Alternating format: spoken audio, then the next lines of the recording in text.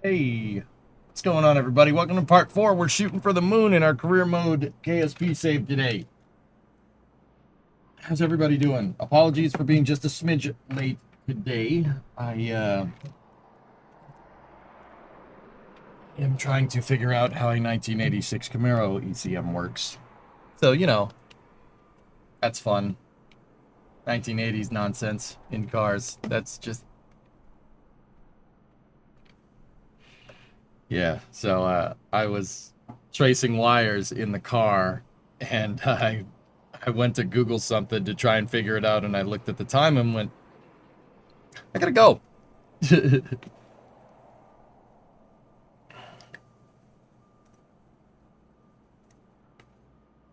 So, what's going on with you guys?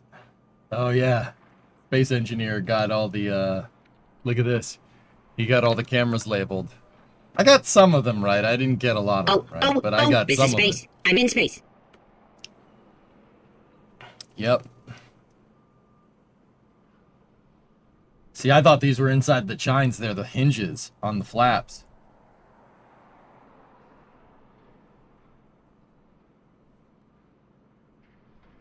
Jeez. Nice. That's cool, man. Space engineer's the real deal, man. That guy's cool. Does good work. Real good work. Flavio, you're fighting a cold, but otherwise good. Oh. Hey, Midge. How you doing? Repost, but this is for space news, but more engine related.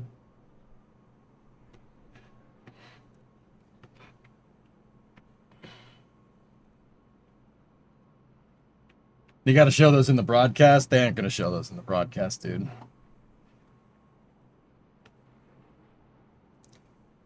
Boeing may already be at the beginning stages of developing a new single-aisle twin-engine jet that would replace the 737 MAX family of aircraft. Earlier this year, the plane maker's CEO Kelly Ortberg met with Rolls-Royce Holdings, which would be the developer of the new aircraft's engines. Why not? Man, why not use Pratt & Whitney? What's wrong with you?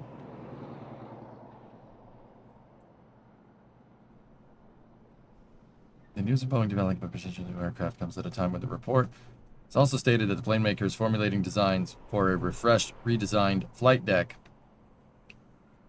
Early stages of development.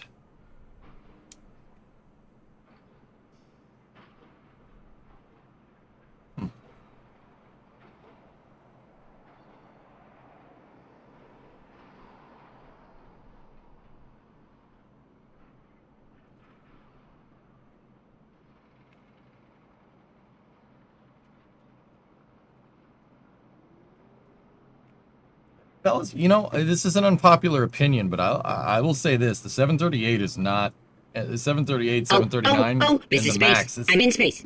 It's not a bad design. They just got a little lazy at the end. This Bob, is space. I'm in 10 space. subs, and then we got 5 Gamba subs. All right. Thank you. Thanks, man. A little, yeah, little freaking lazy at the end. Go at throttle up. Killing people is not great. I didn't mean to undersell it, but yeah. Hey, SVO, tier 3, 6 months in advance. Thanks, man. I mean, dude, I was flying. The last time I flew was on a 738. It was a great ride. I don't know, screw me, dude. But, yeah, that's interesting that they're coming up with a replacement. I just really don't understand why they, I don't understand why they stopped making 757s. Just make more 757s. You made the 757 as a replacement to the 737, and then you stopped making it, and then you just kept making 737s. Happy Tuesday, old bean. Thanks, old boy.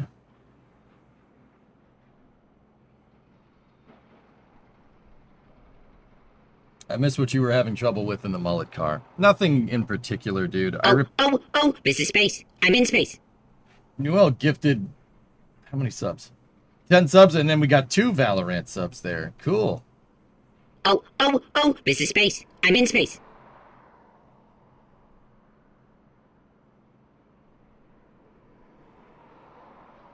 So I have to wait 4 to 6 years for any new announcement. Yeah, because Rolls-Royce is just better.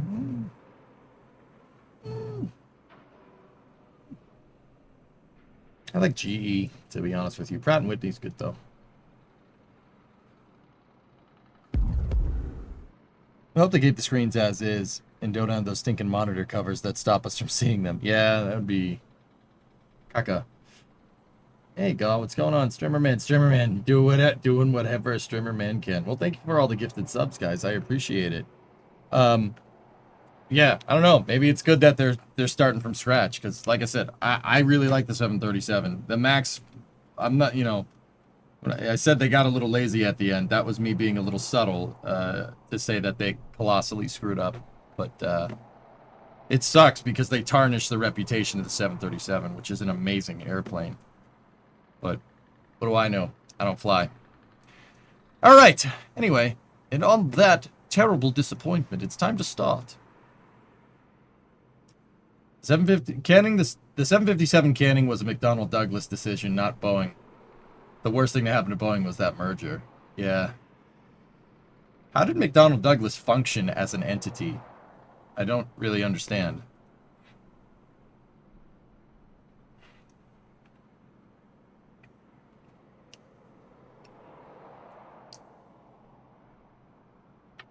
Yeah, Fluffy, that makes a lot of sense. Anyway. Yeah, don't get me wrong, I didn't know Boeing shill either. Your plane killed people because you skimped out on quality assurance because your company's run by morons. How about that? I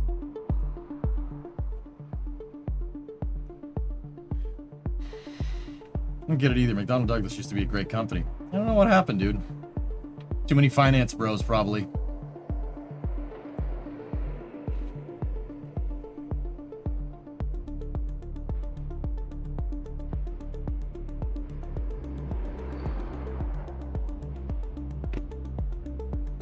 Didn't the Max inadvertently screw over Starliner? No, it screwed over the XS1 program. Kerbal just crashed. It's a good start.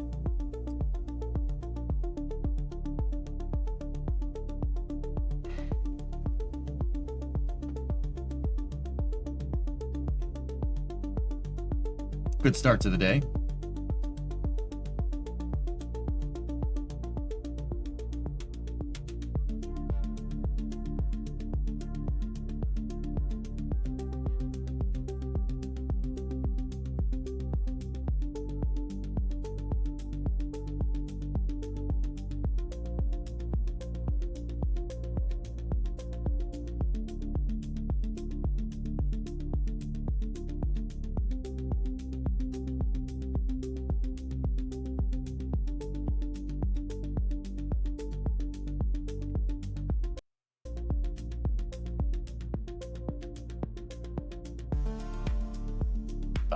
Anyway, sorry, just wanted to make sure that it loaded. Hellfish, I got most of it figured out. So that car, the 86 Camaro that I have, it's a customer car, guys. It's not mine. I'm working on it. I'm just trying to fix it. Mouse has got to the ignition harness. So it has an HEI distributor. It's called a big cap distributor. And then it has, it has battery and tack going into the HEI, right? And then coming into the coil. And then out of the coil, you have coil positive, or coil negative, battery positive, and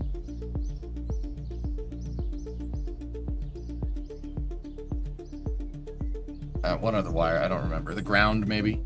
Those 3 wires go into the distributor. Those wires were chewed through. I resoldered them, put them all back together, check for continuity. Those are working. And then there's 4 wires that come out the other side of the distributor. Those 4 wires are for the ECM. Because it's a 2-port injection car. Those 4 wires are... hold on. I'll tell you.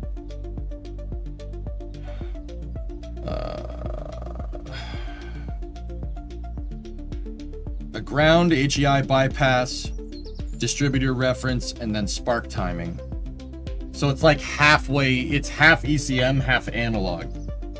It's just one of those weird 1980s things where it's a mix of old and new technology, you know? Yeah, so I was just checking for continuity on those, on all my connections. Yeah, and I had to go figure out where the damn ECM is. It's under the dashboard on the passenger side. So yeah, that was fun. How do you feel about that HEI conversion for the Ford? What do you mean?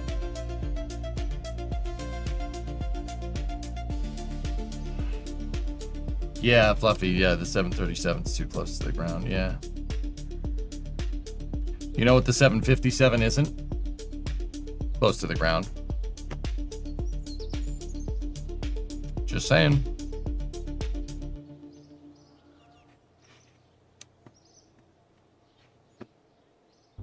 Dude, they could have thrashed on that A320 with the 757, but they didn't. Were you working on the red Camaro today? I just got here. Yeah, dude. It's a popular mod to use HEI instead of a Ford ignition module. Yeah. No, that's... Yeah, Duraspark.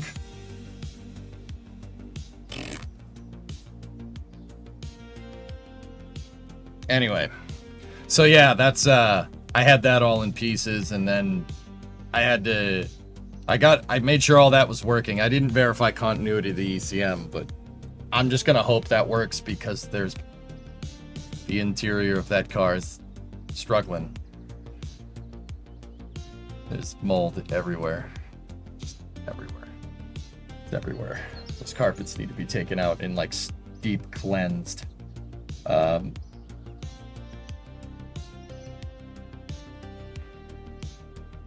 Yeah, oh yeah, it's been ozoned out. The problem is, J-Speed, it rained again and the T-tops leaked.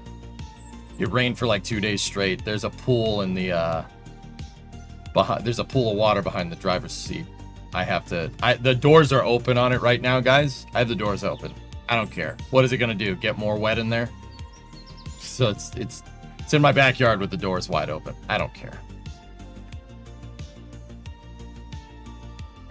You want an L1011, Midge? It's a good plane. I like L1011s. My L1011 is best tri-jet. Anyway, you can put it in your hot tub. Yeah, it is a hot tub for mold. So, yeah, that's what I gotta buy a gallon bottle of the silica gel. Yeah.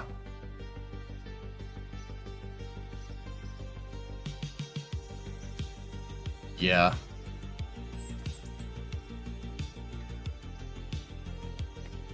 That's not a bad idea. No, I should have set up my tent. I have a push tent for working on cars outside. Like one of those little push tents. I got it at the discount store for like $40 or something. It's not bad for what it is, right?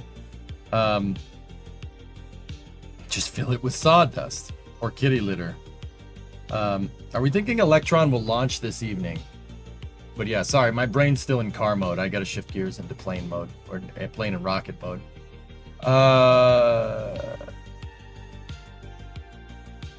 It's a Justin mission. I'm pretty sure this is a haste mission. So I don't think it's going to be streamed, guys.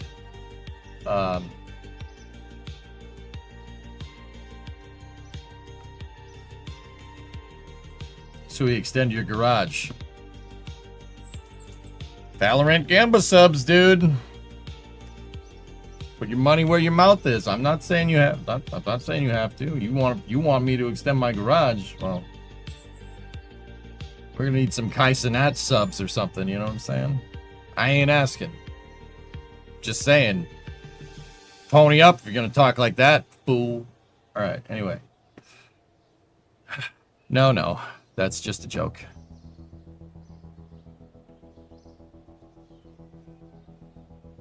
What do you think a military cargo starship looks like? I don't know, dude. Alright, let's check. What missions do we have?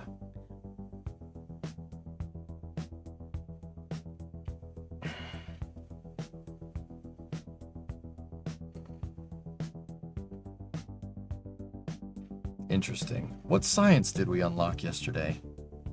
I got the... right. We got the RCS. Very nice. Let's see if we get the warehouse with multiple lifts. This is space. I'm in space.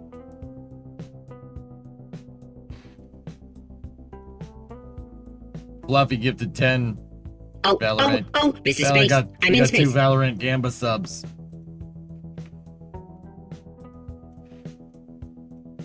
You don't need to do this. Trust me, it's fine. We had a bunch of subs yesterday. That was ridiculous. It's all good, man. I was. But you asked. This is your fault. Whatever. Do whatever. Do what you got to do. I don't care. I just want to play the game. Whatever. Yeah. So we got. This is space. I'm in space. It has to be at least 5 numbnuts.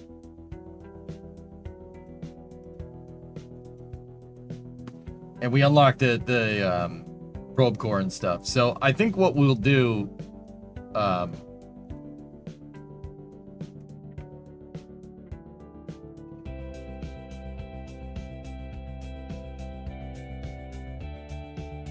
25 to spend.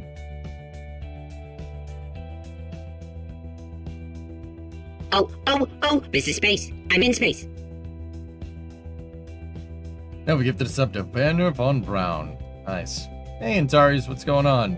Alright, that's enough. Let's go.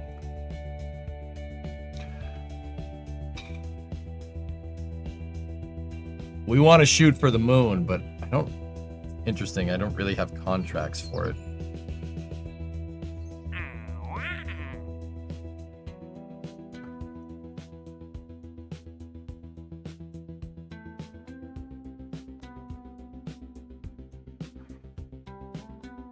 You're playing the game I have a question about. Are you able to launch assisted mechanisms? Are you able to do launch assisted mechanisms in KSP? This is space. I'm in space. I said stop. Airbanis. Thanks, man. And then Valorant gifted 2. This is space. I'm in space. God gifted 5. Valorant gifted 1 on top of that. Are you able to do launch assisted mechanisms? This is space. Yeah. I'm in space. Yeah, there's ways to do it. There's, if you want, Rob, you need, so MechJeb is like an easy mod that you can get for KSP that'll fly the thing into space for you. There's also Kerbal Operating System, where there's like a code for just like a... You can write code to fly your vehicles manually, like automatically into space. And then there's KRPC, which is what we're using. I could technically write software for these if I really want to. No, I mean like magnetic rails. Oh, launch assisted that way.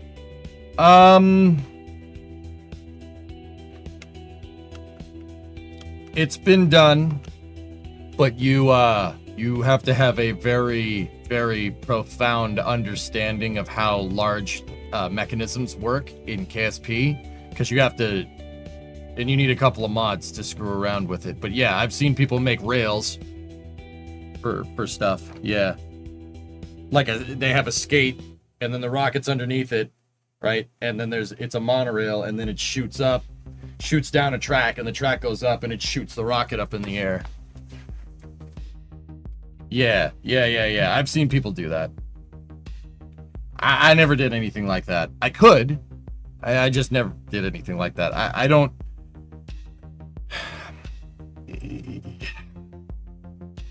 Rail-launched mechanisms and, like, spin-assisted mechanisms for launching into space and, like, airdropping stuff, and then it launched, like, doing, like, having a drop vehicle. That's all fine and dandy, dudes, but it's very alluring, but it's not...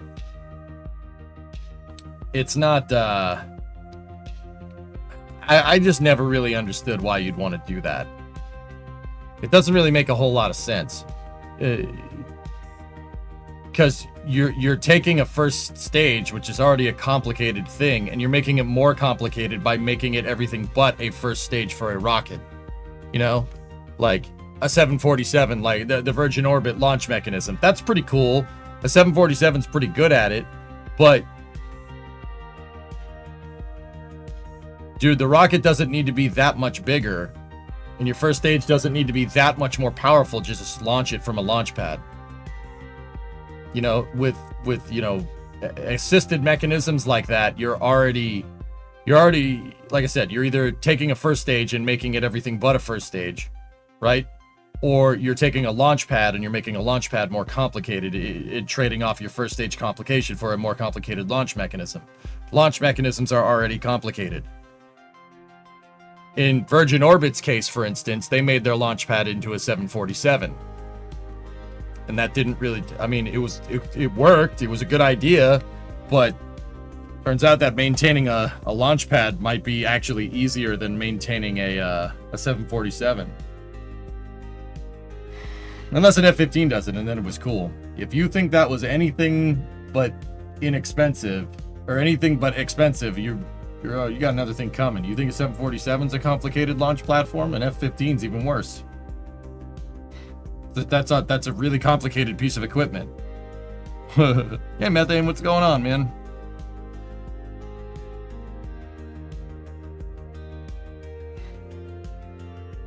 But yeah, you can do it, dude. Rob, you can get her done. There are ways to do it. You'd need probably like the extended SPH, where you have like a much bigger area to build. But yeah, I've seen people do it. I've seen people take rockets that I've made and put them on rails. Yeah. It was a lot of extra complication, and it was more to do it just for the sake of doing it, but it was still cool. I've seen people make guns in KSP, make an artillery piece. My buddy Das made the Shenanigun once. He used that as basically the gun was the first stage, and it shot out a second stage, and the second stage shot up into space. One argument for air launch is that the aircrafts already exist. Yeah, but aircrafts are expensive.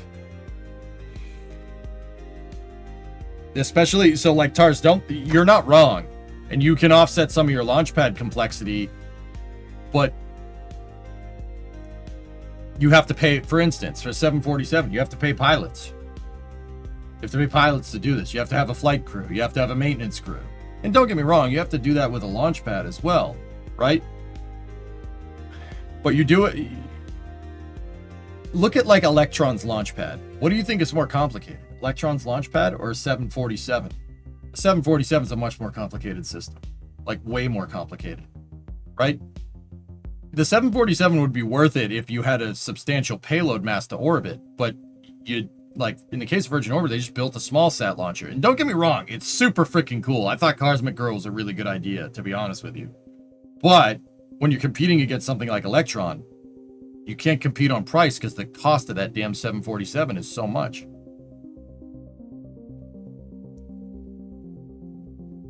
Did you see that Zyla Foxland made a 3D printed carbon fiber model rocket go supersonic? No, that's super cool though.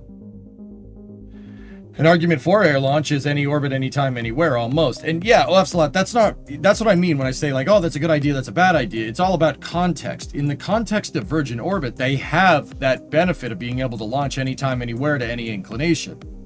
That's fine. Where's the demand? Where's the demand?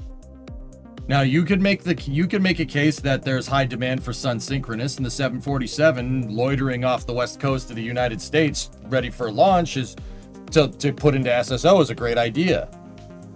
How are you going to do that with something like Falcon 9 and transporter flying? How are you going to do that with Electron launching out of Mahia, doing the same thing? Can't get, like I said, they couldn't compete on price. They couldn't. The only way that that's going to work is if you have extremely high demand for launch, because you can launch anytime, anywhere, at any inclination. Like, there's a very specific use case for air launch capabilities. Now, If it was me, if I was Virgin Orbit a little while back, what I would have pivoted to is hypersonic weapons testing. That's what I would have done.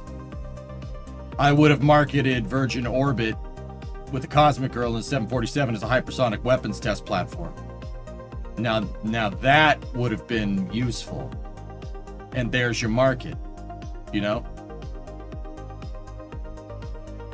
That's what Electron is doing. That's what that Electron mission is tonight. The Electron mission flying tonight is a haste mission. So it's a suborbital hypersonic transport or hypersonic test bed.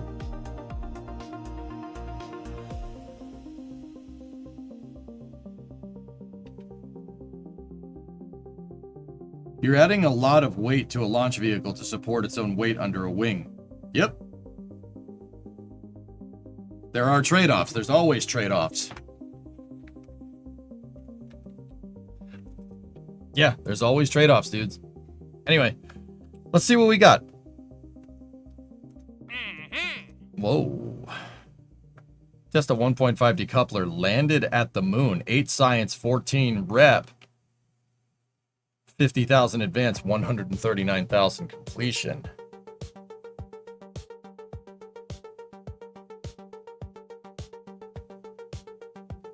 Head-up Rancid would support his company building weapons. Yeah, Midge, you're probably right. That's why they went bankrupt.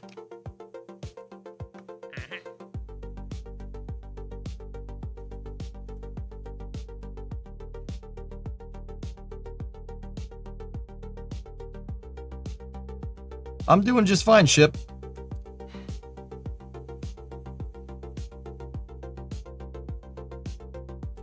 I don't know, Dons. I have no idea.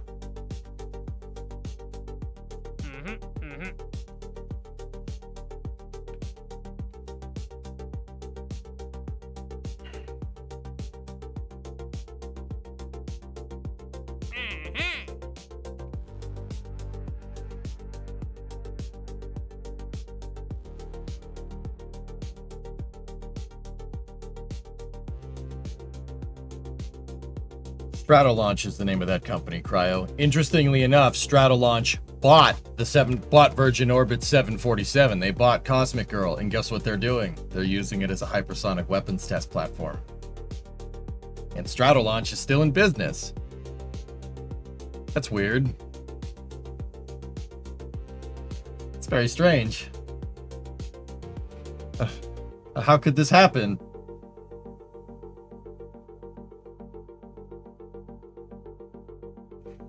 How could this happen to me? I don't want to get DMCA. Anyway. All right, we have specific orbits around the moon. Okay.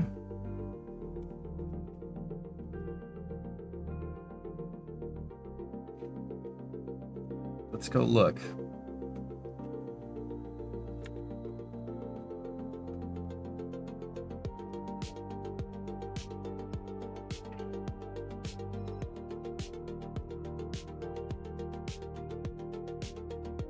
Yeah, they added Rewind, Baranok. It's pretty cool.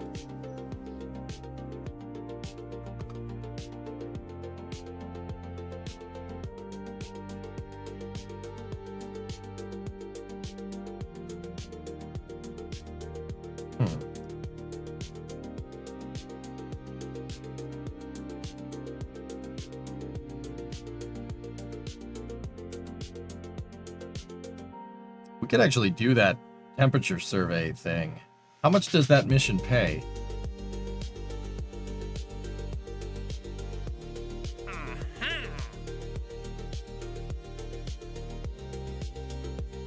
It's not bad. The real question is, can our plane fly that high? Can the A100 fly all the way up there? I think before we take the mission, we should probably do a test flight.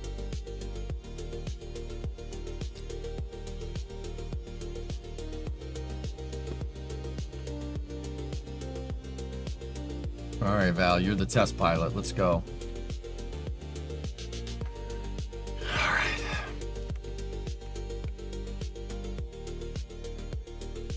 If this thing can get up to 20,000, I highly doubt that it can, but if it can... Alright, hang on. Verify our control surfaces are working. Ailerons are working. Elevators are working. Rudder is working. Okay.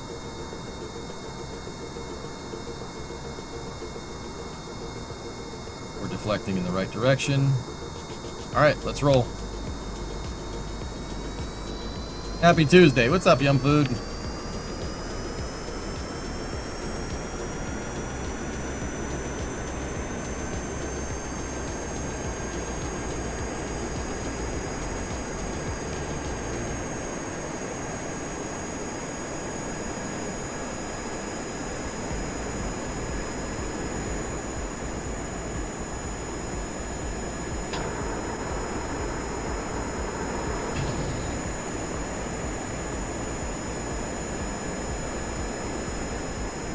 You see the J50 photos? Yeah.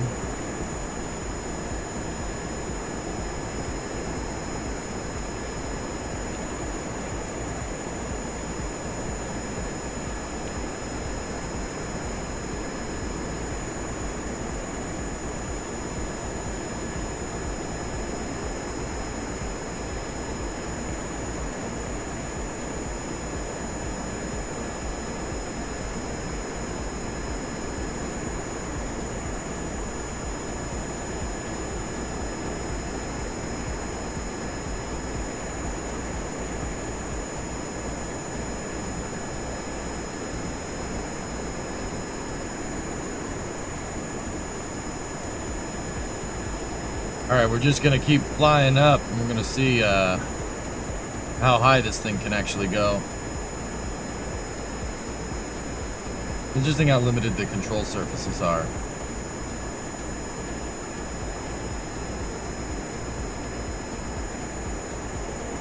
Odd question, but where can one get the latest updates for KSP? Steam?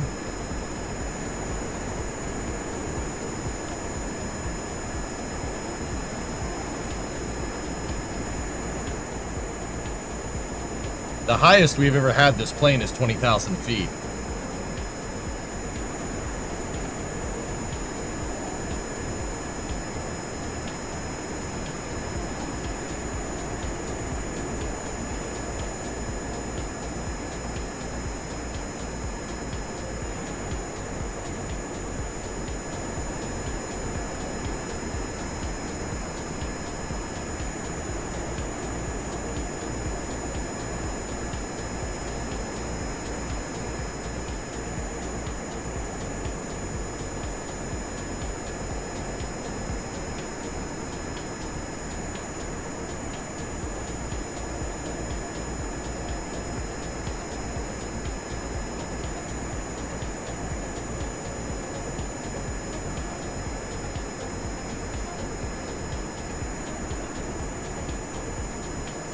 I had KSP before it came out on Steam too, for what it's worth, dudes.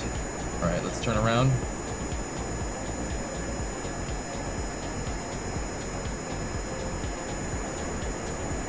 In fact, I'm not entirely sure that I paid for the Steam version. I'm pretty sure they gave me the Steam version of KSP. I bought KSP on Squat's website back in the day.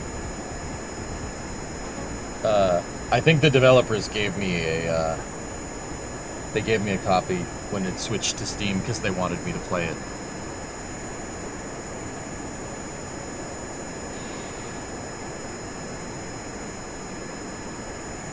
So we're approaching 30,000 feet here, which is, once again, that's up there for something in KSP.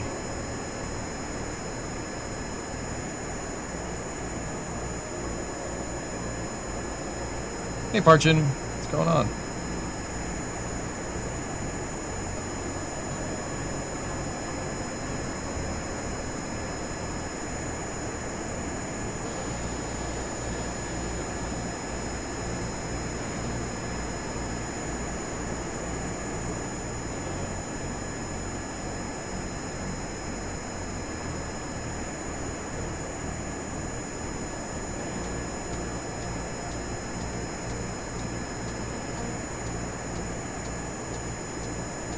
It wants me to do temperature surveys up at 20,000. I am not entirely sure that we're going to get up there with Juno engines, but...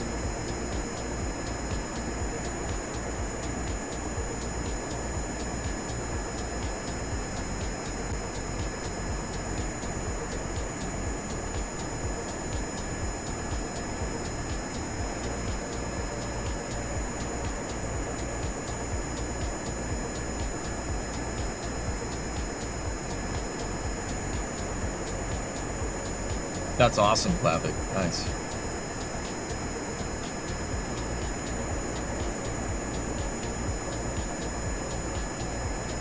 Yeah. Not sure we have the airspeed to power up out of this.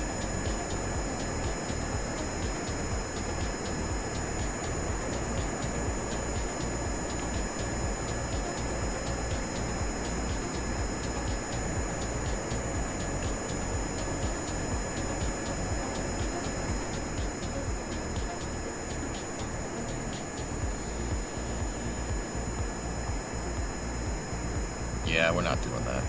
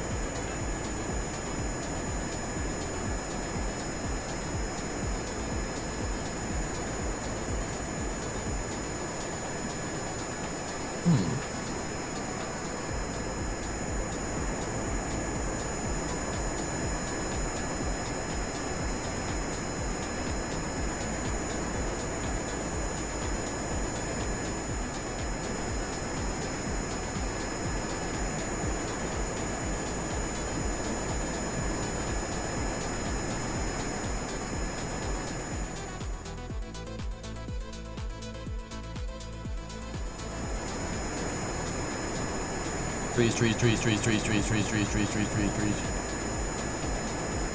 We taking this plane to space? No. Nah. Got some SRBs, should do the trick. I'm not doing that. Yeah, alright. She won't go much higher than this, alright.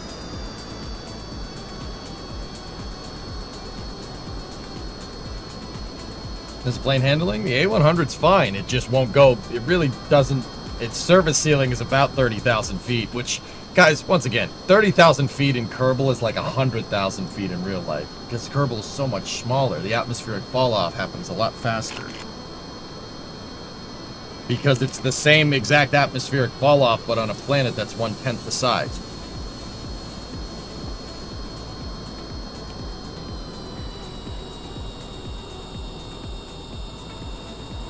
What are your engine's efficiency? 6,400.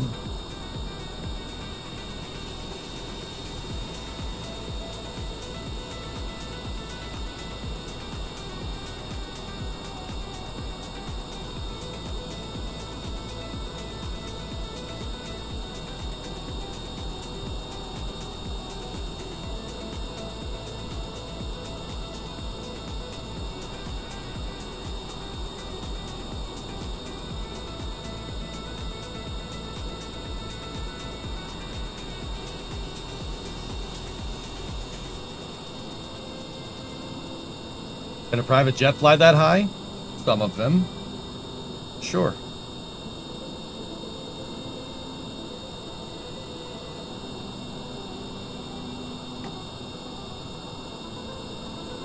This is not Black Rat. This is not the new Black Rat Cloudstone. Will KSA have 1-to-1 scaled planets? I don't know. They haven't really decided yet, not to us.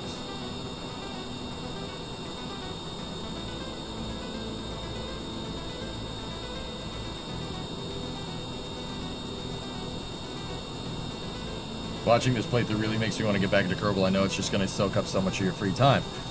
Just limit yourself to like 5 hours a day, man. That's what I do.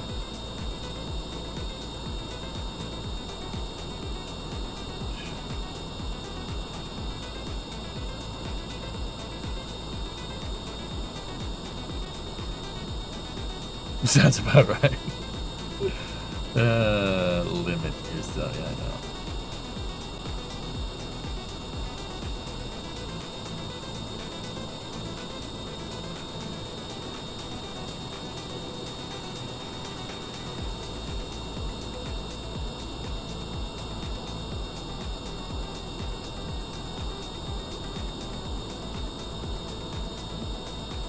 Gee! Discovery, go and throttle up. 43-month resub. Wait a sec, give me back my badge. Thank you very much. Yep.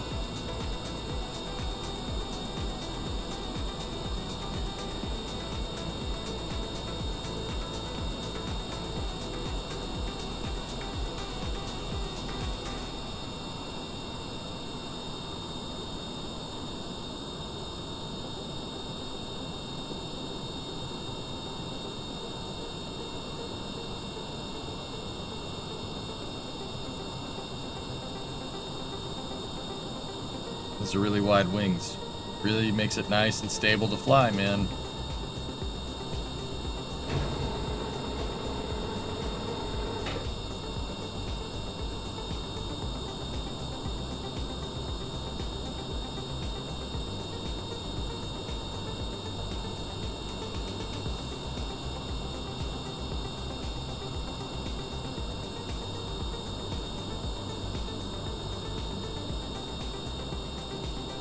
Earth. Huh.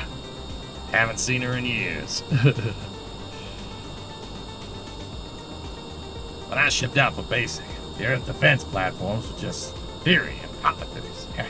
Look at them now. The Athens, the Malta, put a shot clean through a Covenant capital ship. Especial Astronauta. Hi EJ, did you see the interview Butch Wilmer participated in? He reeled many things he never said in public about the problems faced on Starliner. That's an older interview, Espacio, right? Yeah, I remember that. He talked to Eric Berger. Yeah.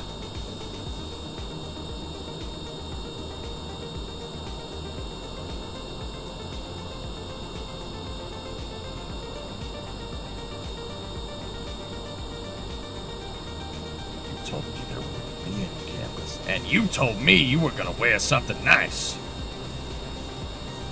Folks need heroes, Chief. So smile, will you? Well, we still got something to smile about. Alright, hang on. I'm putting this thing on final.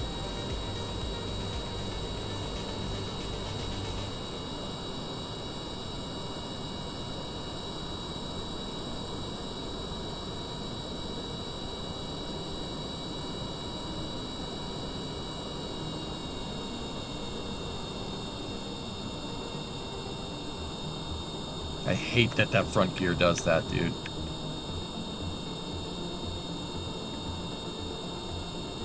Careful.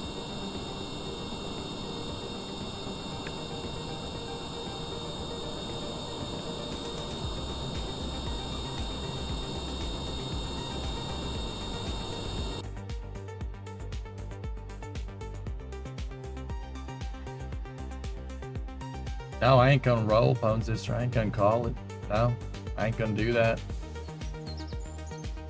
About that scare, we've all run the simulations. They're tough, but they ain't invincible.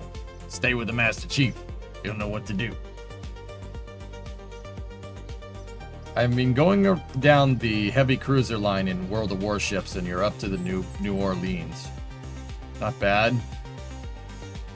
Baltimore is the one you want, Panta. Those were very, very nice. You did come in there pretty fast. Tessa, that happens no matter what you do, dude. Pupkey! Remember Warships. That was fun, dude. We haven't played that game in 10 years. That's weird.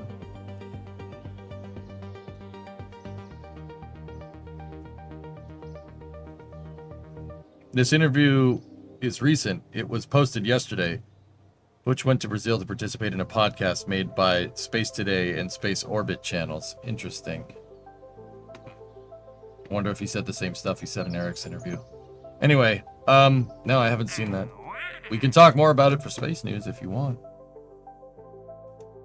Okay, so that collect temperature survey is not. Explore Kerbin, rendezvous 2 vessels. I'll take that one because those are the world firsts. We'll take that.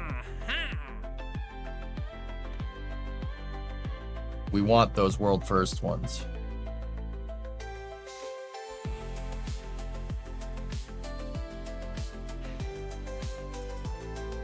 Alaska. The Alaska and the Guam, I don't think were really heavy cruisers, Midge, were they? They were battle cruisers. BC. I don't think they're halfway between a heavy cruiser and a battleship. Nice looking ships, if you ask me.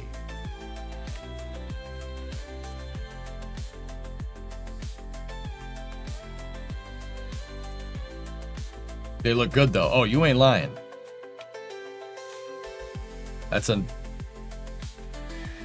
I mean, it's basically a heavy cruiser with battleship guns on it. They're pocket battleships for the most part. I mean, this thing, what did she have? 12s? She had 12s. Yeah, see? 305.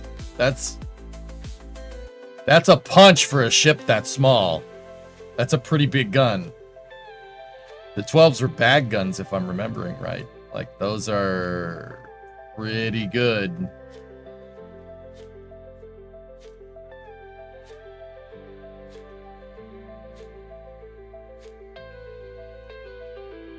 Where was the Alaska made? Pretty sure it was made. Oh. Camden.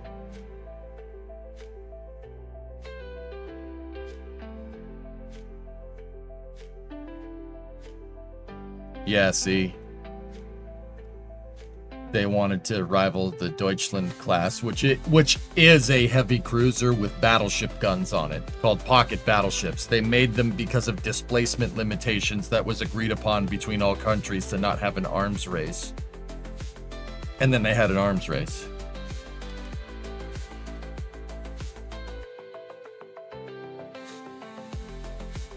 Yeah, those are cool ships. They only made 2 of them. They only made the Alaska and the Guam, and that's it.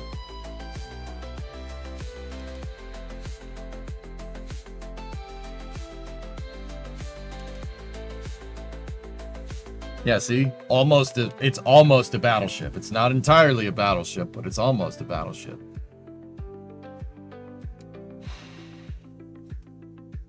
Good stuff, man. Freaking Bofors.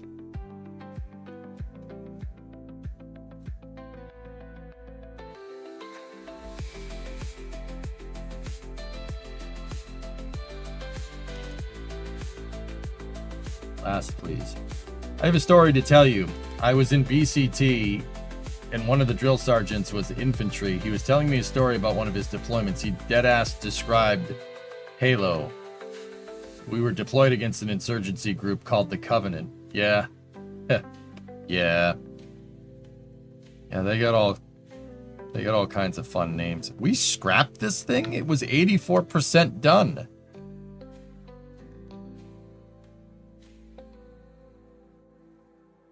That's bizarre. Why would you do that?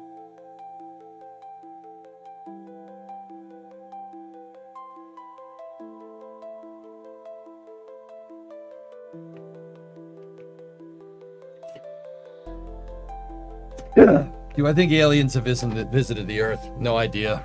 I hope not. Because if aliens, something out there, dude, we should go find it. But, I want to be the ones doing the finding, not the ones being found.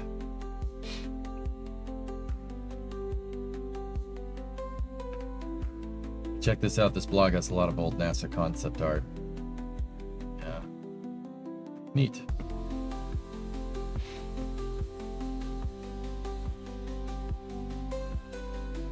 World of Warships is a cool game. If you guys want to play it for after hours sometime, I don't mind. It's just, problem is that when I play it, everyone tries to shoot at me. Everyone stream snipes you, and it's really annoying. because they can see exactly where you are. And the thing is like, you know, even when everyone's like, no, I'm not doing that. If they see you, they will shoot at you.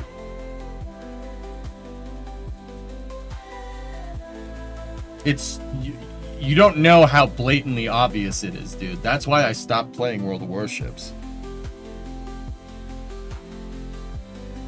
Just play the PvE side of World of Warships. Well, when we were playing 10 years ago, there was no PvE side.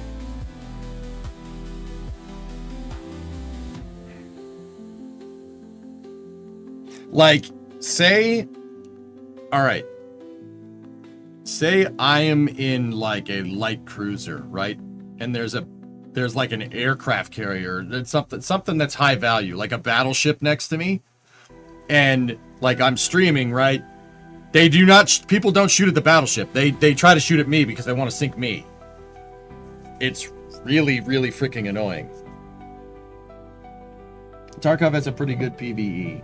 Yeah. Yeah, it does. Anyway, Kerbal is pretty good PvE too.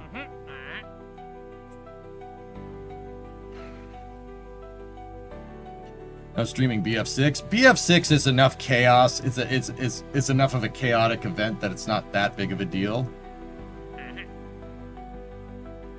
But if it becomes too much of a problem, and we are playing Battlefield for After Hours on Thursday, if it becomes too much of a problem, I won't do it anymore.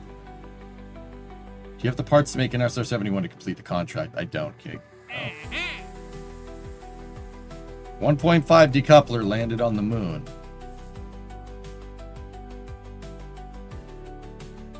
Thursday, Coltec, is when it comes out. Yeah, if I'm remembering right. Oh, it's next Thursday. So it's the 10th. It's not this week, excuse me. I forgot what week it was. Hey, S, what's going on? All right, let's do this. 8 science for that mission. Position a satellite in a specific orbit around the moon. Those missions pay excellent. Yeah. Give me that one. Give me that one. Give me that one.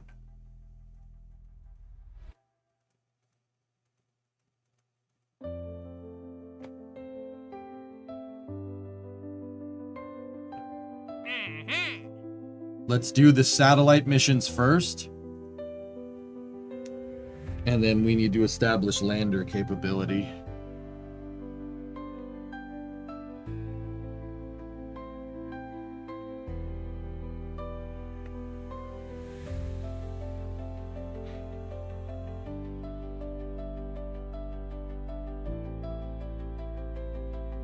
What about getting crew into orbit?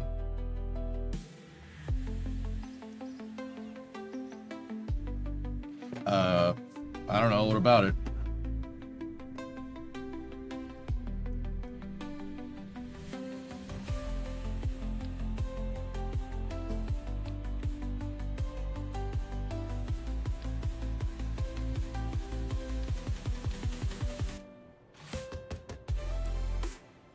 Worth doing the test mission, the test at launch site missions, just so you can get better ones.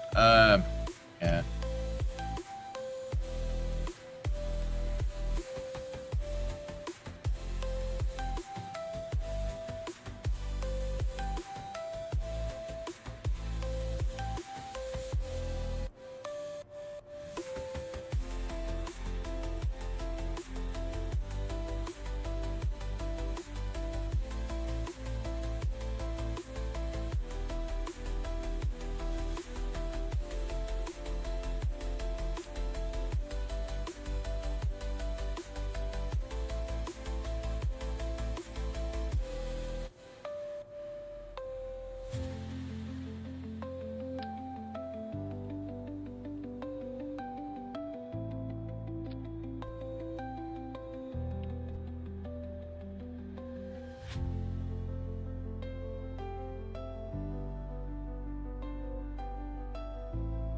Oh, that's no good if it's inside of there, huh?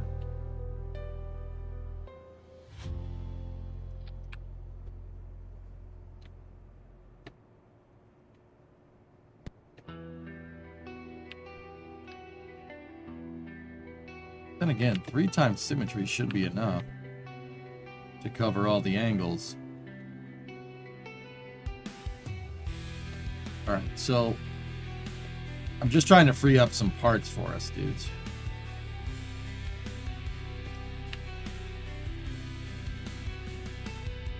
Cool. This gives us another part to mess with, just in case we need it.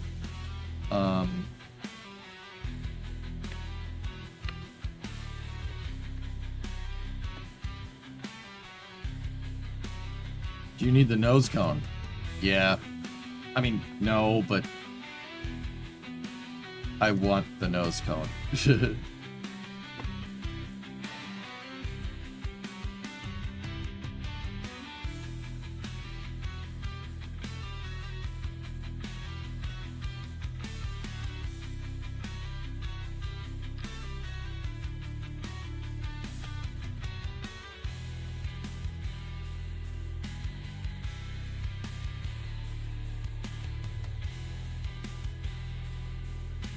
There.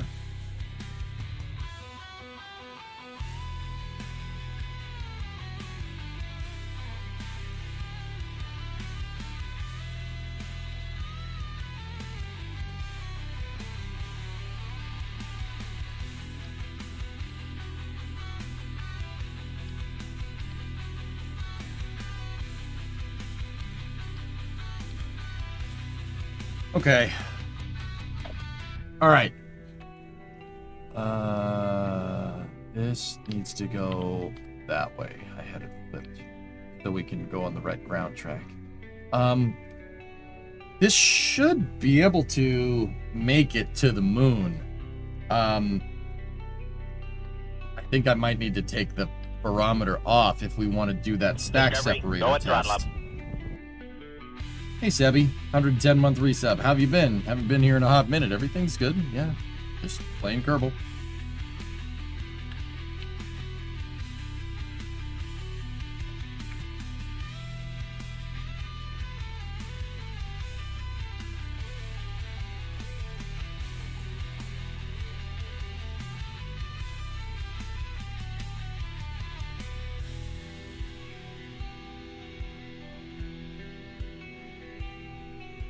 Can you put container? No, I don't need a container, Blackness. Not right now, at least.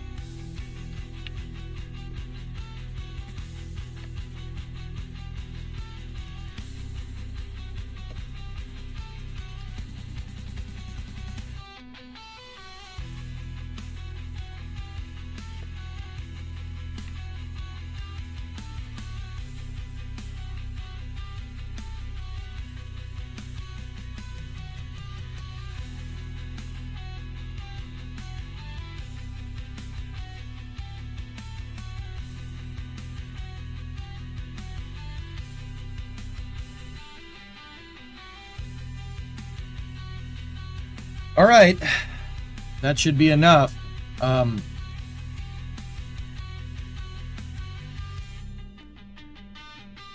So for the specific satellite-specific orbit, it wants a thermometer and a Science Junior on it. Okay, and then that one just has a thermometer on it. We have a thermometer on it, so we can at least nail one of these things. 195 by 169 at 35.8. So we will do this mission right here because I don't really have the room for a Science Junior per se.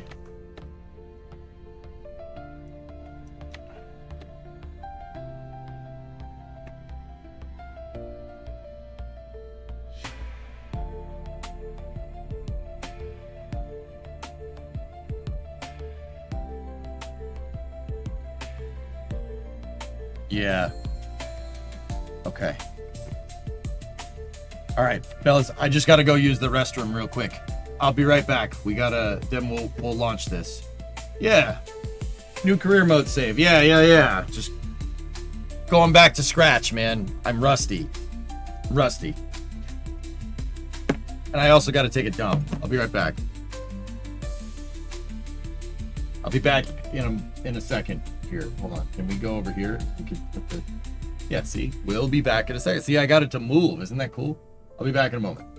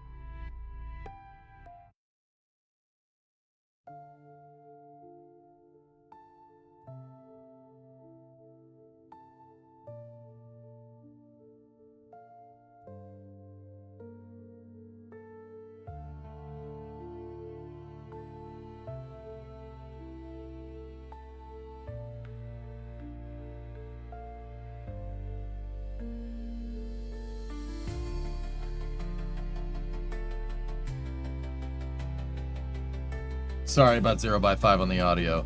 I was just looking at the orbit that we need to get into, and I was just saying it's going to be tough to get that right. Apologies. I don't know why I muted the mic. I usually never do that.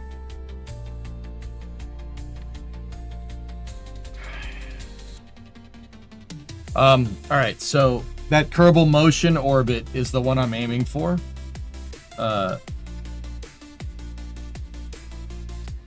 The Rokia one is going to need the Science Junior, and that's going to require a redesign of the Marvin launcher. So I don't want to redesign that right now. Kerbal Motion just needs a thermometer. We already have a thermometer built into the design from a previous mission. All right, let's try for this. You obviously didn't want Chair talking with you. Well, he says some messed up stuff that might be against terms of service, so I don't know. That's not great.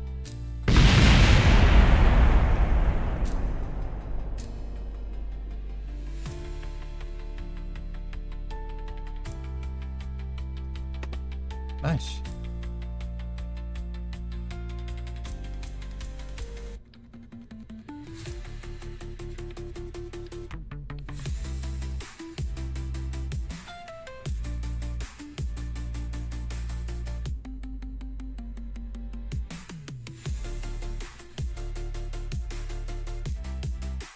We don't have the part count for launch clamps, so I gotta hope that that was just a fluke.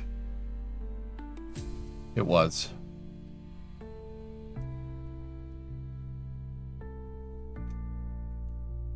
Okay. Well, it looks like it's time for you to design an entire launch pad so this doesn't happen again. Don't tempt me. Alright, ready? T-minus 10, 9, 8, 7, 6, 5, 4, 3, 2, 1, go!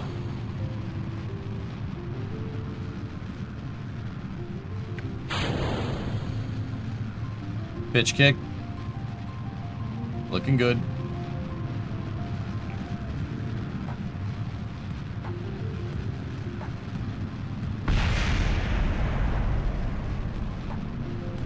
Staging is fine.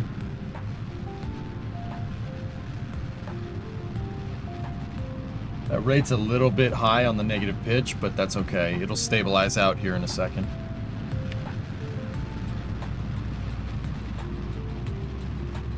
Yeah, this thing goes a smidge too fast. That's okay. That's what you get with solid rocket boosters.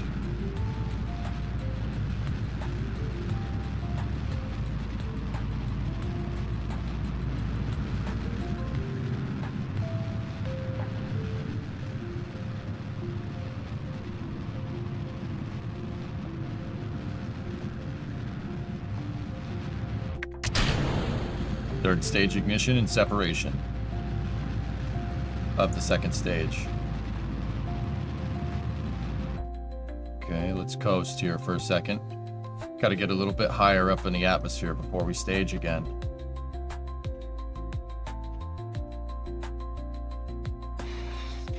What's that part next to the pad? That's a piece of the vehicle that just fell over. There we go.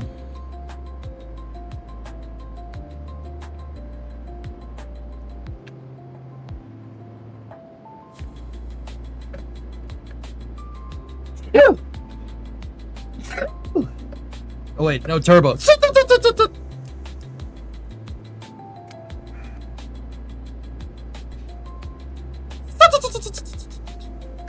Yeah, there was turbo lag, sorry.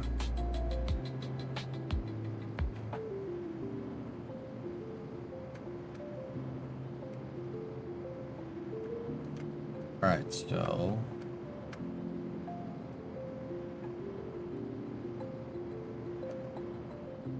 let's throttle back the engine a little bit.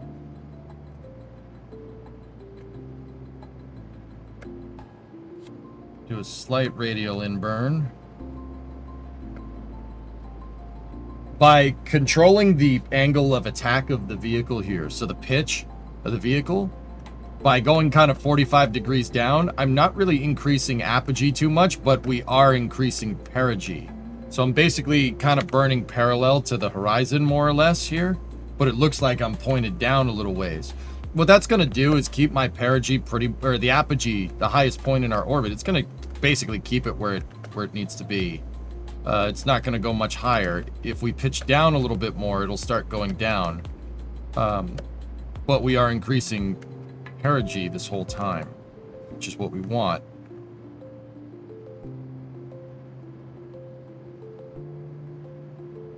Okay. Second stage engine cutoff. Extend the antennas.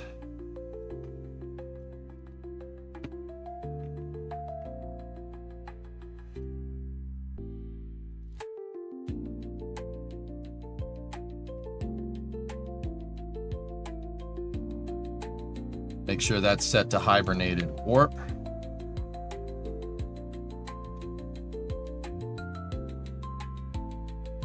Now we just got to wait for KSC to get in the right phasing to do our translunar injection burn. Shouldn't take too long, 3 to 4 orbits.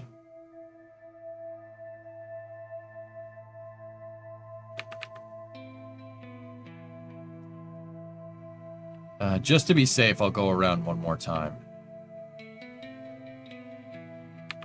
All right, so I'm doing this basically without conics here. Hey, 12, what's going on? EJ, did you decide on doing an all SRB launch stage? Why did you decide on doing it? It's simpler and it's cheaper.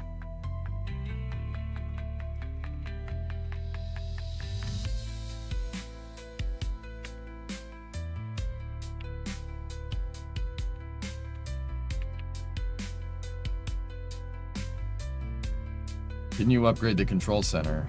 Yeah, so? You can upgrade the control center all you want. Doesn't matter if there's a planet in the way. Okay, here we go. Try to do this without patched conics.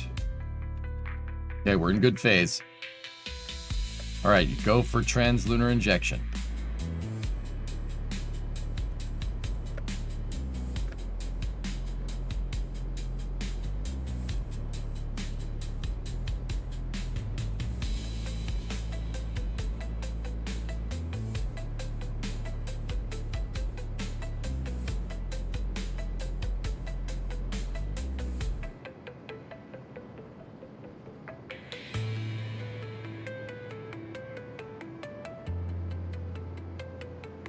Stand by for SES2.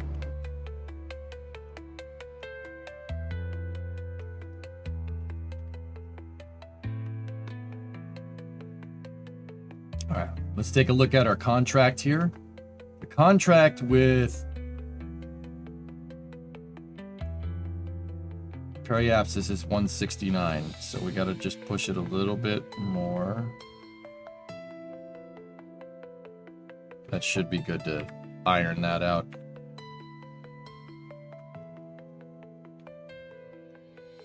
Oh yeah, you're saying I upgraded the control center so I have conics now. Yeah. That's right. Okay.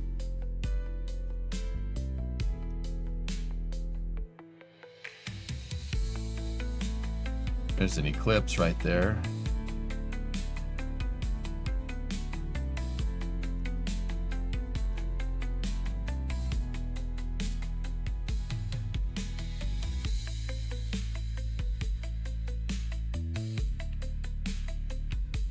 If I time this right, KSC should come in right after we get to perigee, or Paraloon. I did not time it right. It's close. Okay, we got a signal. So we're gonna have to slow ourselves down a little bit.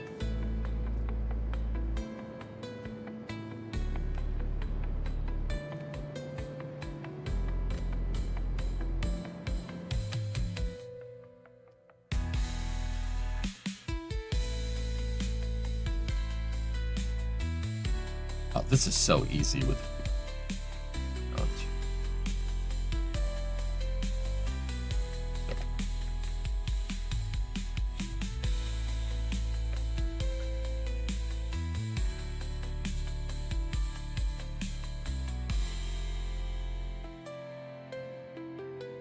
little bit radial in here.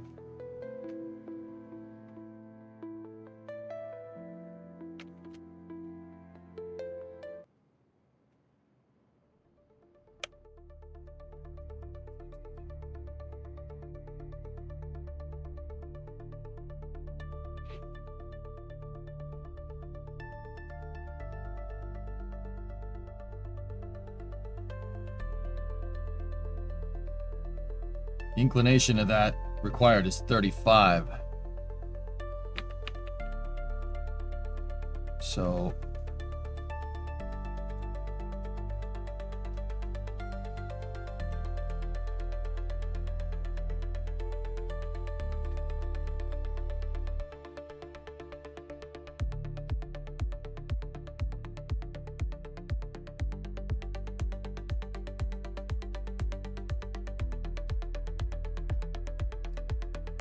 we might not have enough to land from this orbit, dudes.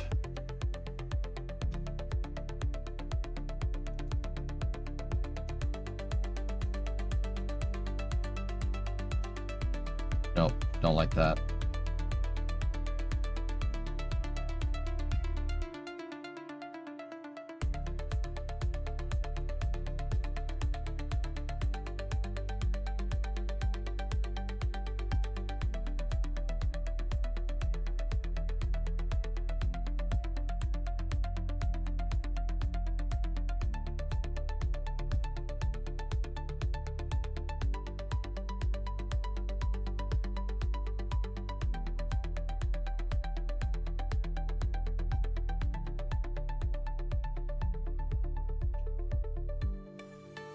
Well, we can loiter here kind of indefinitely.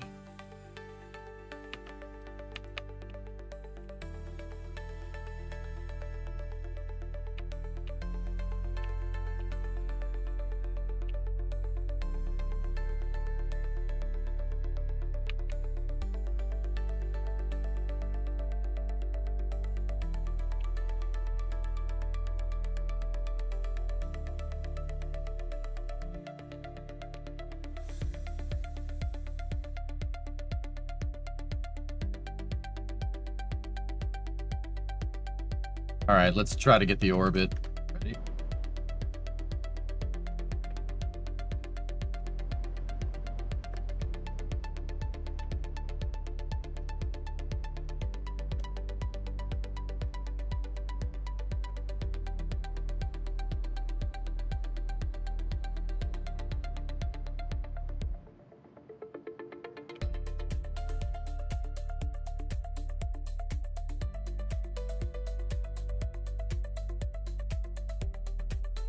Now we just have to hope that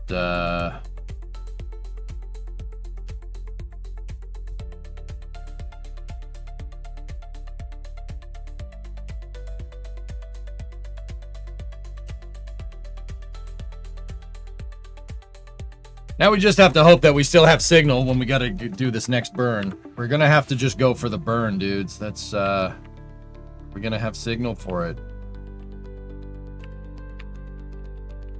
You know what? I'm doing that burn now just in case we run out of signal. That would really suck. We have to stay captured around the moon.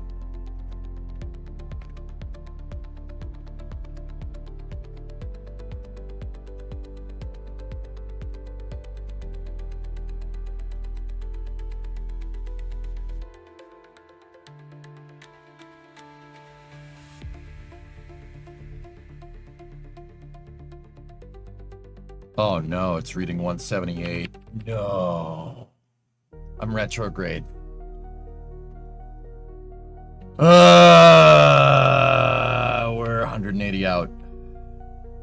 We don't have enough to land either. Balls.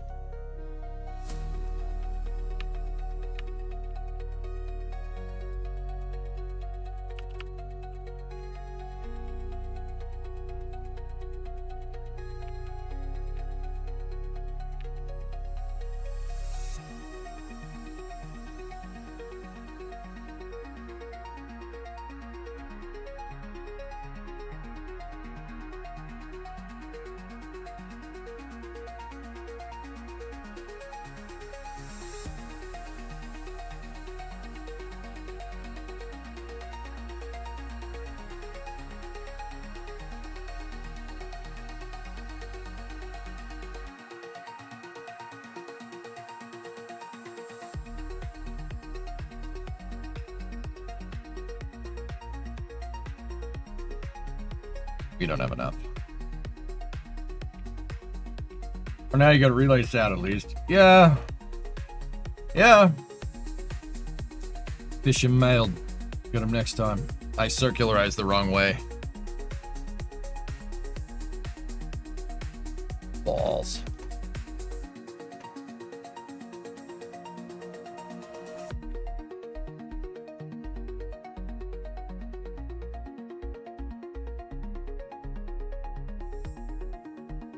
So the orbit wants me going this way. I'm going that way. I must have looked at it backwards for a second.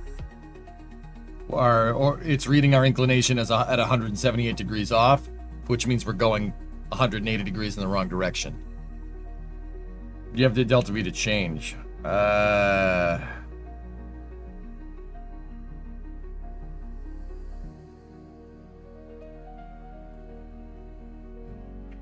No.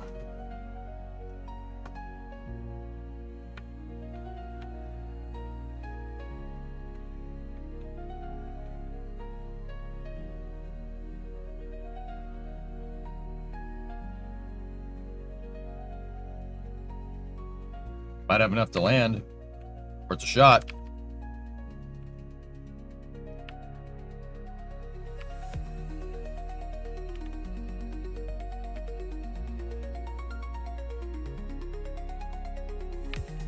I think you need 500 to land, but...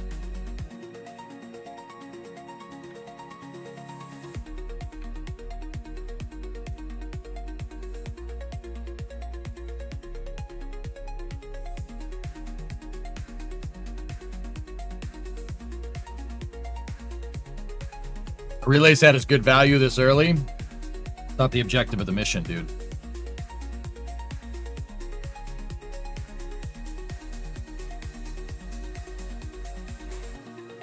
It's like 580 to land on the moon, if I'm remembering right. I don't like that this is in some strange freaking orbit. I don't want my relay sat in an orbit that I'm not familiar with. So we're gonna try for it in a best we get an impactor.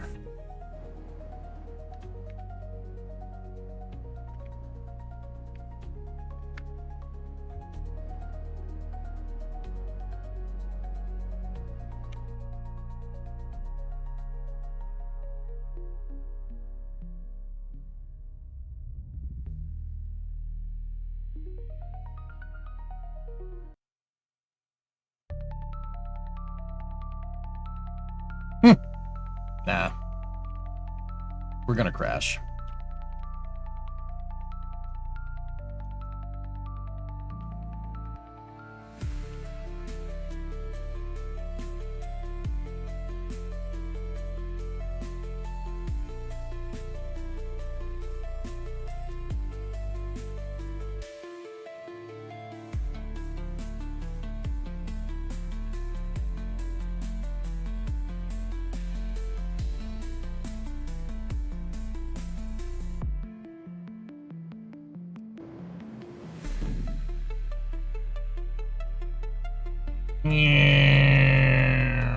Sorry, Marvin. He got me some temperature data. Nice. Got me some temperature data right before we blew up. Nice. That's pretty good. That's for what it's worth, guys. That's what they did during the Apollo missions, man. They crash stuff into the moon on purpose to understand how seismic activity propagates through the lunar surface. They crashed LEMs into the surface of the moon on purpose, obviously with no people on board. Upper stages. Oh yeah.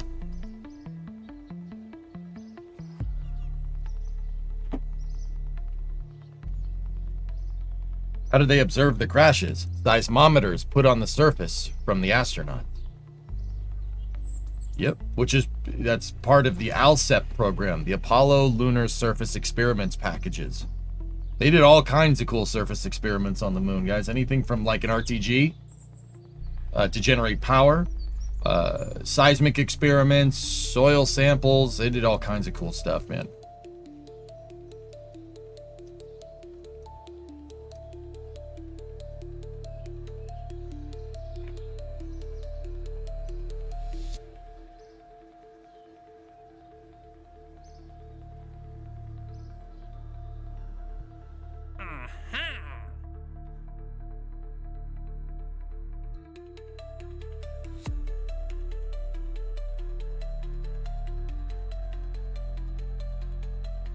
Well, if we do get a landing, I'm going to take that one.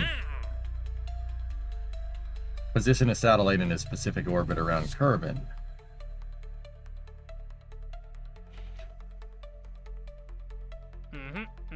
Well, these missions pay great. Polar orbit, polar sat server. Yeah, let's do that. Good stuff. We did get some science out of it, man. That's pretty good.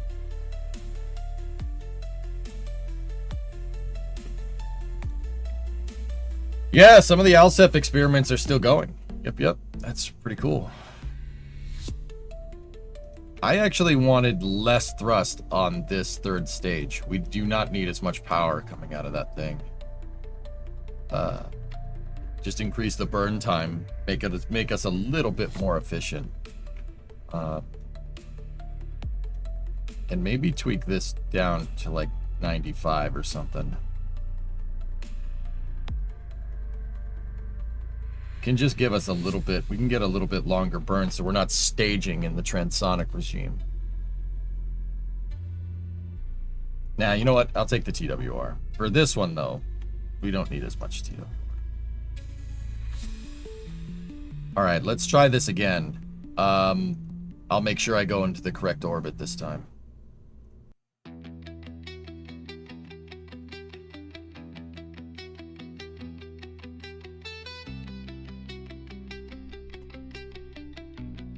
All right, 5, 4, 3, 2, 1, go!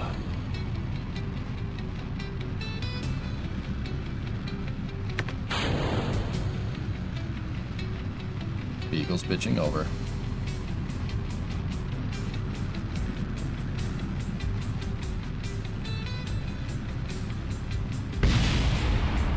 Pitch rate looks good.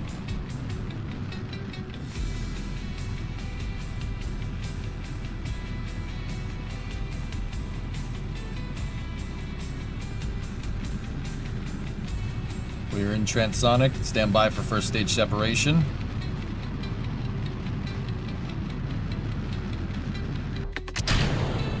We got a good separation, good ignition on the second stage.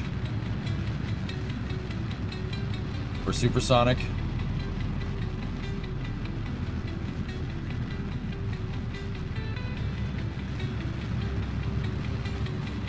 Stand by for third stage ignition and second stage separation. We got a good ignition on the third stage, good separation.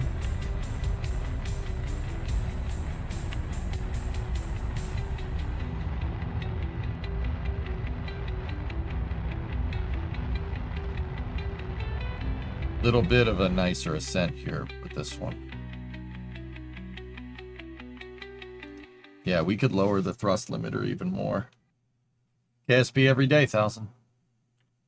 Okay, stand by for third stage. Mission.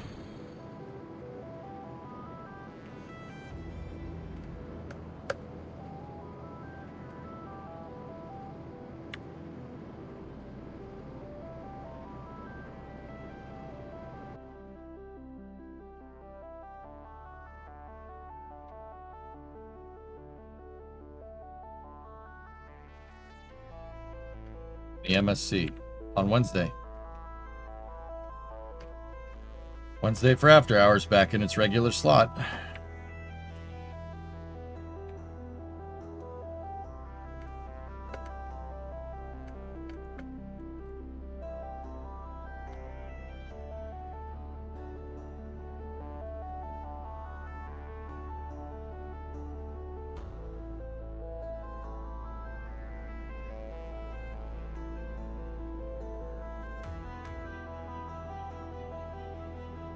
What's the TWR in the last stage? The engine is throttleable, so it's high. It's just not.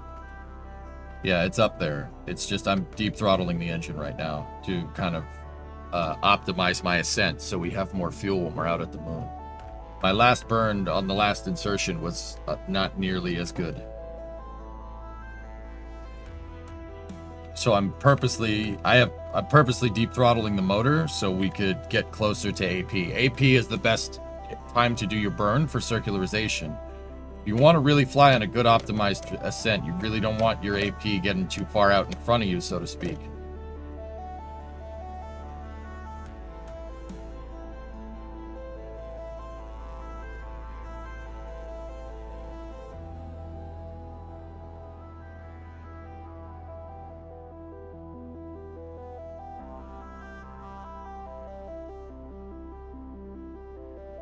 Note that I set the moon as target, guys.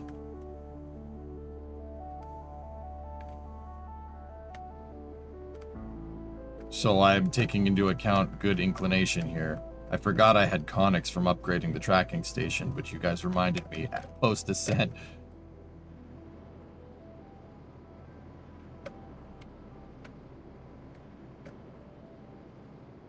See, that 2 degrees of inclination on the lunar orbit is going to translate to something big. Now we can throttle. We went past AP, so I'm going to burn slight radial out here.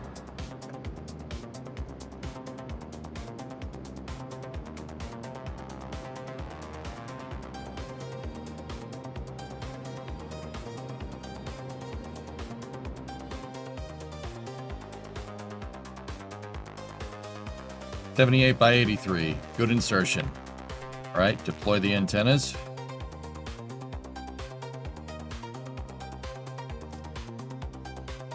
Antennas are deployed.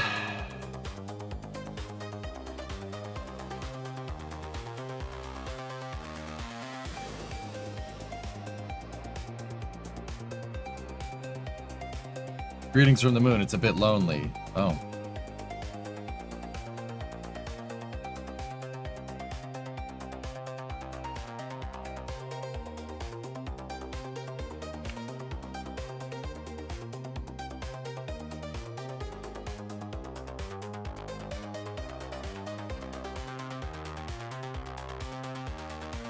Once again, we have to get in phase with the moon.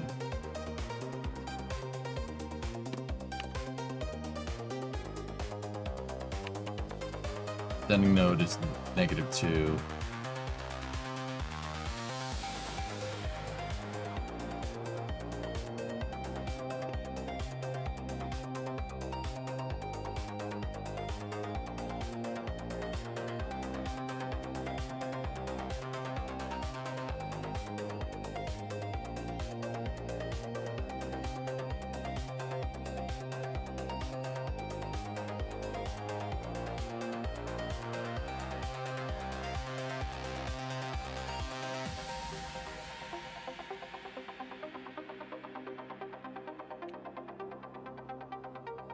Excuse my lack of rocket science. Would an exact APO and Peri be a fully circular orbit? If they're the same, you're... Yes, that would be perfectly circular, yeah. Mm-hmm.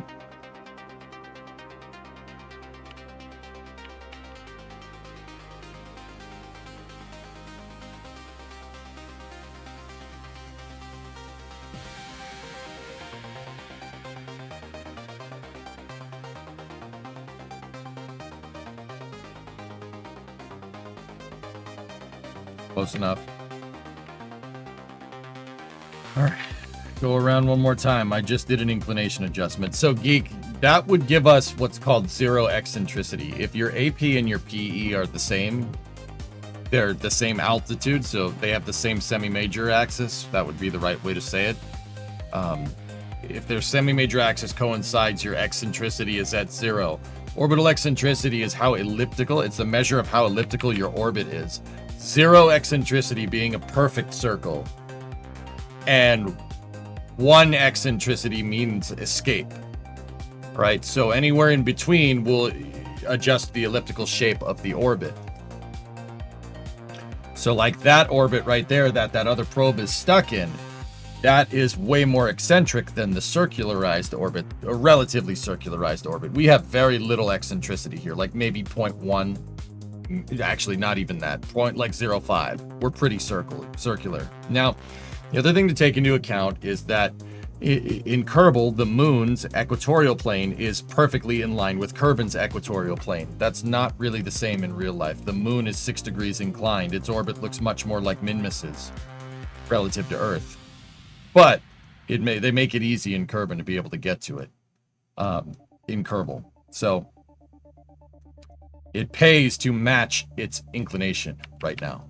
Now, if we were really slick, we could throw it right into the orbit that it's requesting. But I'm not that good. Not by sight, at least. It would take a little bit more effort than this.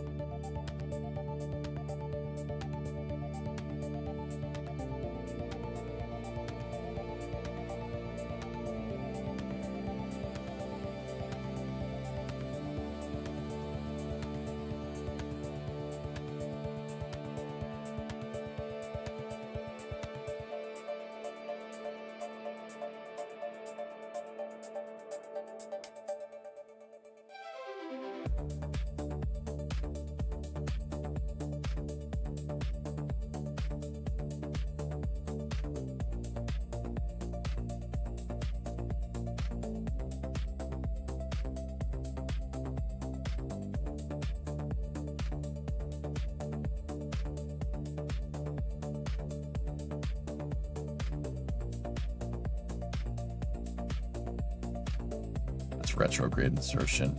I'm not sure I want that.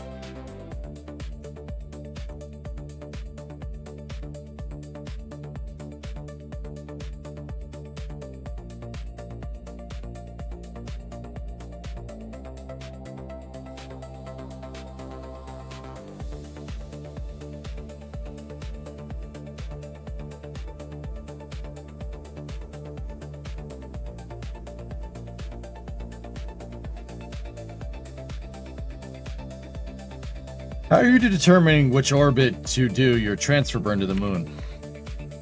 Old Kerbal trick. When the moon comes up over the horizon, do an 800 meter a second burn. That'll get you close enough. That's just, by coincidence, that's just the right phasing. When the moon comes up over the horizon, find your prograde and burn.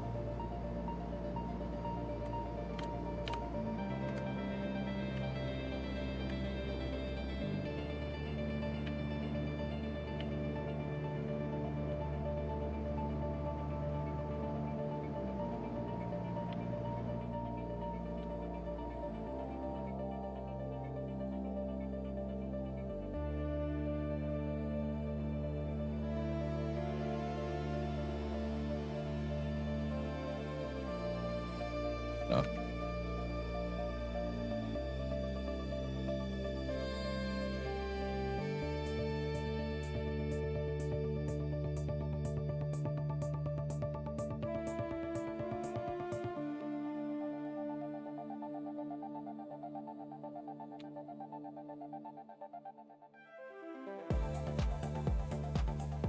See, it kind of loops. A little bit of a free return here. But it's not, but it is. It's more of a grav assist.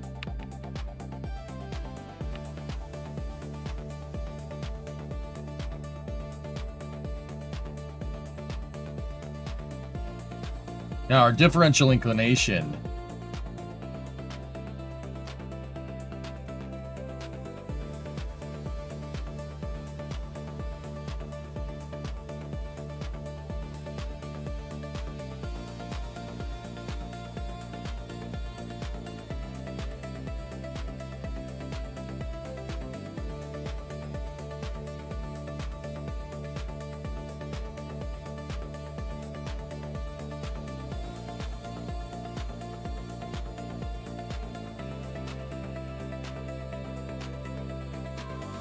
Let's keep it like that. We have differential inclination to the target orbit, which kind of sucks. So, I don't know, maybe we should just go for the landing. I think we should. This is not going to be hard to dial in. I just don't know if we have enough delta V to get to dial it in and do the landing. That's all.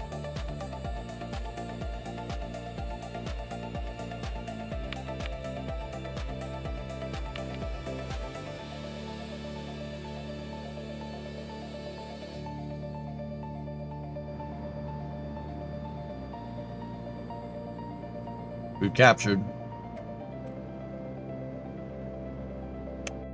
There we go. Good. See, we're 35 off now. We have 1338. We need about 600 to land.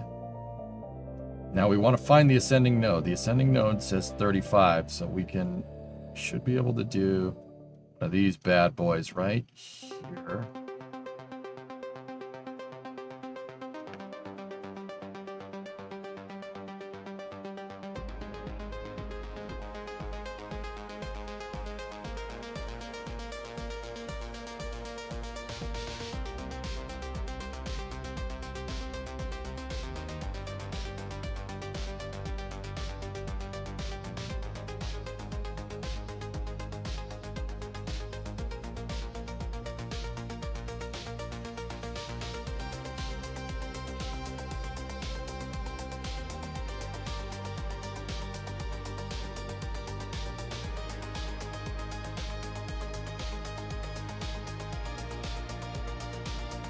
$311.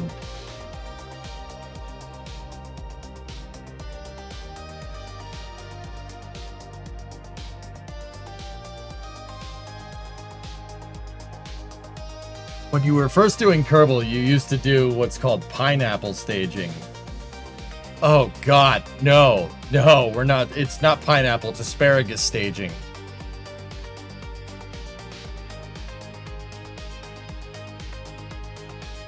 I did call it pineapple. No, I did call something that. I remember that, Superbot. That was a long time ago. Yeah, no, asparagus staging. Nah, I don't need to do that. That's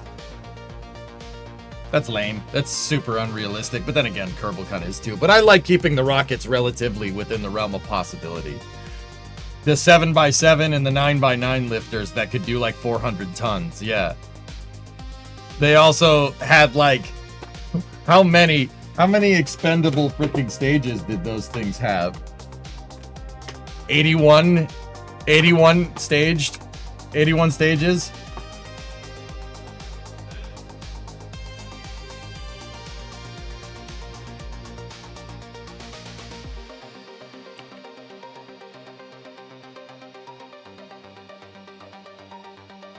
Those were funny back in the day, dude, for sure.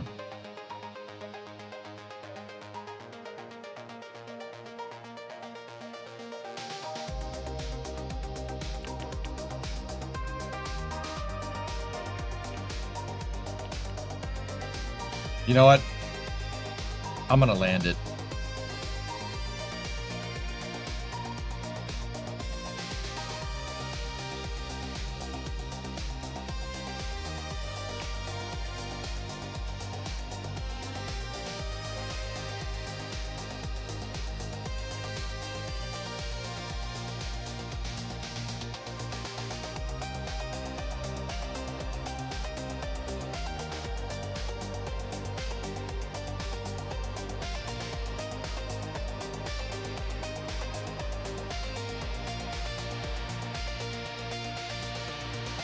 You know what? I'm gonna wait a sec. We're gonna go around.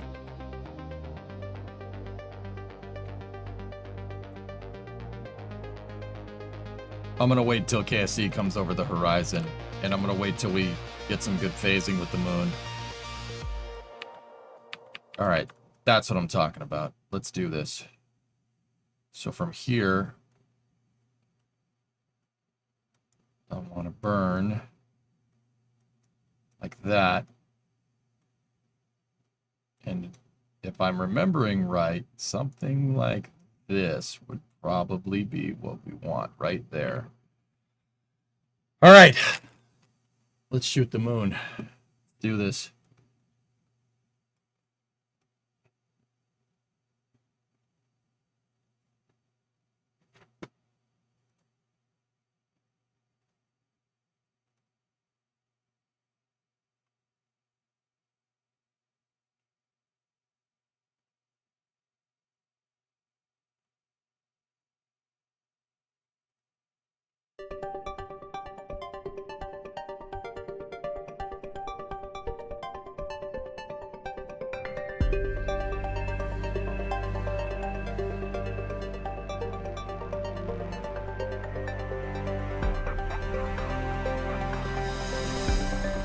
All right, go for powered descent. PDI 1.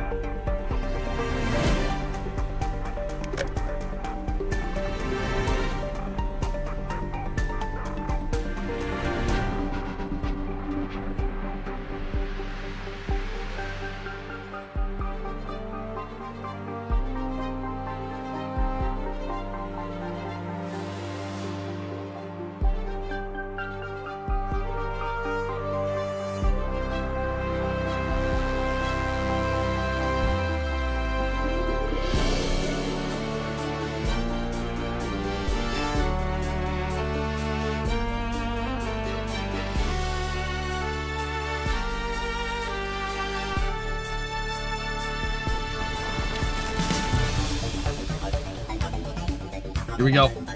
Number 2.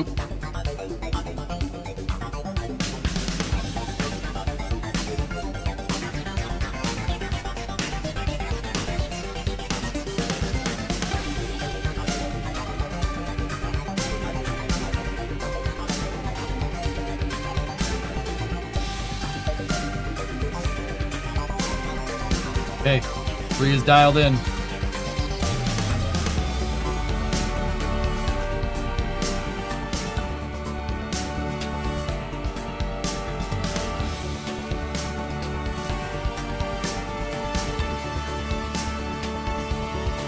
There you are!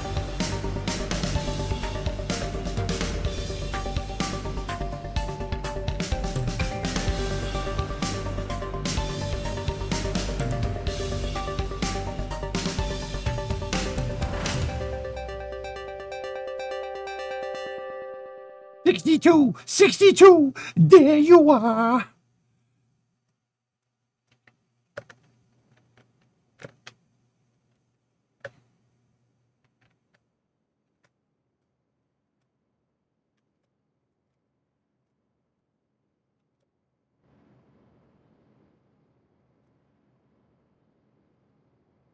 Ready? Yeet!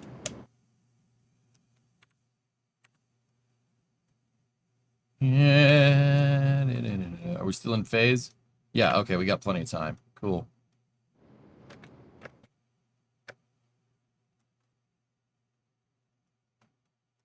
No RCS landing? I don't need that.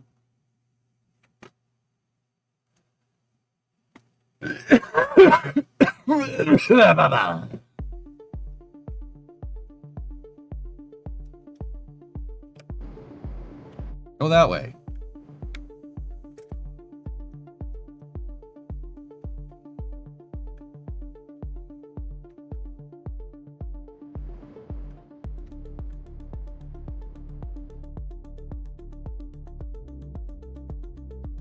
Wait for it. Yeah, trajectory's a little bit off. We need to do a little bit of that.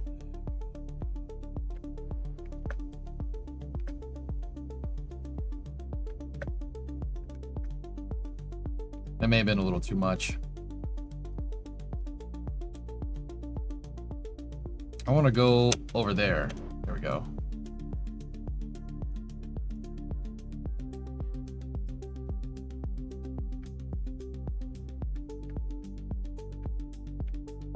Okay, we gotta be a little careful now.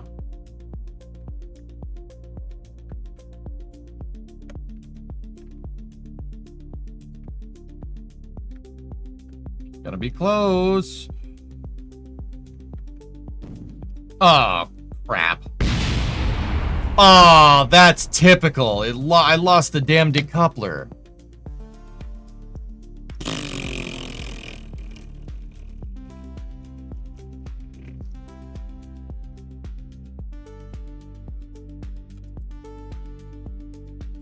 Hey, well, it broke the fall for the rest of the stage, and you know, that's useful. But unfortunately, we didn't get a ride. Should have just landed in the crater. But that's not cool, so, you know, whatever. But we can still complete the moon. Okay, we got Lunar Highlands. There we go. Yeah, buddy. Still completed one of the contracts. Excellent. It tipped over. What are you gonna do?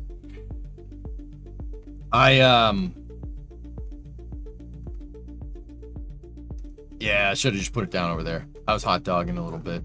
That's okay. It's cool.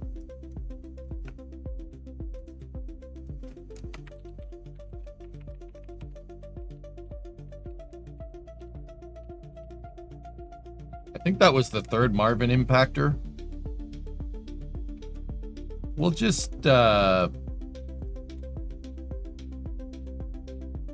don't know, probe.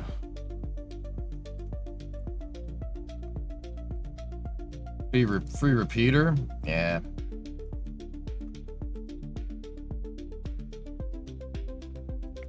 What do we need the decoupler for? That was the big mission. The decoupler, it wanted us to test the decoupler. See? Oh, that would have been a huge payout. I'm an idiot. Okay. EJM. Edge-tuitive machines. Yeah. Blah. But we got the science data one, which is huge.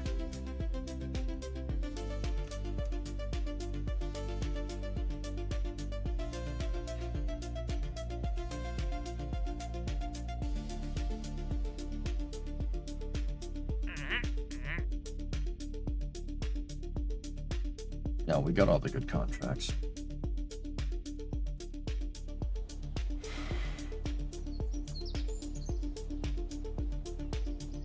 E2 machines. Oh.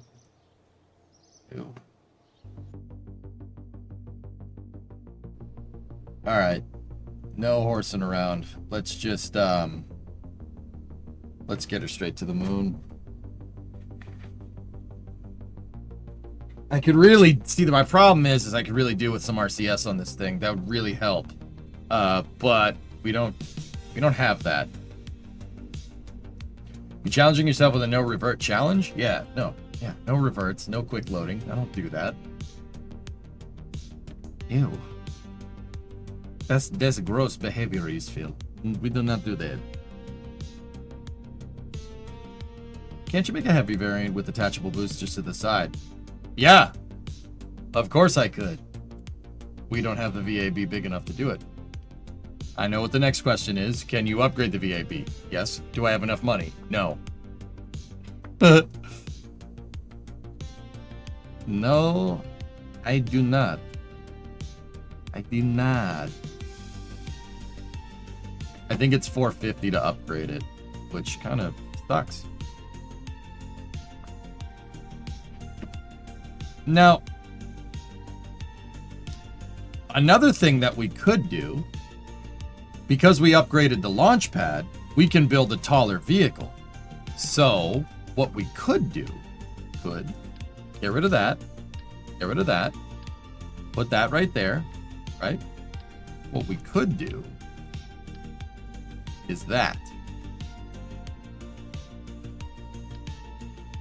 And make Marvin Launcher Mark 6.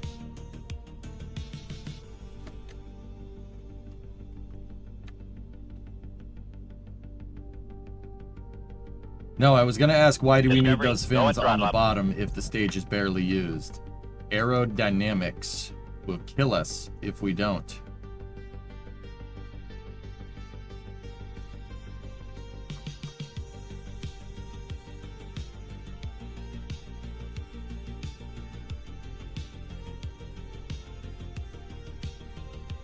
Now, I don't know what that thing's going to do with that much force that high, so...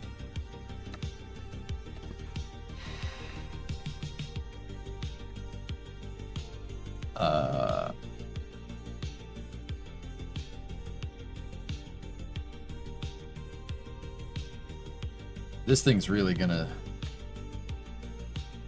just lobby Mutter 121 month reset. Just get money from a government grant. Robert, just lobby Ted Kerman for more funding. Oh.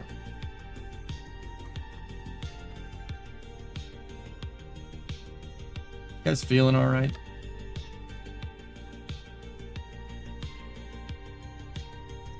Now, we basically just gotta hope that this thing stays up straight. It might. Not. Oh.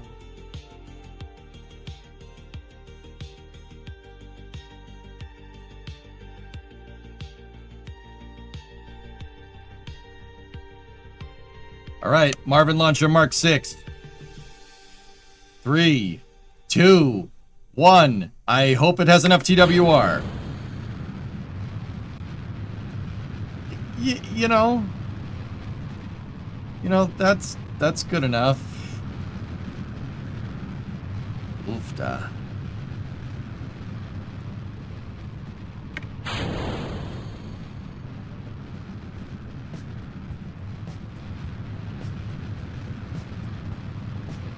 Nope.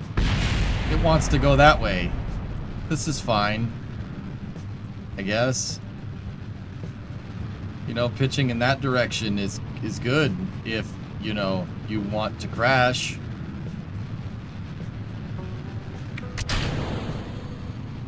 We can go retrograde, that's fine. As long as it doesn't pitch over anymore, but we have a 2.1 degrees a second radian pitch rate, so that's probably not gonna happen. Probably gonna crash. Unless it wants to stabilize. If it weasels out that pitch rate right there, 1.3, 1.4, it is going down.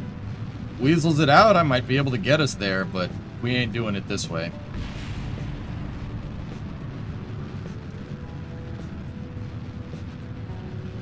It weasels it out, but we're still, we're basically parallel at this point, so, you know.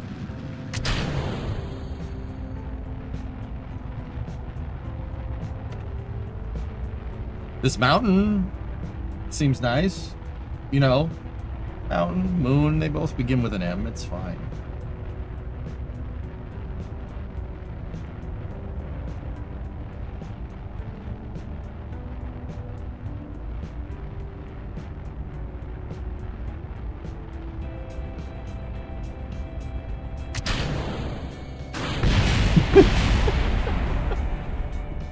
That's good. That was a good test. Nobody lives up there in the mountains anyway. It's fine. This thing actually needs a little bit more moment than that. It also needs more TWR in that first stage. 1.09 is not going to get us what we're looking for.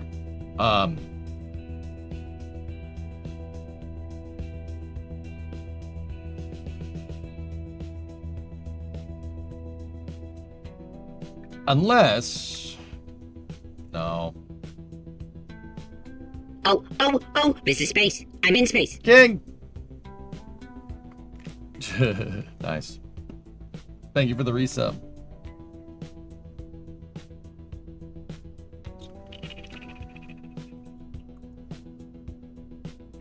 Discovery, go at throttle up.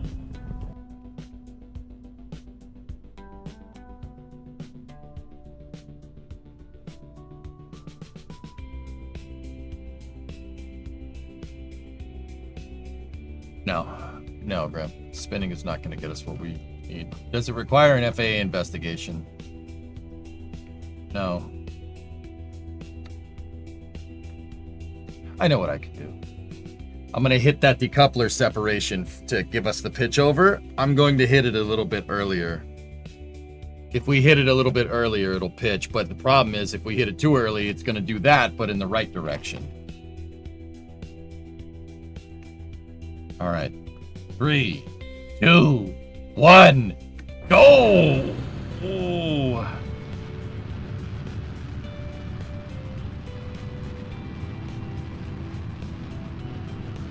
Now. There we go.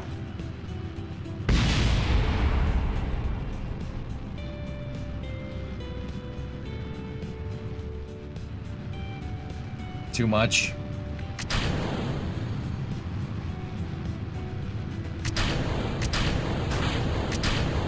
Yahoo!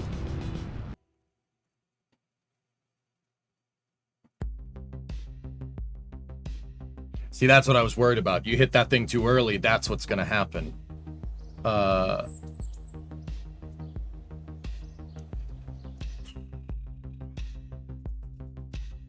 space program is expensive. It costs us $8 grand to get to the moon. What are you guys talking about? That's why I've stuck with the Marvin launcher for such a long time. It costs us $8,800 to get to the surface of the moon. I'm not worried. We can blow up a couple of these things. Not really that big of a deal.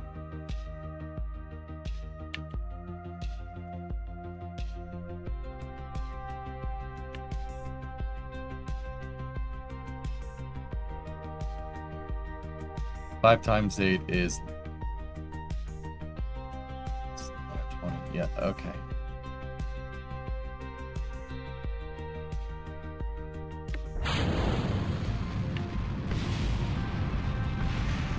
I can't afford it right now, Metric.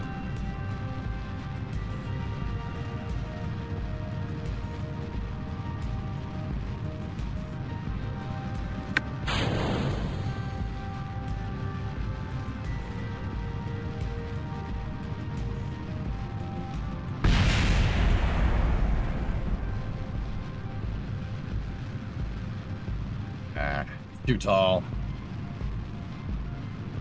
We don't get it. We don't get good TWR at liftoff.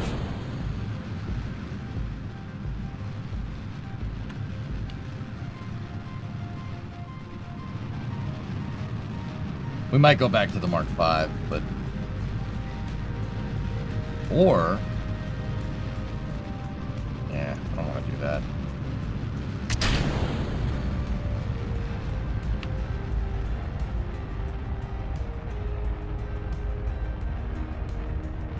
We're doing moon or solids? Not doing, did. I just upgraded and it didn't really do what I want. I don't care about this version. I got us to the surface of the moon snackless with solids and a liquid fuel upper stage. Probably should have just done the same thing, but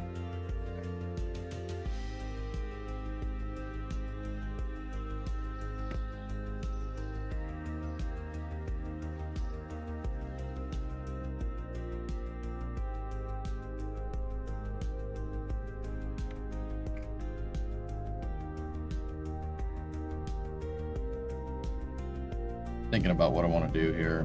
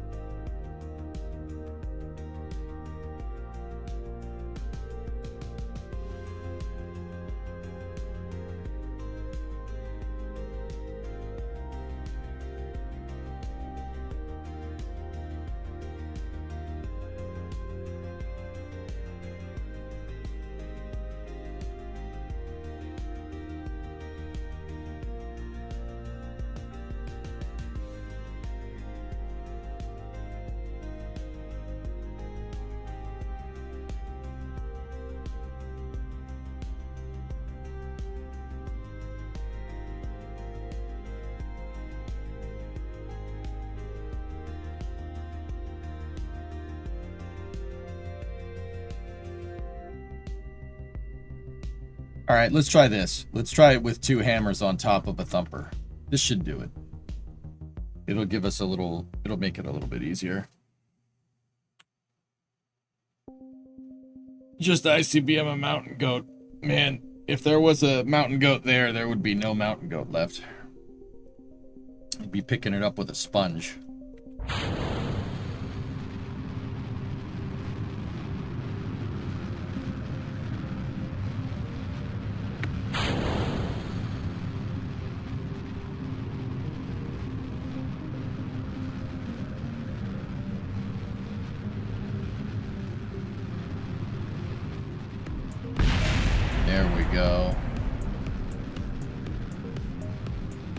No fins with control surfaces? No, I just don't have them.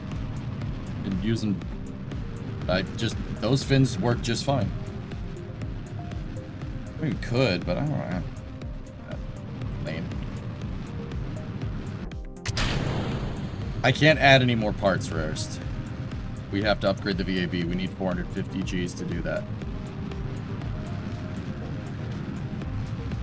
This is perfect.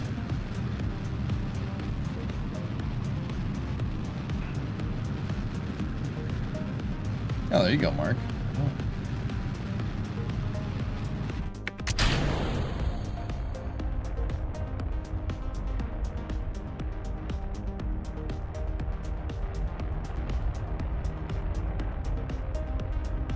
Oh, yeah. Very nice. Very nice. Yeah, that thumper up there instead of a flea is very good, and it's thrust limited.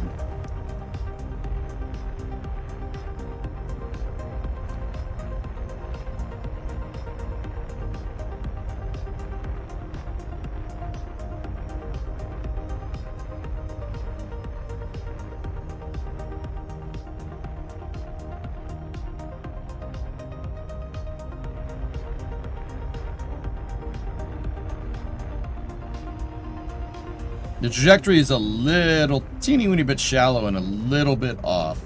We have an azimuth of 94, which is not the best, but it's fine.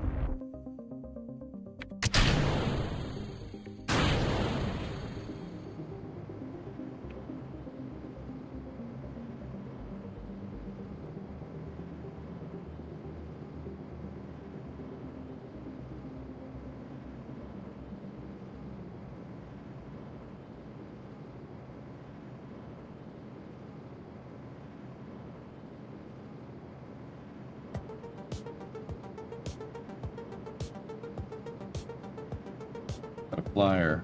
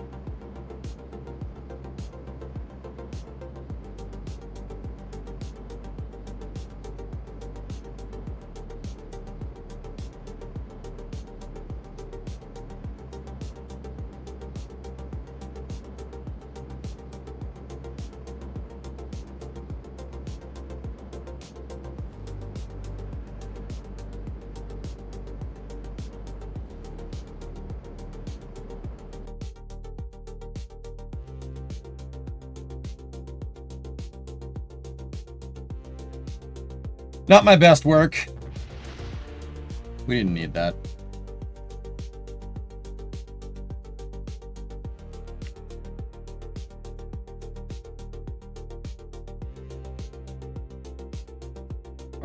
It's so inefficient.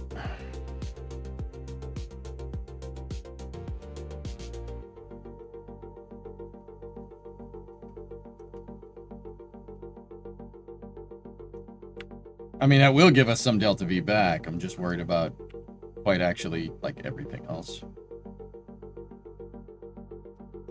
And we're just chugging along too much in the atmosphere, guys. It's a problem. And this probe's boned anyway. Unless we can get a signal. So if our AP goes below 70 here, we're pretty screwed. Yeah, we're pretty screwed. That's a shame. That had the delta V too. We're gonna come back down. It's decaying too much. Yeah, that was a sloppy ascent. But then again, what do you want with SRBs? Yeah, that's the end of that mission.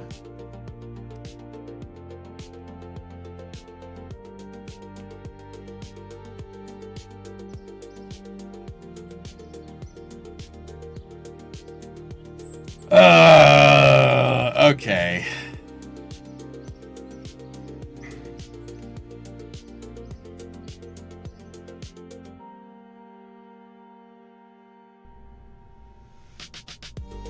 I don't have the part counts to be able to do Tidris like that, J-Speed.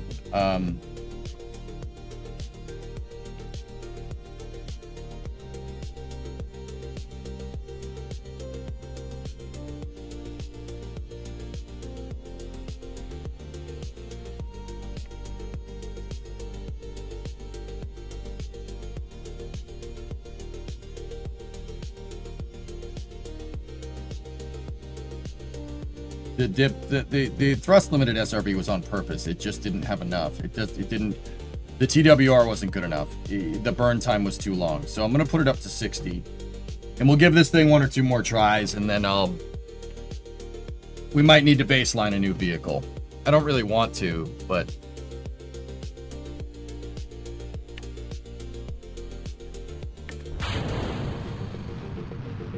that might be how it goes.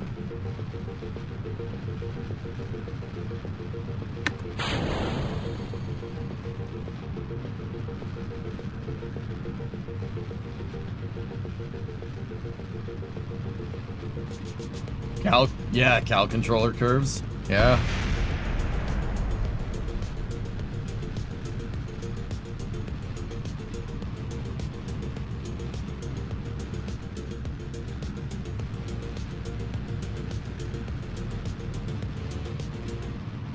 Stand by for first stage set.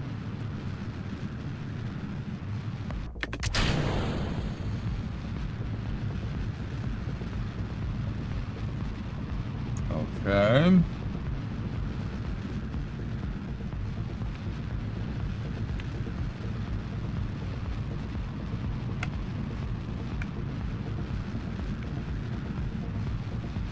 Hey, Shadow Mask, what's up?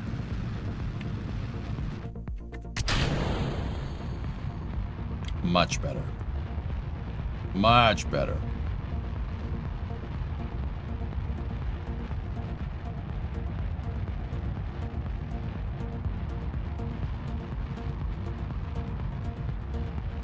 This may be a more inexpensive rocket, but how many of you spent trying to complete some missions? Yeah, a bunch today, Hellfish, but nobody was asking that question yesterday when this rocket was completing contracts left and right. Funny how that works.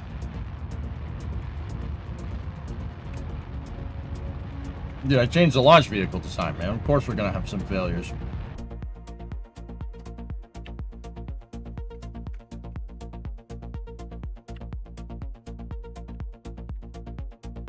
Okay. Later.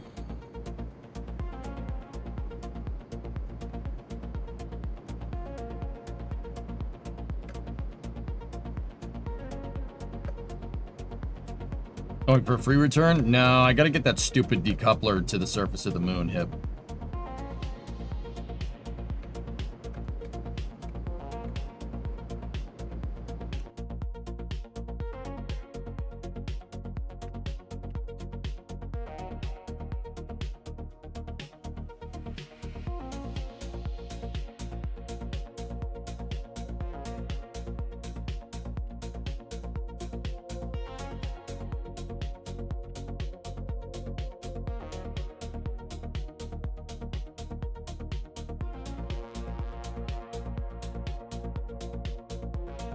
Hey, Dr. Gnome, what's up, man?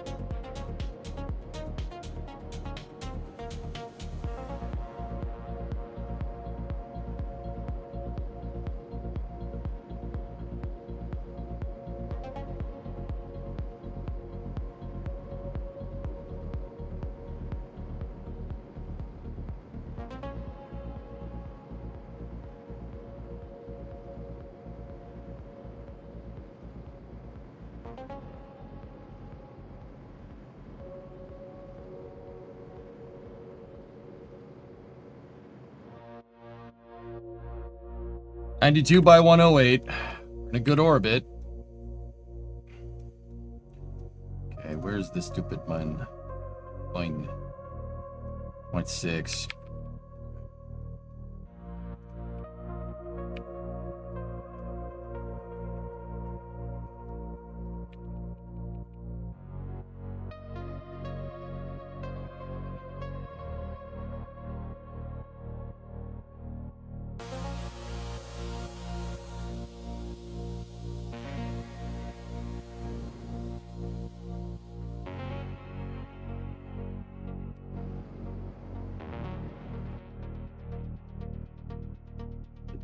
All right. We're dialed in.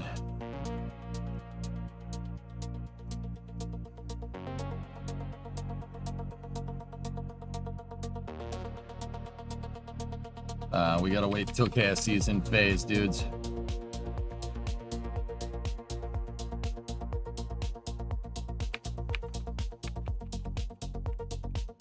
There we go. Moon's on the horizon, and there it is.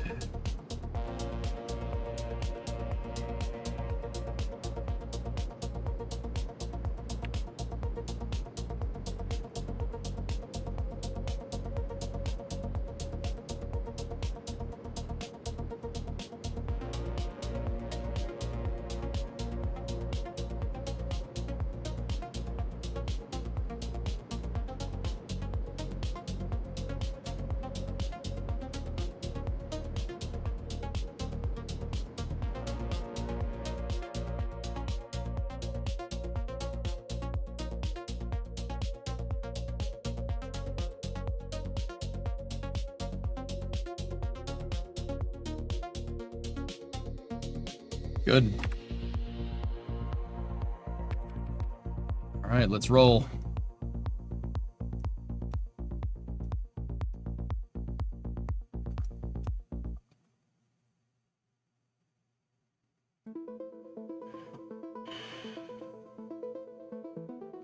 Dr. Gnome, you're back at school. You got to get that environmental degree. Okay.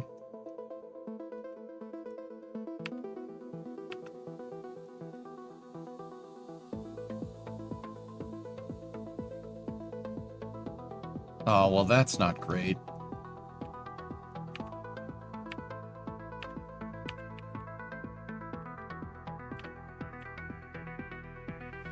Come on, give me phase. It's right there. Thank you.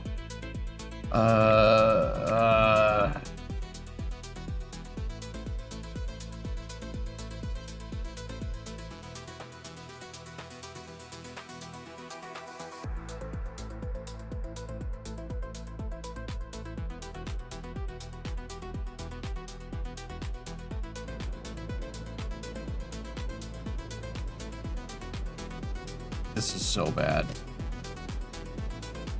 Such a stupid way to do this. I apologize. We just didn't get in phase again.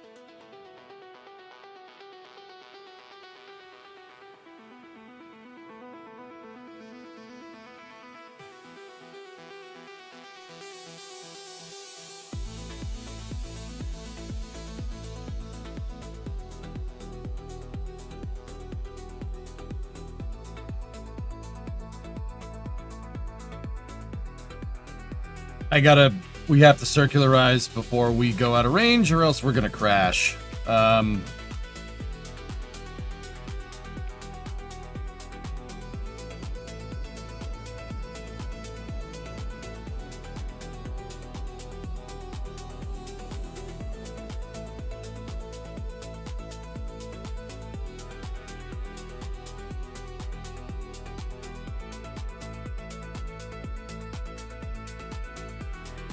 Yeah, that would have sucked, but we're here.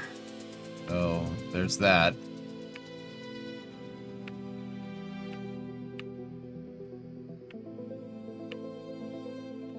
We just gotta wait until we're in the right phase again. This should work right here. Come on, give me the signal. Come on!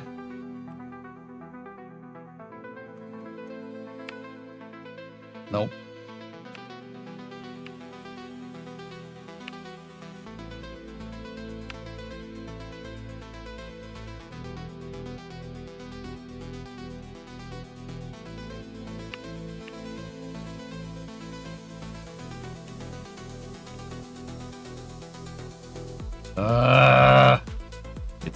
It's not giving me the signal at Paraloon, so we can't. It doesn't want us to let. It's giving the signal out here where we don't need it. We need the signal. We need to get signal.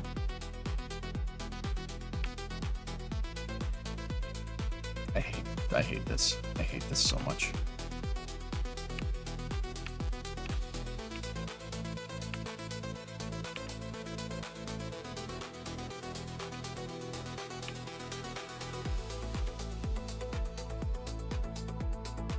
Not gonna do me any good if I have signal out here, but not when I'm close to the moon, dudes. We just gotta keep going. Eventually, we'll get a resonant point where we're on the close side of the moon with good connection. But that's not happening anytime soon.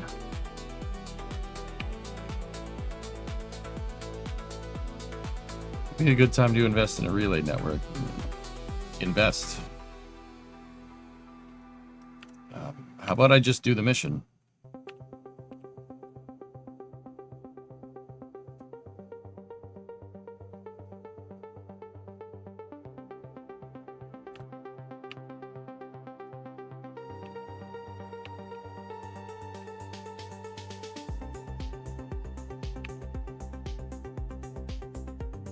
Thoughts on the new super heavy landing burn?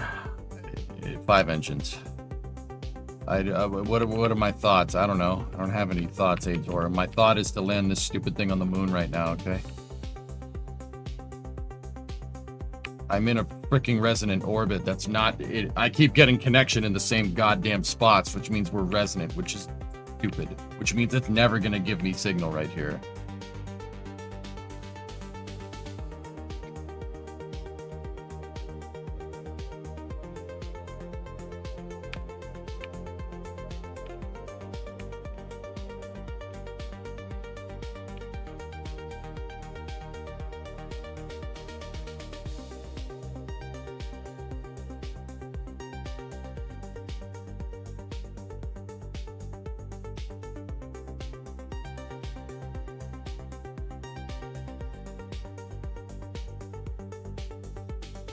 I'm worried about fuel. That's why I haven't done that, fellas. No, not this. No, there's no, oh, you should do that. No, I don't know. We don't. Gotta be careful with fuel.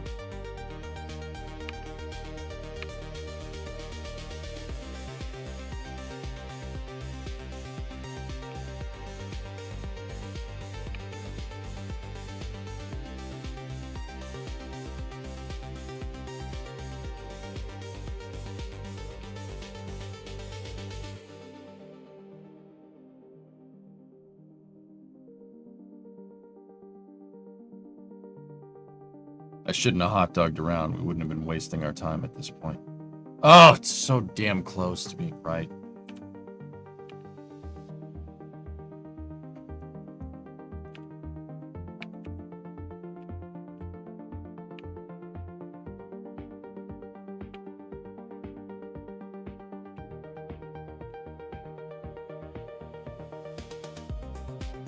You know how hard it is to put this thing in this type of orbit where it's never in line of sight at KSC at Paraloon? That's like, we did it by accident. That actually is hard to do.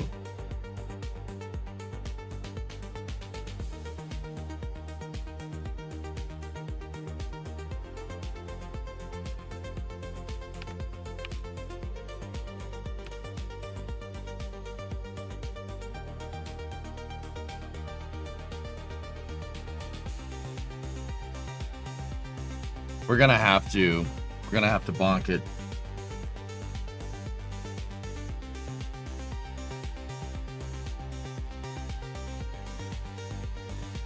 You know what? I'll just try one more time, 1 or 2 more times.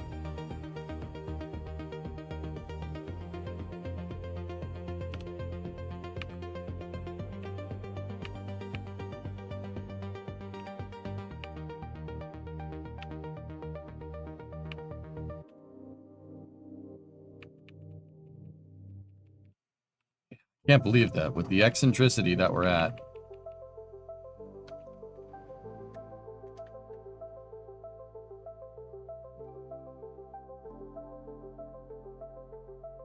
Be a non-resident. That requires fuel, guys. Trying to not use that. Let's try that. But see, now that I've increased my paraloon, we're gonna need more fuel to land because we're not as close to the frigging moon. That's why this is annoying. It basically it soft locked this mission, which pisses me off.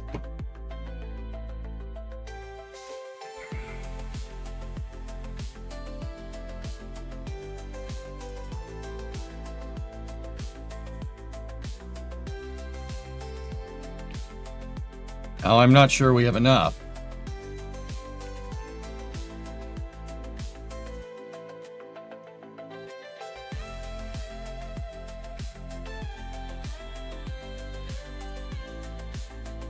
Let's see.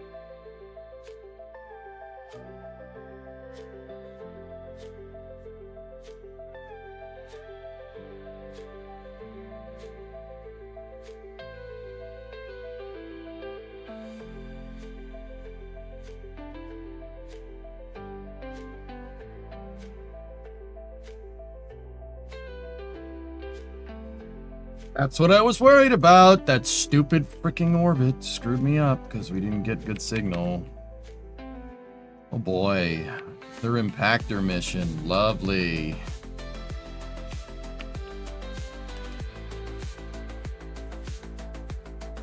Sorry. This is Bush League.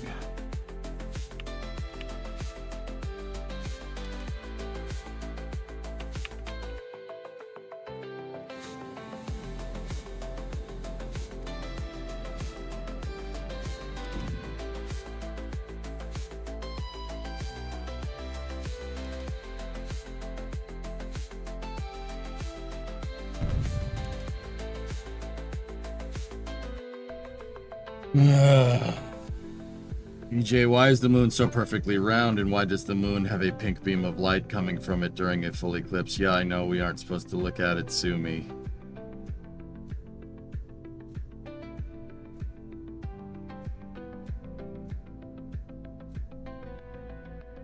Alright, Outdoorsman. Why is the moon so perfectly round? That's just kind of the shape that things take when they're under the force of gravity. It's just kind of the natural shape, but the moon is not perfectly round. It's more egg-shaped. It's just, we can't see it with our eye because the egg, like, think about if you have an egg, right? And you turned it so you're looking at the proverbial bottom of the egg, it would look perfectly round. The moon is kind of egg-shaped. I know people are going to look at me funny. It's not enough for you to be able to see it. But it definitely has non-uniform gravitational pull. It's thicker on one side. It's thicker on the side that's facing towards us.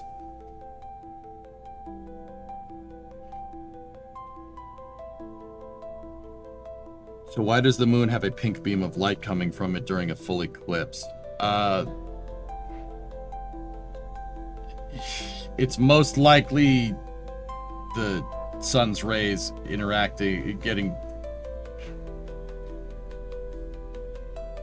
It depends on where the eclipse is in the sky, okay? The moon can appear to change color, and the sun appears to be a different color than the actual light that it gives off because of gas diffusion in the atmosphere. So, different gases, right?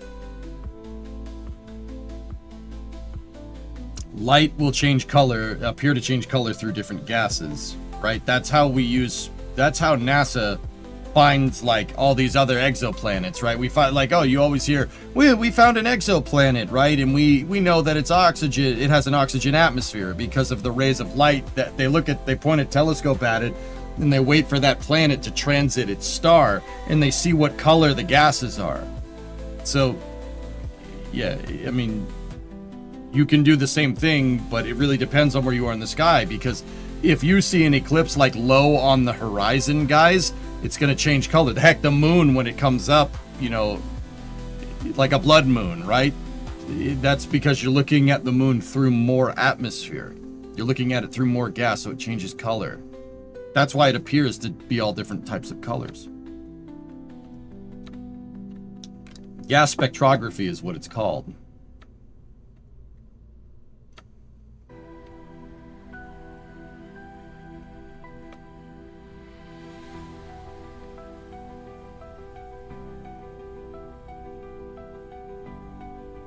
And also, Alex, they're your eyes, man. You want to stare at the sun and ruin your eyes, that's not my problem. I would say don't do it, but you clearly don't care, so. Have at it, dude. Diffraction of light, that's what it's called, Terminator. Sorry, I'm a little bit annoyed. Kerbal is rustling my jimmies right now. That resonant orbit was just pissing me off.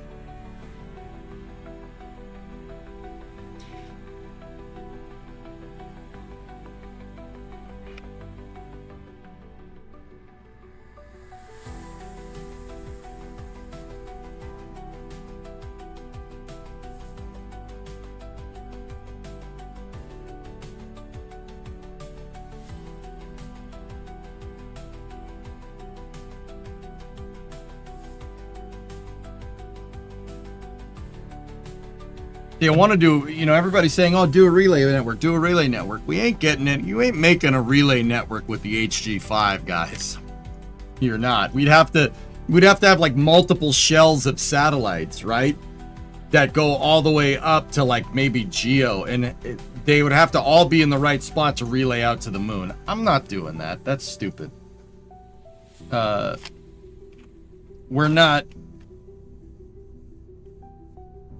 gonna do that. That would require so many freaking satellite launches. I'm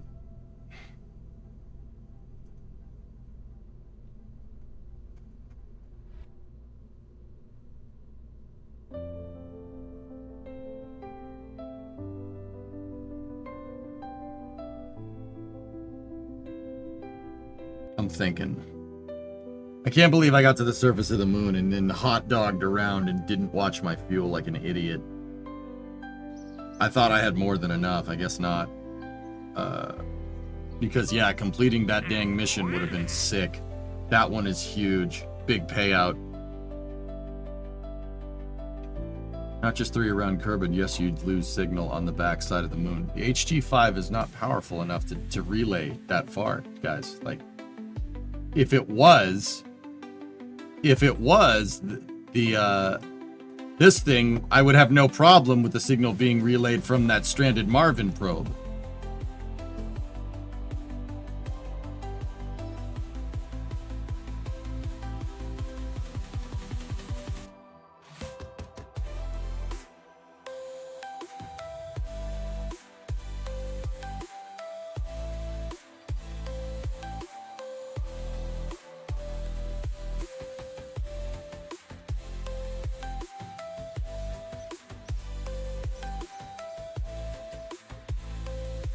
Dude, I can't believe I let Kerbal get under my skin. That's so stupid.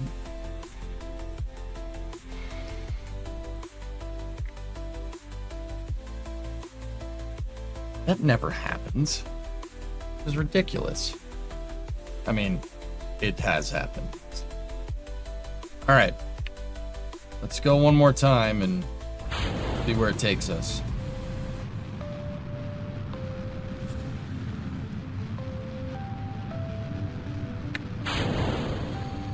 You do flying solids with decoupler guidance. Yeah? So? It's pretty good for what it is, man.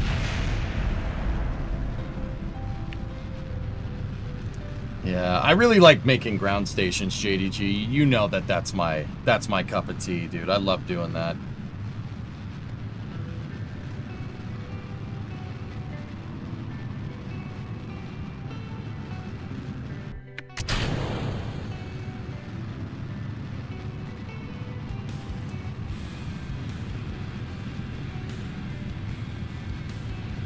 Vehicles supersonic.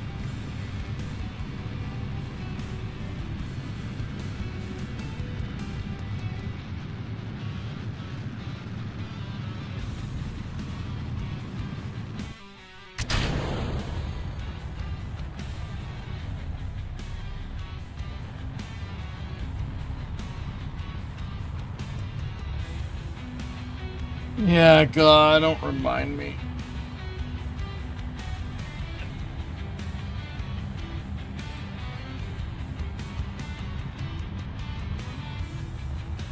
Yeah, that decoupler. It's an expensive guidance system.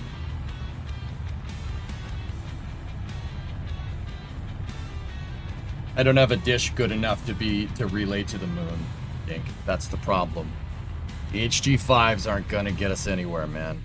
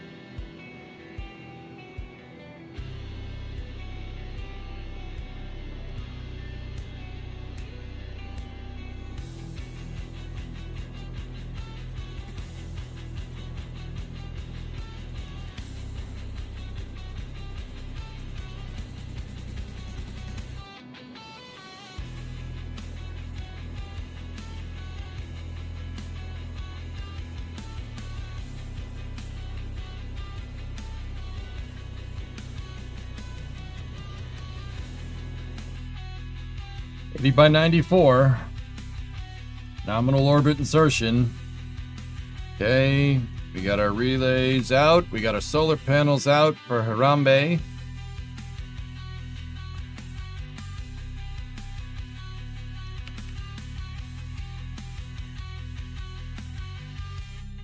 And we're gonna need to do a bunch of freaking orbits here to get KSC back in phase.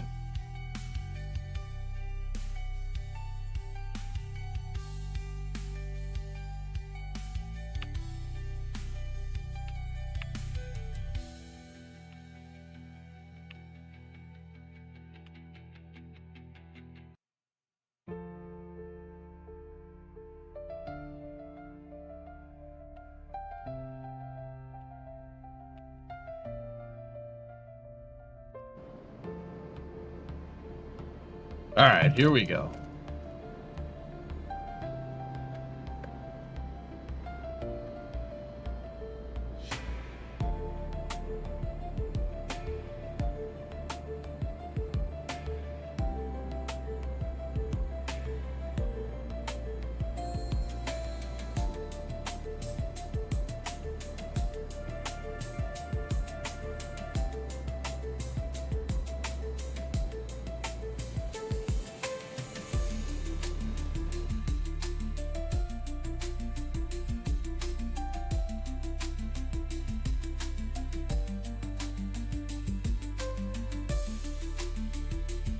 That's good enough.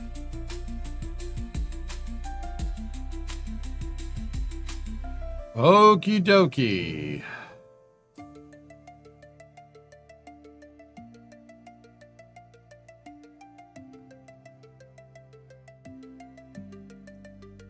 No, dish out for Harambe. That's what it means.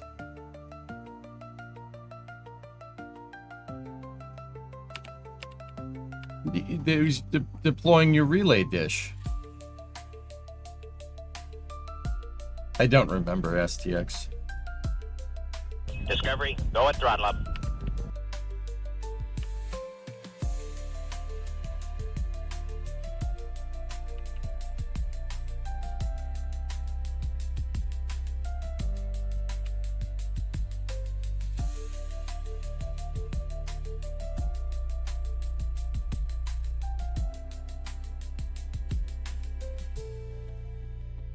Hey, J Shelf, 65-month resub. Thanks, man. All right, we circularized retro, but that's okay.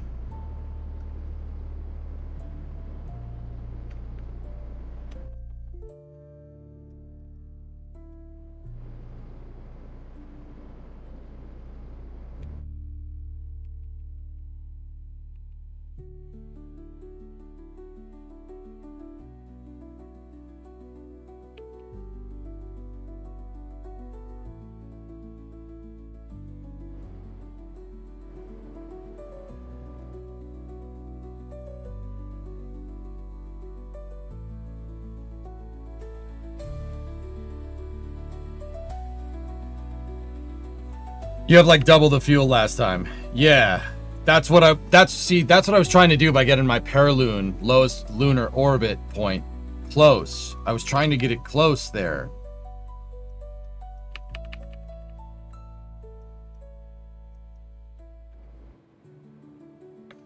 The reason why I'm trying to get it so freaking close is because you can use some of the moon's gravity to slow you down just a little bit. It's called a retrograde gravity assist.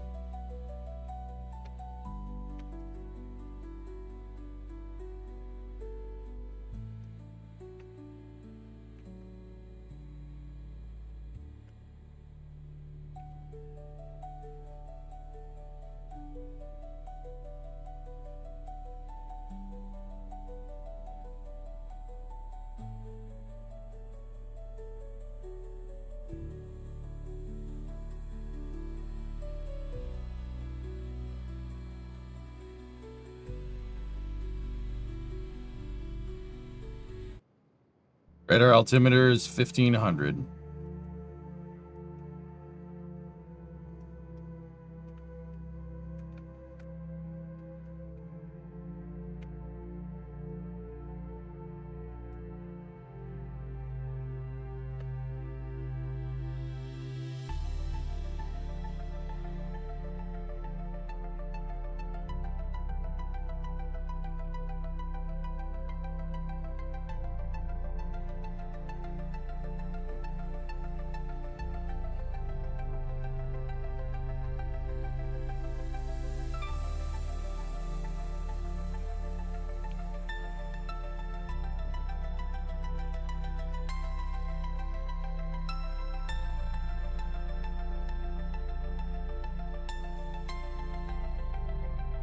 Yeah, we nailed it this time. Everything was in the right phase that time.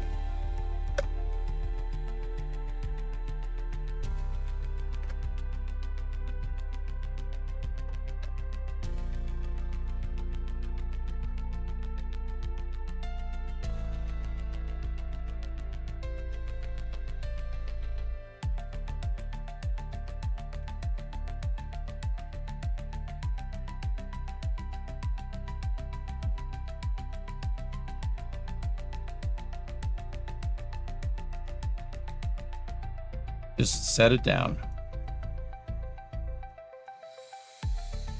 We broke one dish, but we kept the other. Good.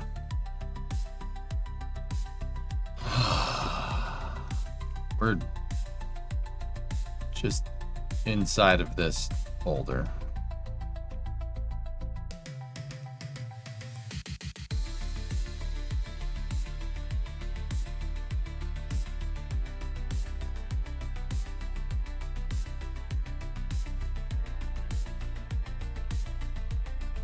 Okay. Screw you, decoupler! It's not a boulder, it's a rock. There we go. Got it. Cheapers, creepers. That took us way too long to do that. They're not rocks, they're minerals, okay?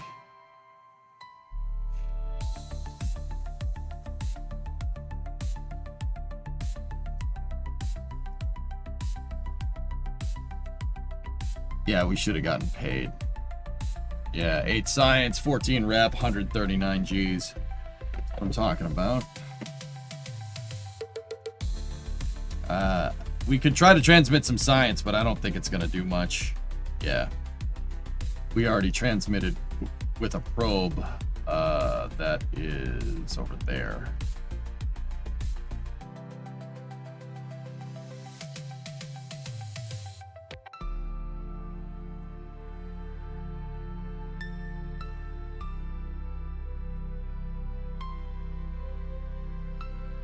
Quite an interesting landing technique, and I mean, considering it's an upper stage.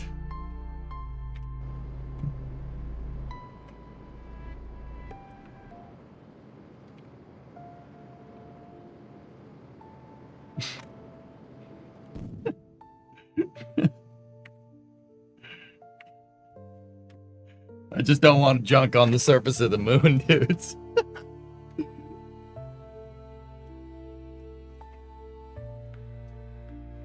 Isn't it the other way around? Who cares? All right. Excellent.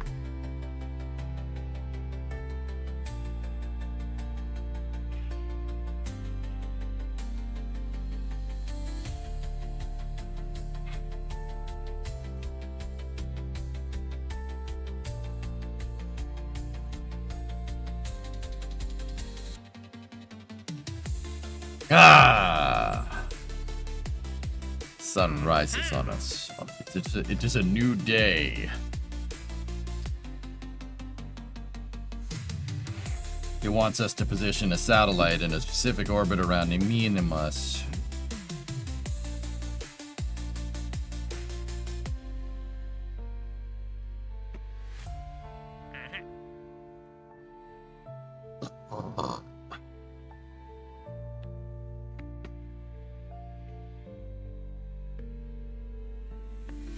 What are the orbits around Kerbin that this thing wants me to get?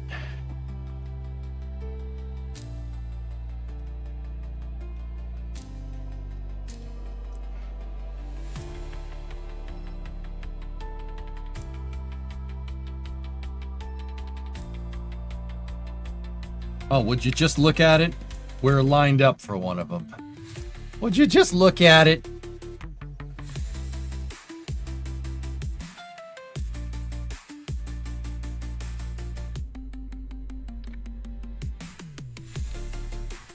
Going polar.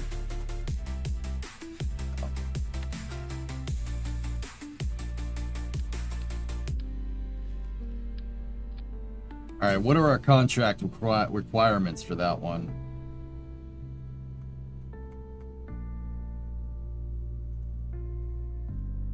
It wants a thermometer.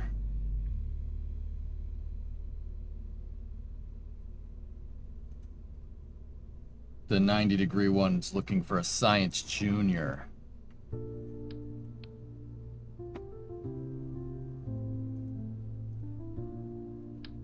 All right.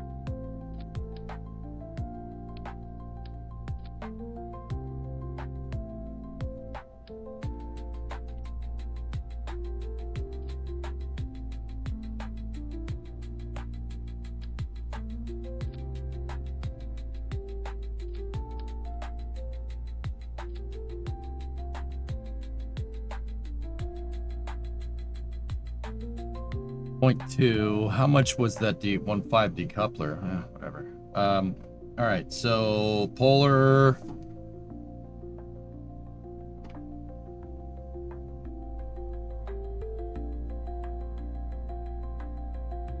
So this is integrated integrals. This is the II-1 satellite. II. Chat. Yeah, ADG, we're good. Yeah, let's try to do this one. If Marvin Launcher Mark 6 can do this mission, we can upgrade the VAB and we could build a much nicer rocket.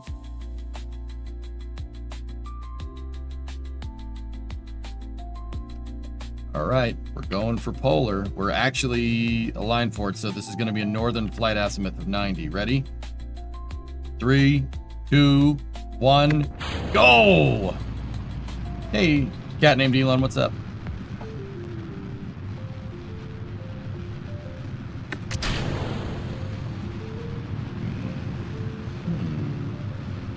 You know, I went futzing around with the stages, and I probably should have checked to make sure. I'm just so not used to that, dude, because I never modify my files at all. Like, I always, when we're playing regular saves and stuff, I always use the same file, so I'd never check staging anymore. Because, you know, once you do it once, you should be good to go. But, yeah, that was a waste of time.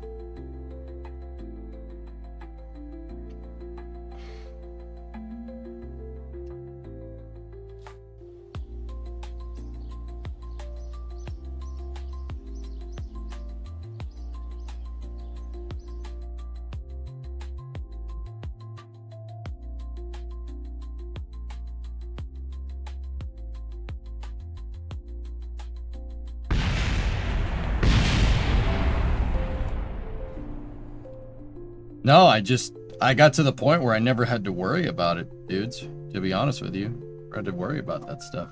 Because you know, if I put my shuttlecraft file out, I know the staging's right because I haven't changed it. You know, just get into bad habits. That's what I mean about being rusty. All right, let's try this again.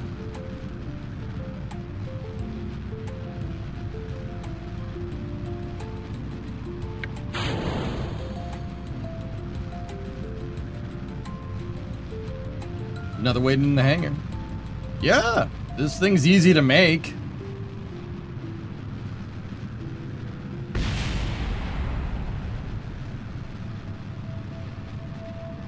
That's not the direction you need to be going. Oh, why? No, don't do that. Don't go that way.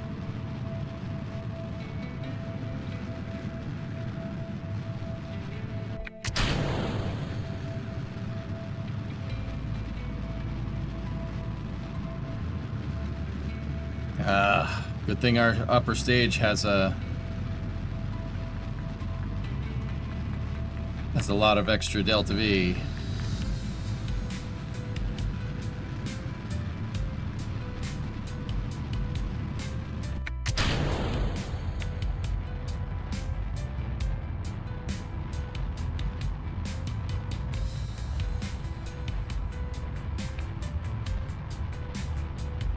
Yeah.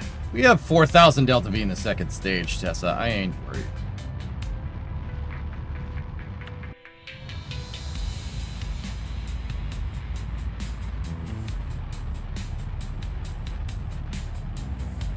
We'll just do a dog leg here. No problem.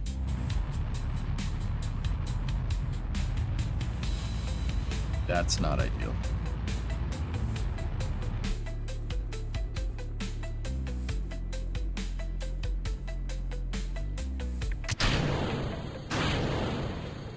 Oh, I turned too much. Come on.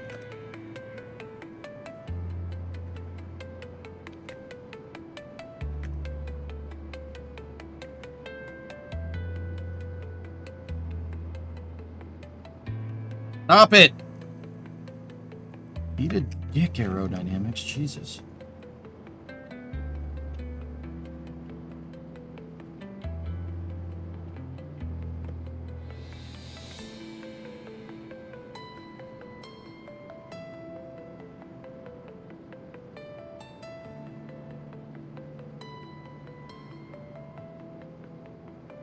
Still salvageable, as screwed up as that sounds.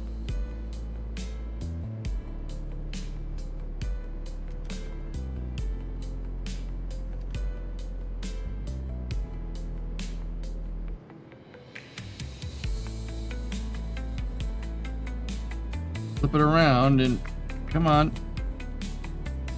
Stop it! Ah!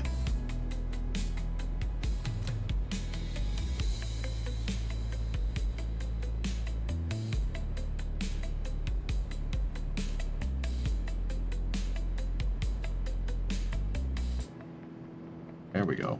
There we go. Come on. No, stay with me. You suck.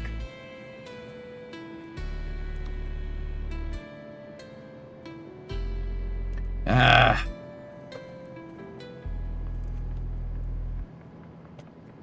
Just gotta keep it near. Nope, doesn't want to. Always just is gonna get me on the freaking arrow. Not salvageable now. Good. You know what you do now? Now you accelerate at the ground. For pissing me off.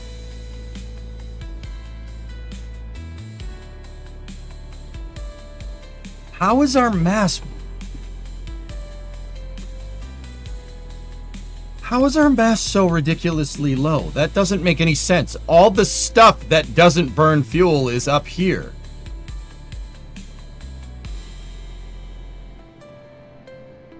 Why is our center of gravity down here?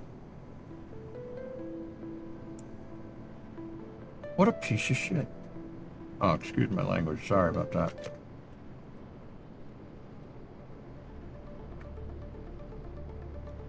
That's not right. Something wrong with that. I shouldn't be doing that.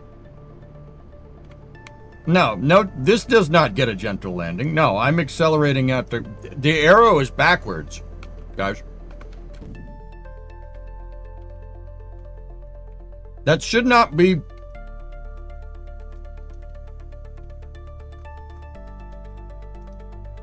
Why is our center of mass down there?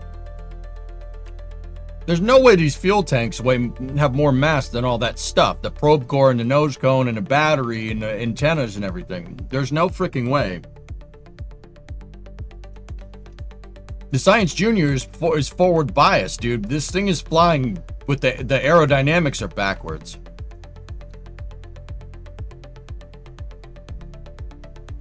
Space Ghost, you tried playing Summer Car after watching the streams. Let's just say you make that game look way easier than it is. It's a tough game. Oh no, you exploded. Oh no, oh no, oh no. Oh no, enjoy eating dirt for your insubordination. I had them liquidated, you little... They were insolent. Something was not correct with this, fellas. That was not right.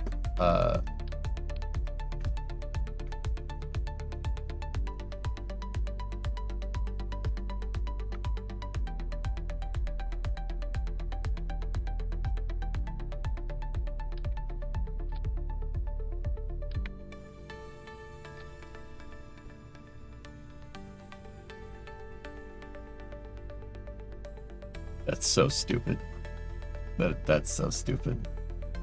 Why are those damn fuel tanks so heavy compared to the payload? That shouldn't be like that, but hey, whatever. Whatever, man. Discovery, go at throttle up.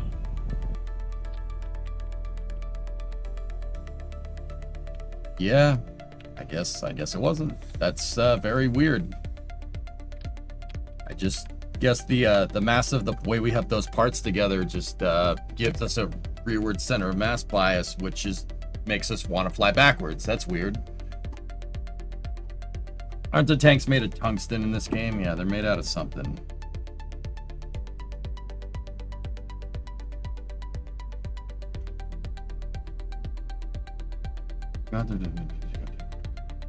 Patient. I didn't forget it, Tessa. I said we could compensate with the second stage. I need the second stage to fly correctly to be able to compensate. If the second stage doesn't fly correctly, it's really difficult to, you know, compensate. You know? No? Not making sense? Latent Tier 2 32 month resub. Yay! Thanks, man.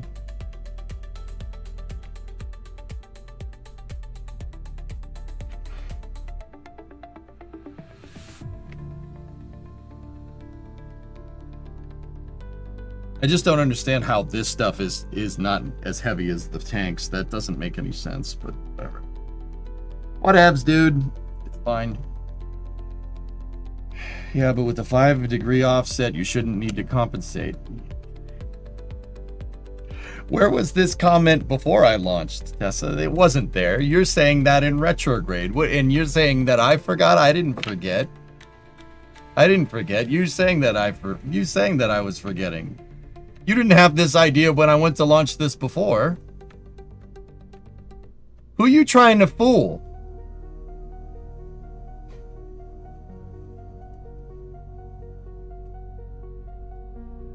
Is there room to put the probe core in the surface bay? I feel like clipping it into there with the nose cone is excusable. I have another probe core. We technically don't need to use the stay put nick, dude. We could get rid of it. You were eating. I know. Did this game used to crash a lot? Yeah. That's just a habit, Awako. Yes, it used to crash. It's an old habit. Nah, we'll send it again. It's fine.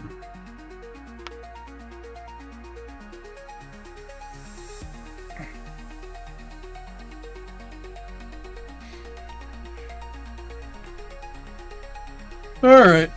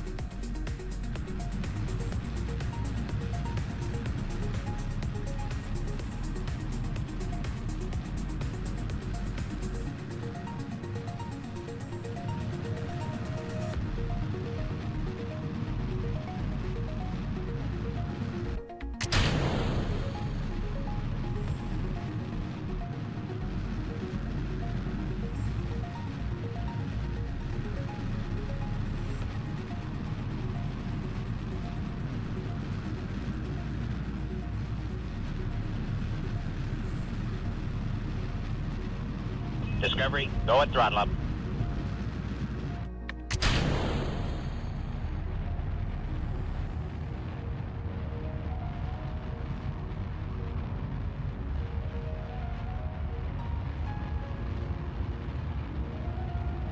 Hey, Dre, what's going on, man?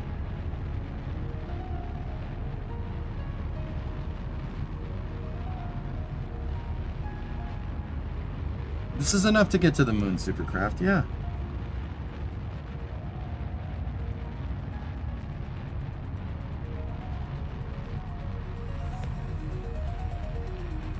Damn, what an ascent that was. That was perfect. Wow.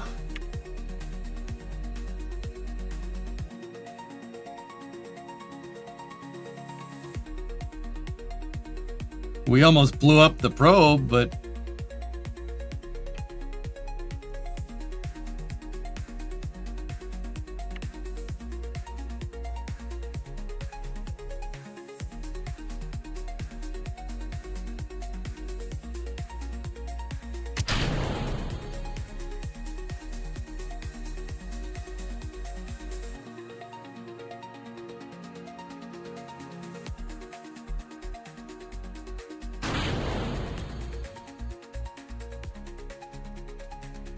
oh, dude, just shoot me in the face, man. No wonder that ascent was so good.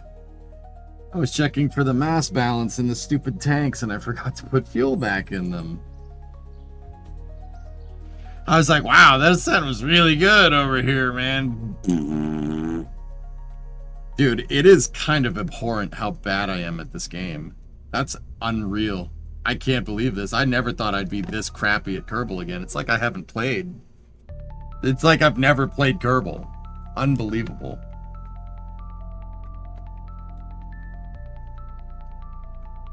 That's embarrassing, man. All right, let's do this a little bit different this time. Use better parts. Yeah, let me just go to my let's go to our parts thing. I don't have the science to get better parts, man. That's my problem. And I can't upgrade the VAB. I need more. Can't upgrade anything. It's looking for 90 across the board. Yeah, like I said, that is Tessa once again. That's the reason why we're using the Marvin launcher. That's the reason why I'm doing this way, because this is a simple vehicle. If you screw up, no harm, no foul. I did that on purpose. I didn't want to go sit here and engineer a vehicle, spend all this time engineering it, launch it once, it's going to cost a lot of money, and it doesn't work. And it's gone.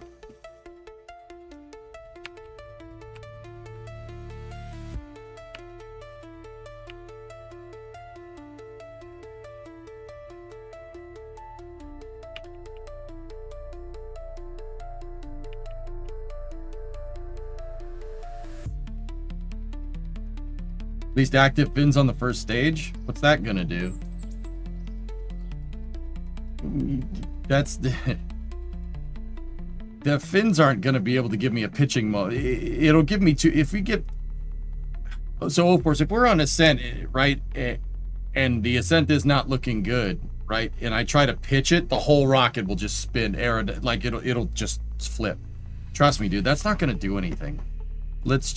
I could just keep using the decoupler. It's fine.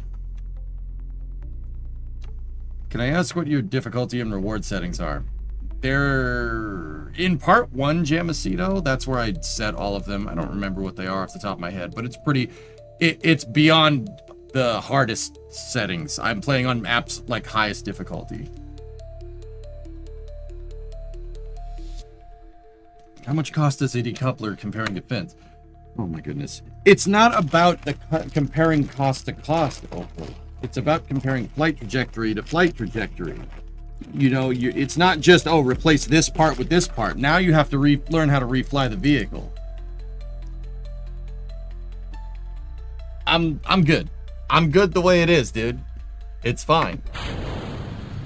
And if it's not, we'll send another one.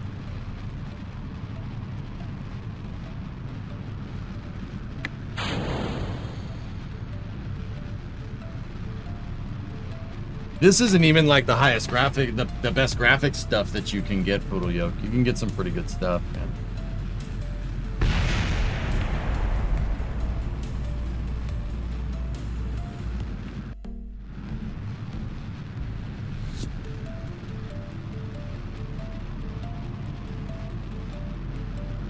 Yeah, it's gonna do the thing again. 30 is when I kick it over.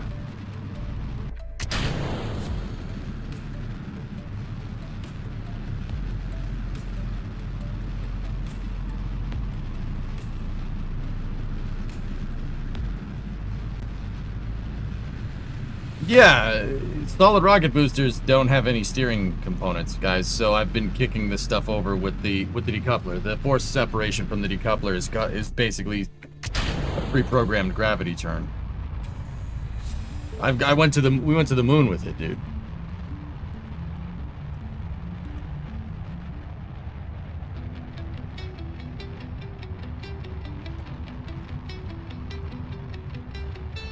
Nose up. Yeah, it's doing the same thing that it did before. If we can boost that, we can get that thing a little bit higher than that, we should be okay.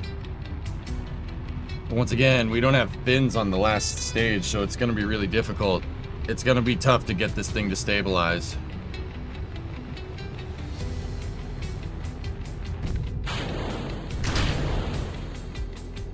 I didn't even have a chance to do it. I don't care. F that thing. Yeah, we gotta...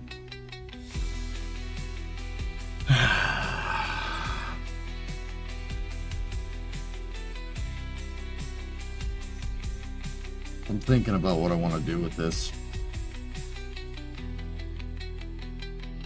We're tipping it over a little too much. So if I redo the decoupler,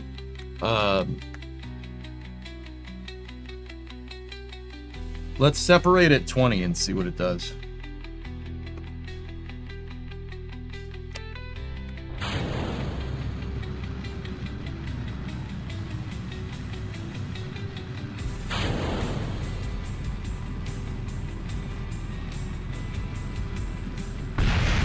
Separated it at 20 meters a second instead of 30. That rate's pretty bad. Yeah, that's not gonna do it.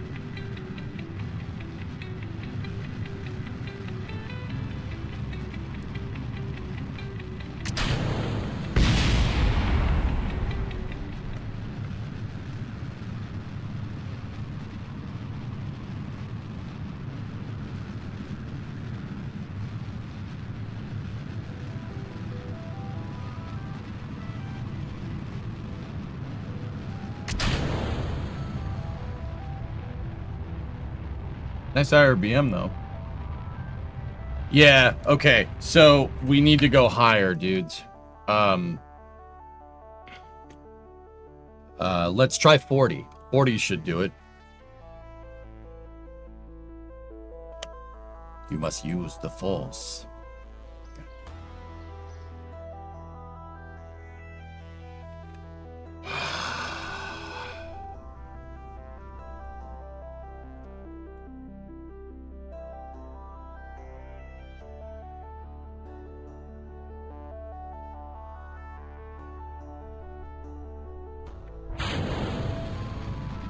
See, rapid prototyping, always a good time.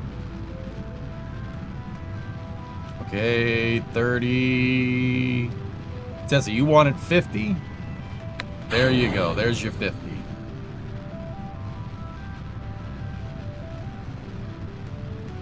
$50 was a little bit too much, dude. I think 40 was the magic number.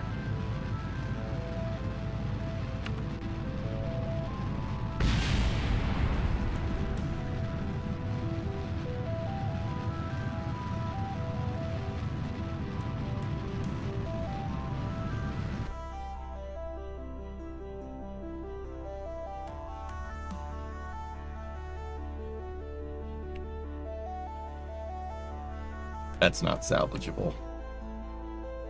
I like wasting money. It's fine.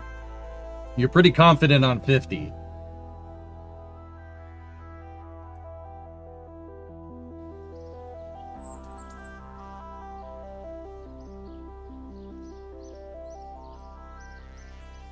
How?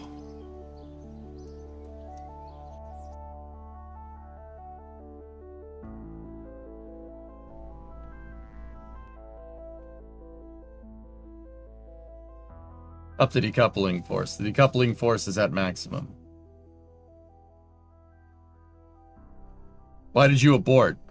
Well, it was going in the wrong direction.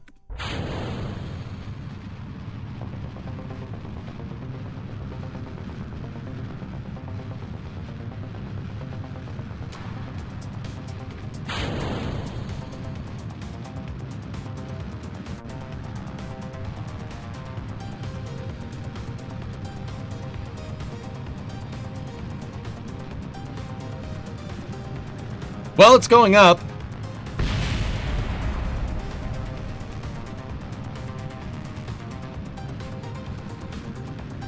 Good enough.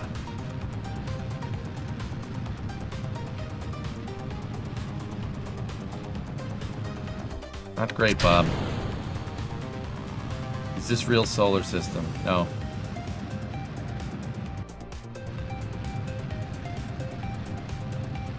Yeah, 35, I'd say Octolex is where we're at, dude.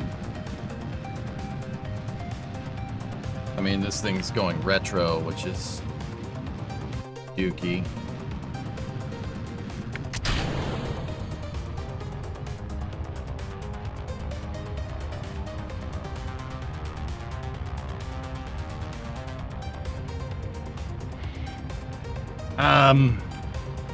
I'll be shocked if we can fix this. I mean, maybe. It's possible. Unlikely, but possible.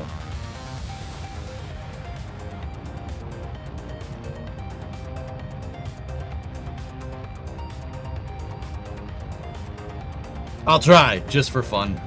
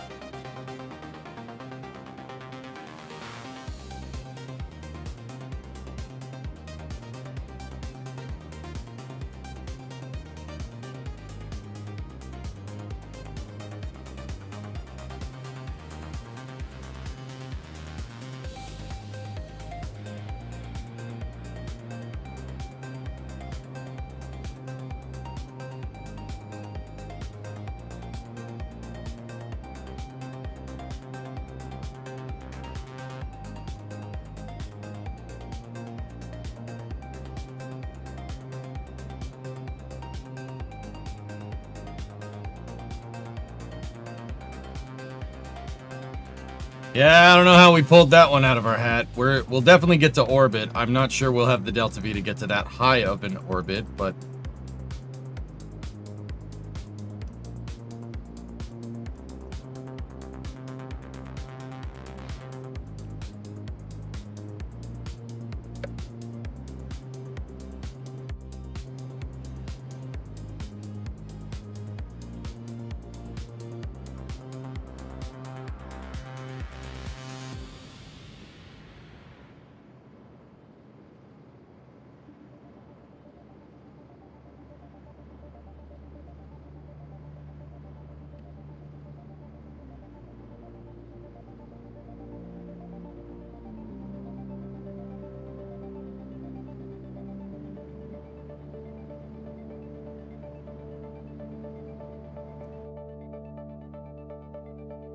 Well, it made it.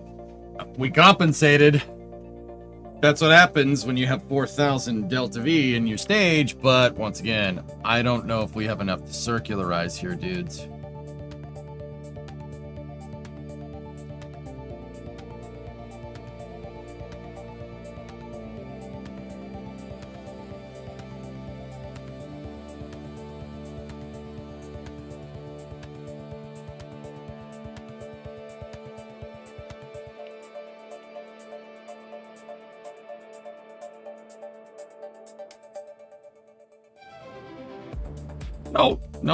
Nope. Wrong way.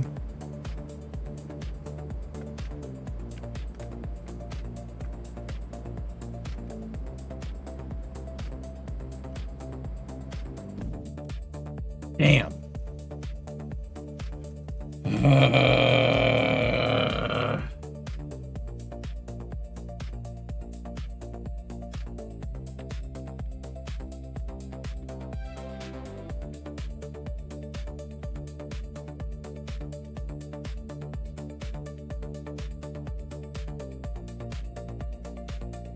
Yeah, extra Delta V might have done it. We don't have any RCS, so yeah, kind of sucks.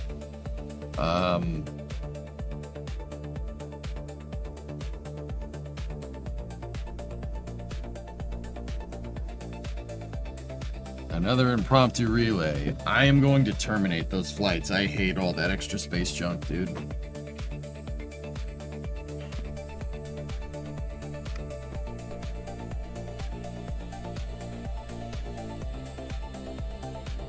We have initiated first flyby of the sun. Yeah, we did.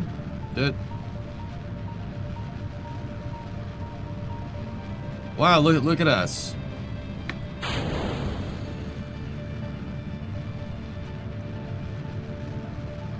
Who would have thought?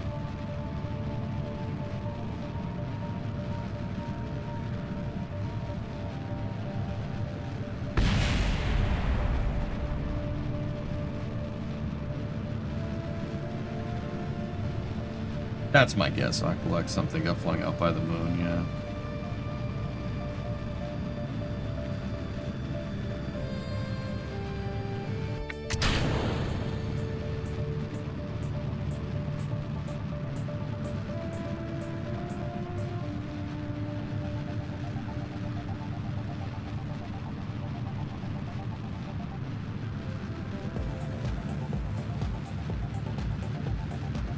Why don't you start in plane with target?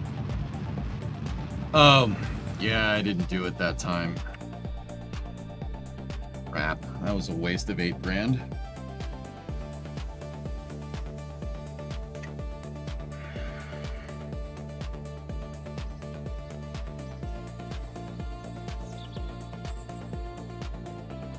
I like wasting money, it's fun.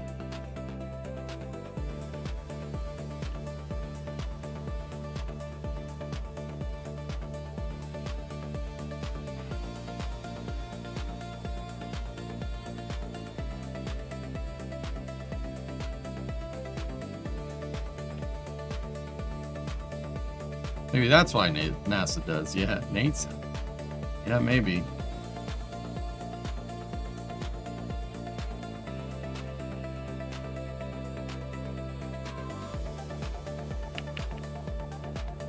Yeah, we gotta launch in the plane. You gotta launch when the Space Center goes by the orbit, see? Just like that. Alright. We gotta refactor, dudes.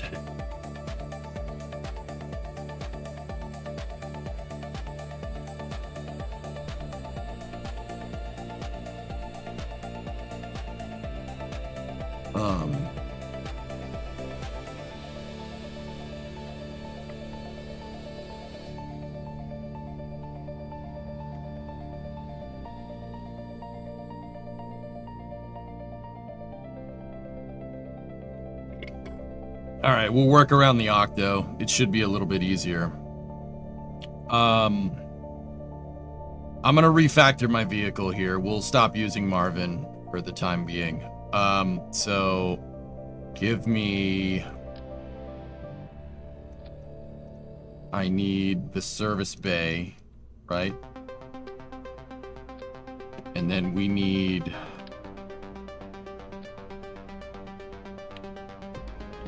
Nope, I don't want the battery attached there. I want it attached to the top of the probe core. There we go. See last.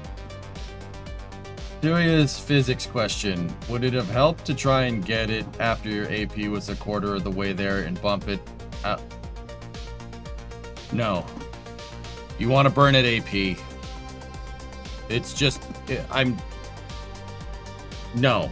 No, if you're trying to increase perigee, the most efficient time is to burn prograde at apogee. No, like doing it on the way up, that's not gonna.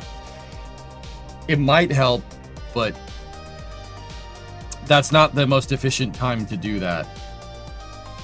I burned at the most efficient time. We didn't have enough fuel because I had to do probably about 1,000 meters a second out of orbit plane change. Or on-orbit plane change during ascent. That was the real issue.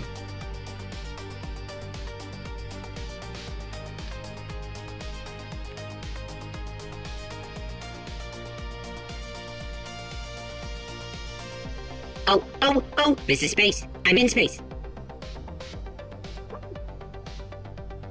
Hey, Jacobs. Thanks for the gifted sub.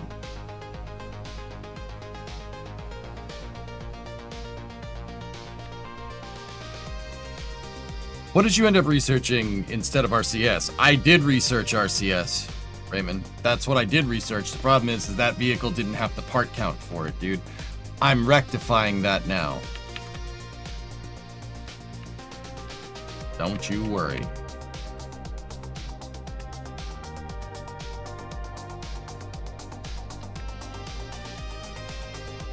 One solar panel. That's enough.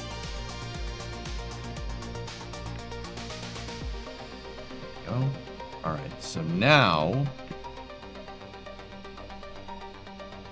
I want a science junior. And then this thing is calling for temperature or thermometer as well. So we'll put the thermometer in there.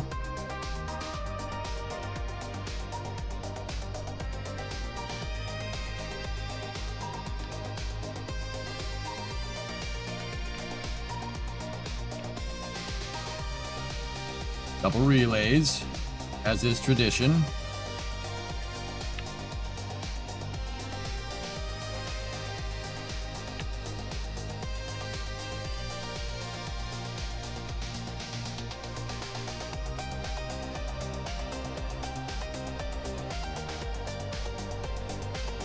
Oh dang, the Red Sox are in the playoffs. Yes, they are.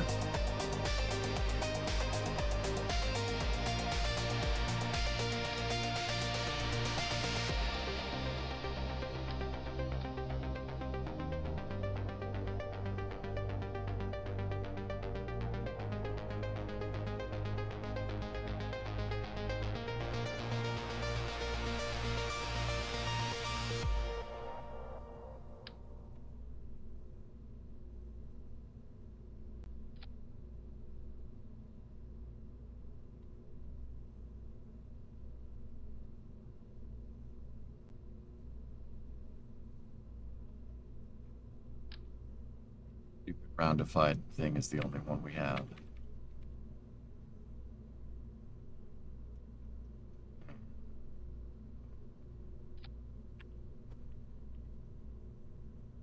It's going to be a very unorthodox design. Put that in the nose cone. And then, since our stupid thrusters like being since the, you know, the center of mass of this thing likes being down here for whatever stupid reason, having the thrusters up at the front is actually not the worst idea. They're canarders. Canard thrusters. Canusters.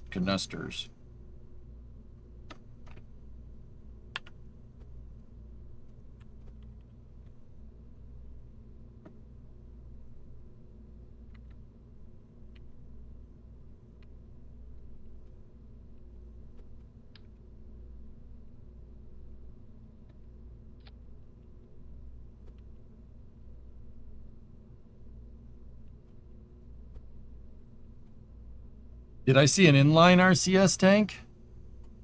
Nope. Those tiny SRBs, Aqualex, are late game, which makes no sense to me. That's a little stupid. I don't know why you do that like that, but yeah. Very peculiar. Peculiar?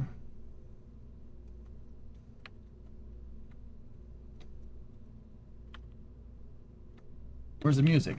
Come on back now. There we go. Freaking thing looks like a Polaris missile. Is one solar panel enough? Well, with the RCS, I should be able to orient it into the sun. And we do not need high thrust from that.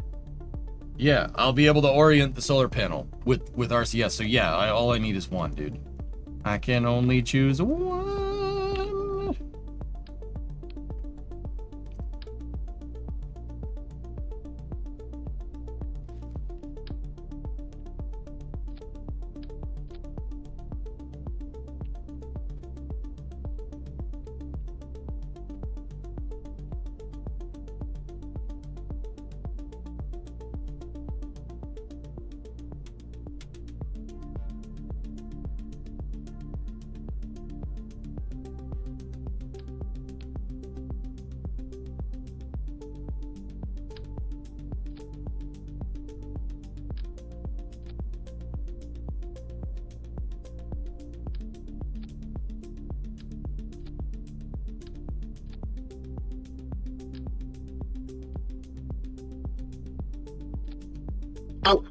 Oh, this is space. I'm in space.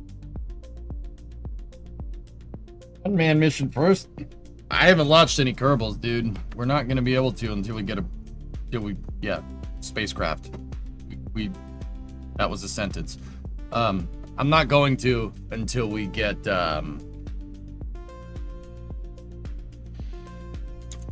I need a bigger VAB or a bigger SPH or something so I can develop the spacecraft the way I want to develop it. I'm not sending a Kerbal into space with no RCS to be able to maneuver around and reorient the ship. Also, that reminds me, the Octo, does it have wheel authority? It does, and I don't want it. Get rid of it.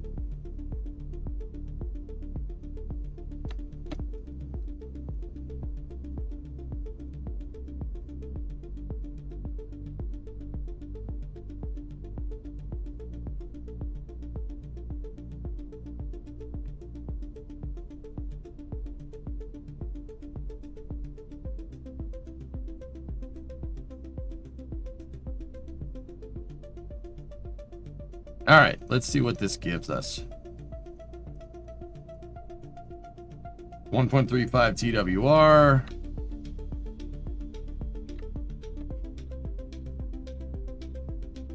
And we have a little bit more control authority at liftoff.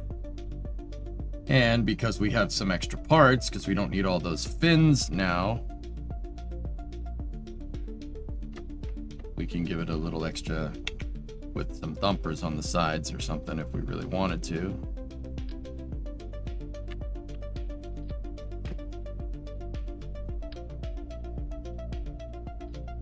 Although that might be a little bit too much.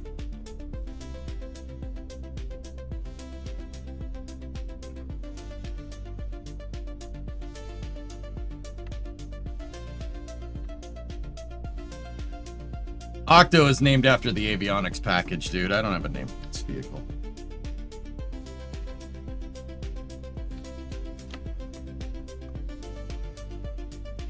Nah, you know what? Use grandparent strut to our advantage here. Make it so we don't need those, and then give these things. Yeah, right.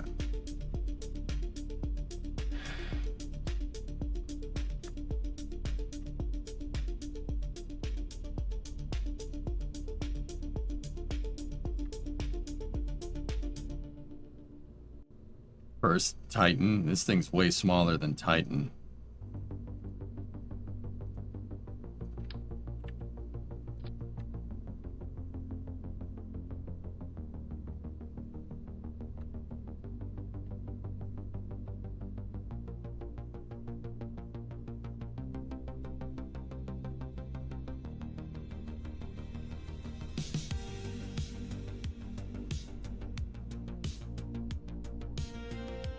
See, this thing, little more expensive, but it can throw. Yep.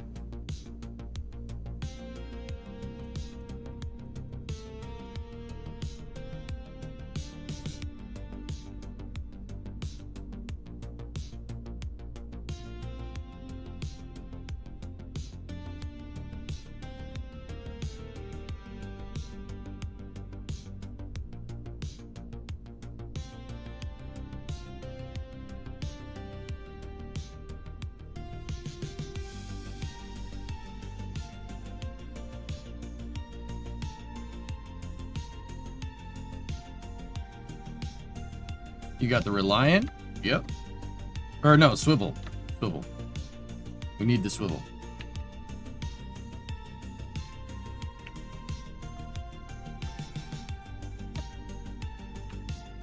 I'm willing to spend 14 grand on this thing that we're about to try. TWR is 1.93 off the pad. If we do... Nah, you know what? I was gonna have it air... I was gonna air start the Reliant, but... Nah, that's probably...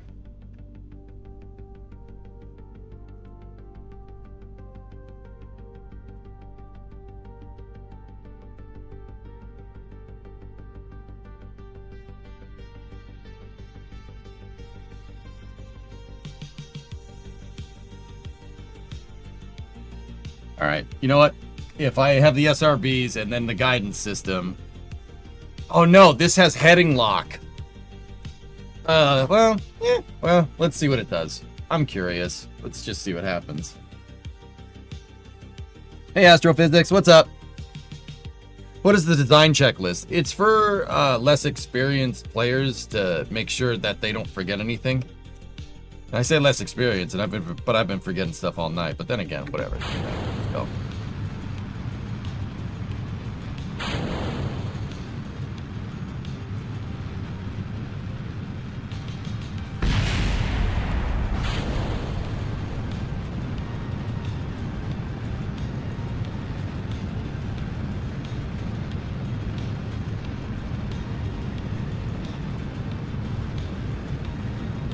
Green phase? Yeah, we are.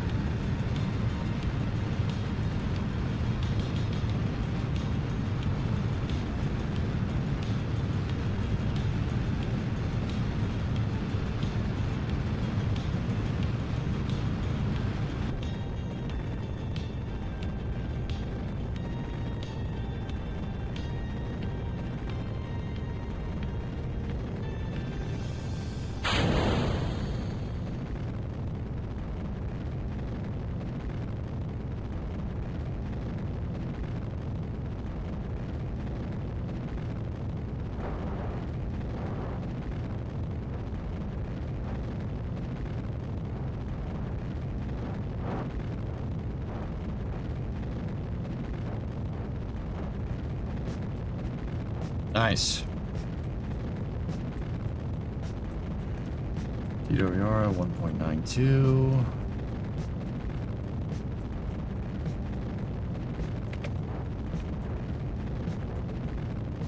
Got to take into account the rotation.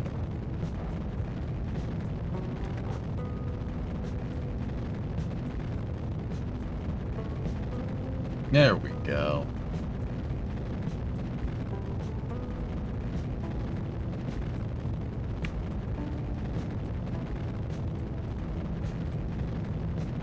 Stand by for staging.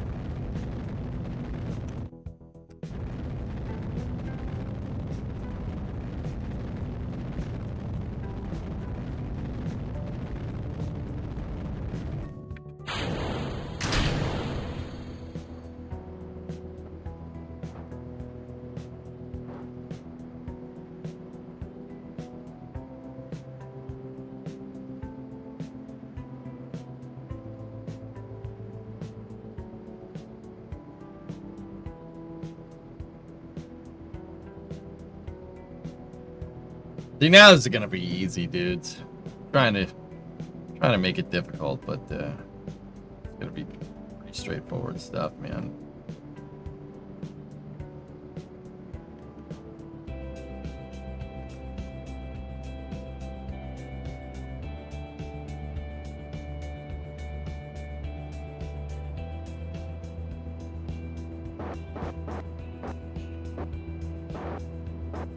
Much easier to keep the vehicle oriented with the RCS and stuff, dude.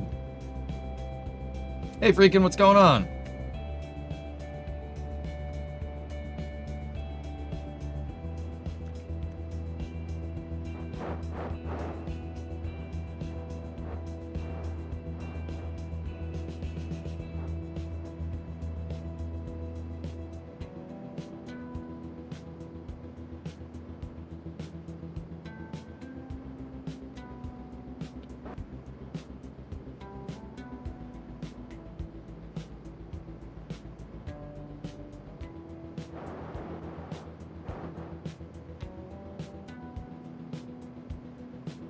Okay, I'm gonna burn radial in a little bit because we do need to circularize before we go out of sight.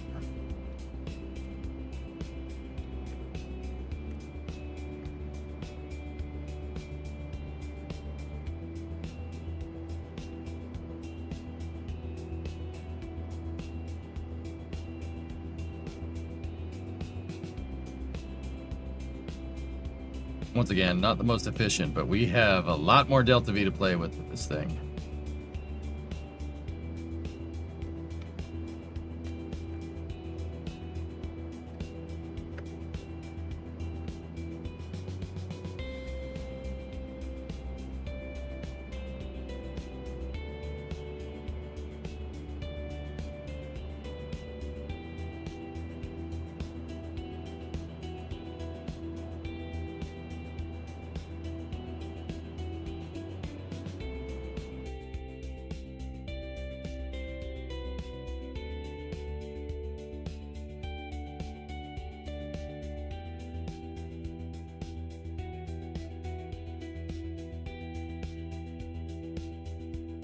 Come on, Casey. Come in range. Thank you.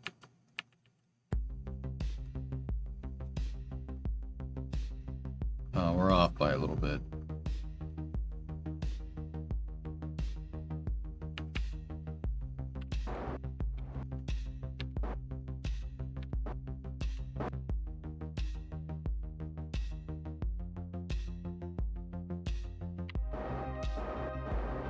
The good thing is, we can use the RCS to reorient. I don't have to worry about burning out a plane with the stage like what we were doing. Much easier. And this is why you need RCS, dudes.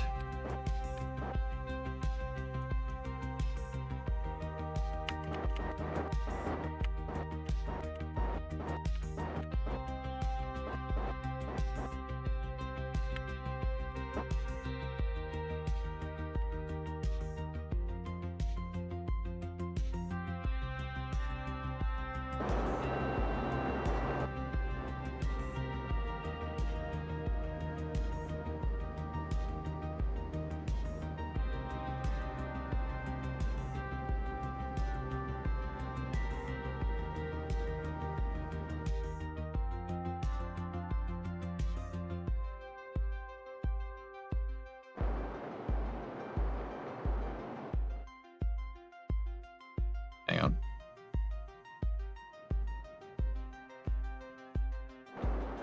Radial in. You can get away without RCS and KSP because of the ridiculous SAS control. I don't use SAS control. One sister, I don't like doing that.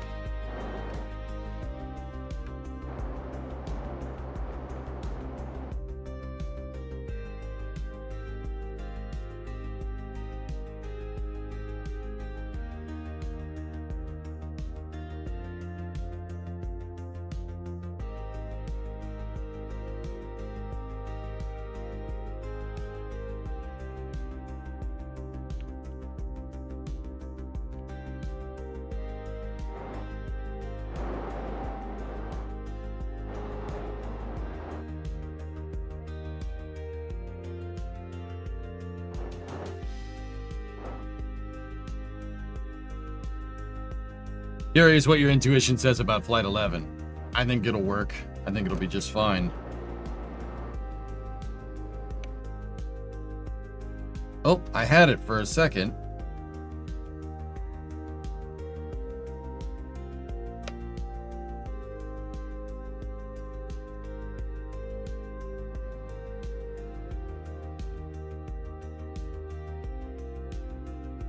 There we go. Maintain stability for 5 seconds. Tink. Yes. There we go.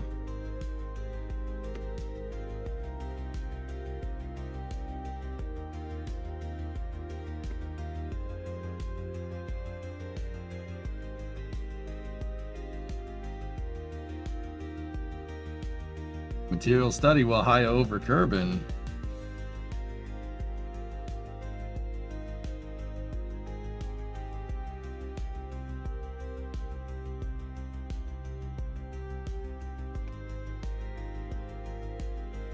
Not good.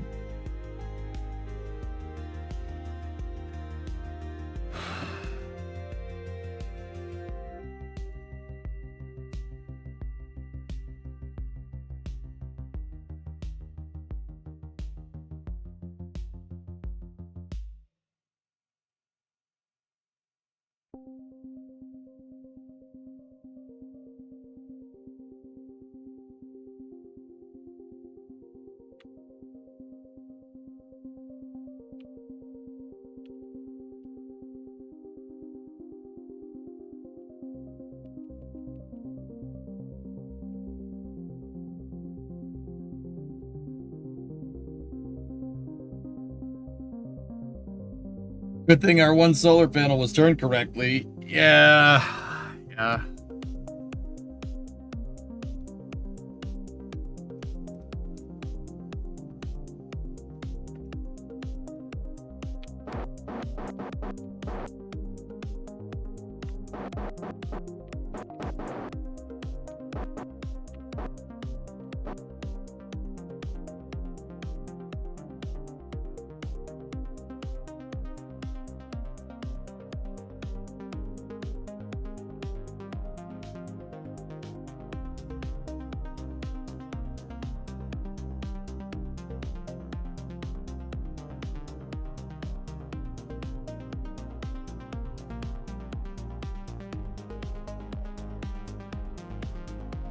Dinner's ready. Also, the Red Sox play the Yankees in the postseason at 6.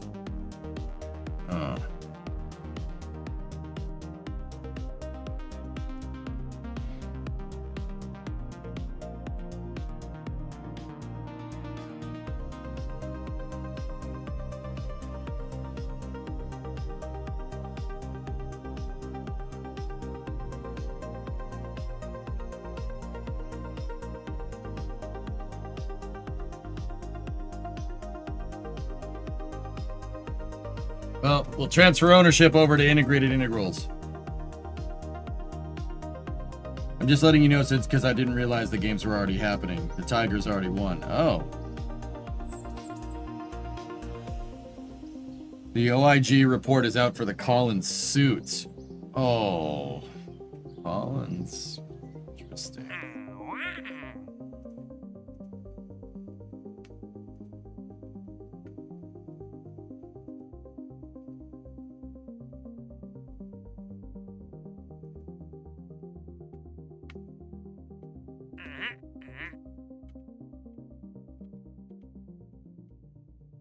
Doesn't look great.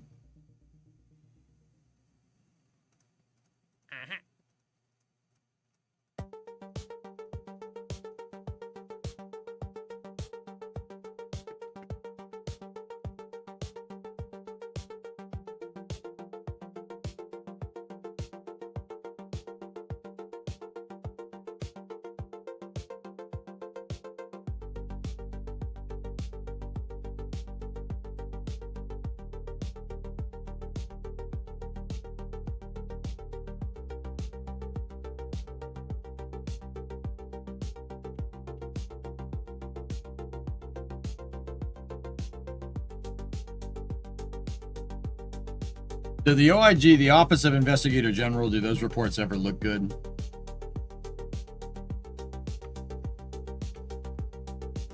Yeah, Inspector General, not Investigator, excuse me.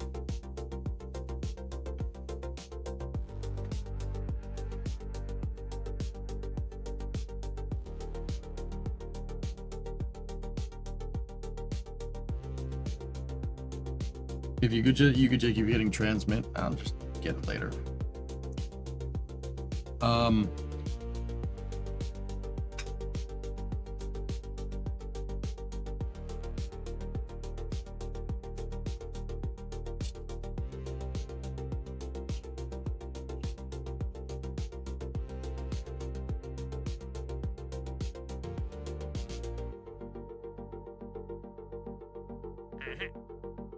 Mission is satellite specific orbiter.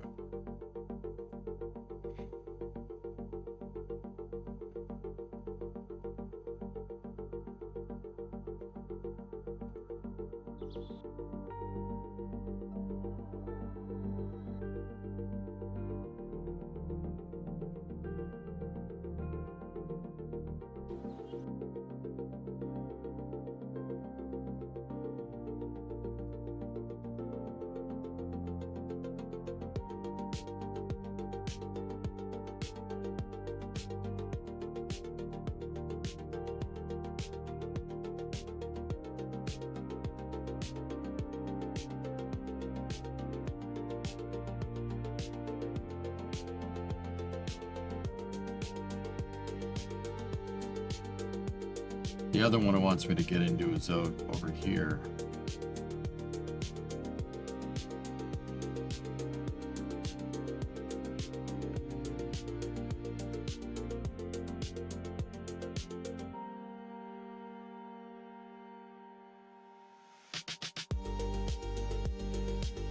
What Collins suits?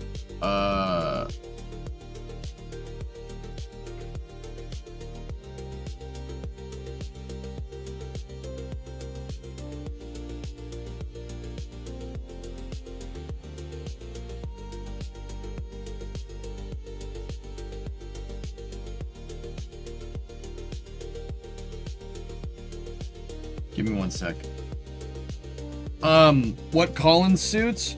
So Collins had a contract with NASA to build more EMUs, extravehicular mobility units, to replace the ones on the ISS. Collins actually pulled out of the program. They said, nope, we're not doing that. They actually pulled out. Yeah. That OIG report's already gonna put me in a bad mood. And I'm already in a bad mood because Kerbal was pissing me off earlier. And that's why I'm not talking. I'm like, oh no, what am I gonna do? Oh no, what am I gonna do?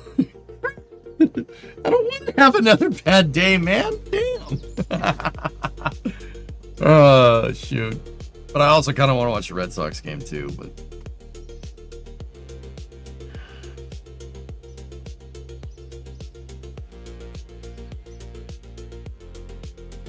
This is fine. Yeah, it's fine. Fine. Don't worry about it.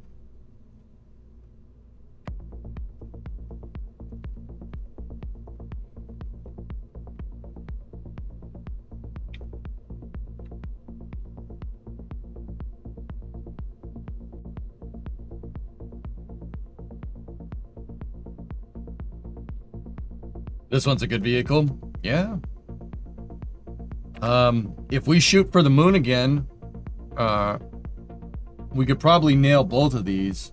Specific orbit around the moon, thermometer and a science junior, and a thermometer. We're already tooled up for both of those.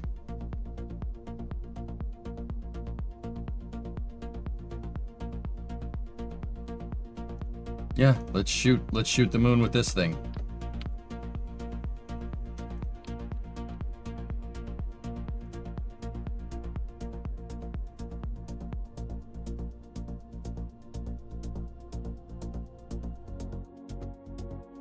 Go.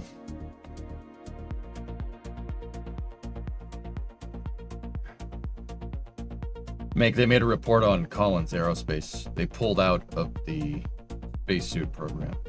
Not great, dude. All right. 3, 2, 1, go! Yeah!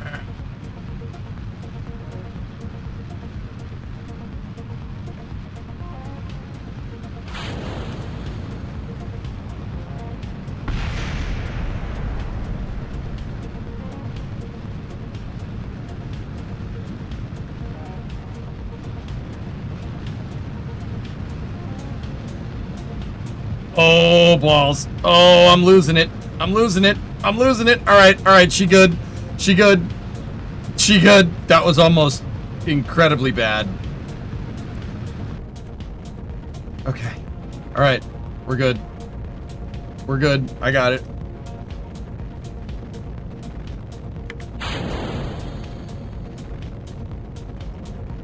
Ooh.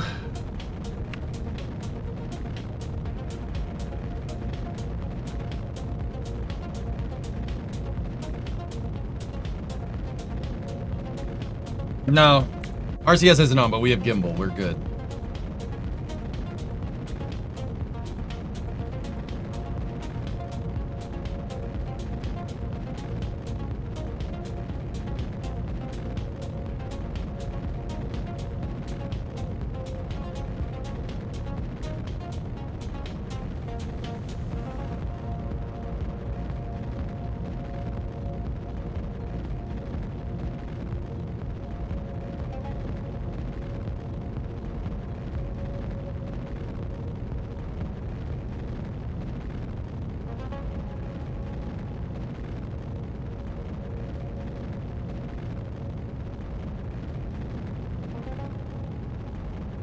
Look at that little guy.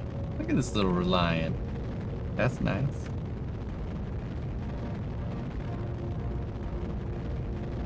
Okay, stand by for staging.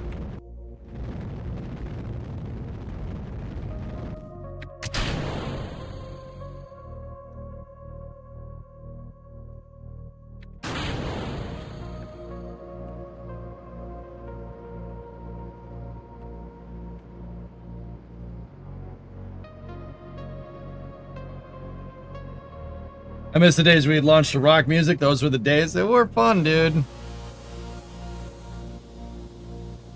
Yep.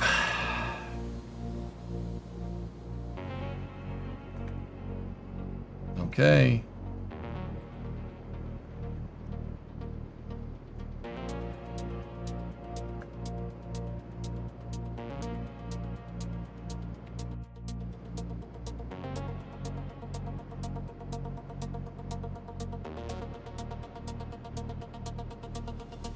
Long story short, Collins seems to be blaming everyone but themselves. Mm-hmm.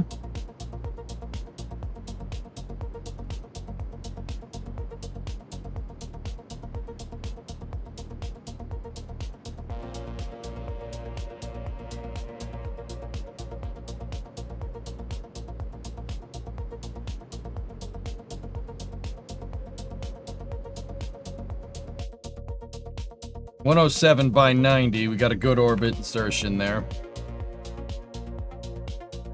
Where's that pesky moon? And yeah, the II-1 polar sat is actually making this a lot easier. It's acting as a huge relay, so we can go for translunar basically whenever we want.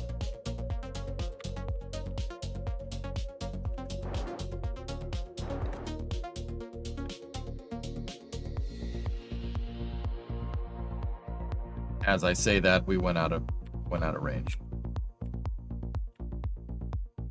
That's lovely.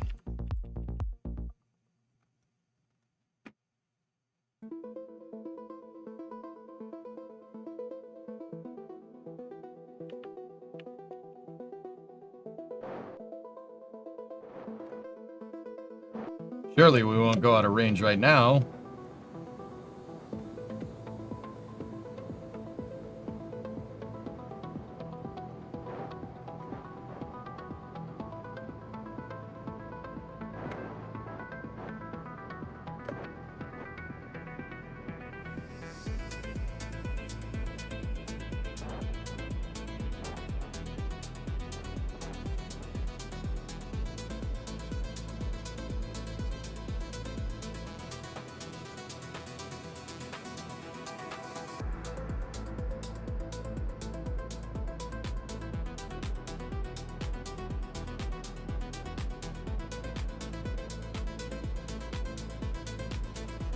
Yeah, this is dangerous. That's dangerous. We'll be fine. Or we won't.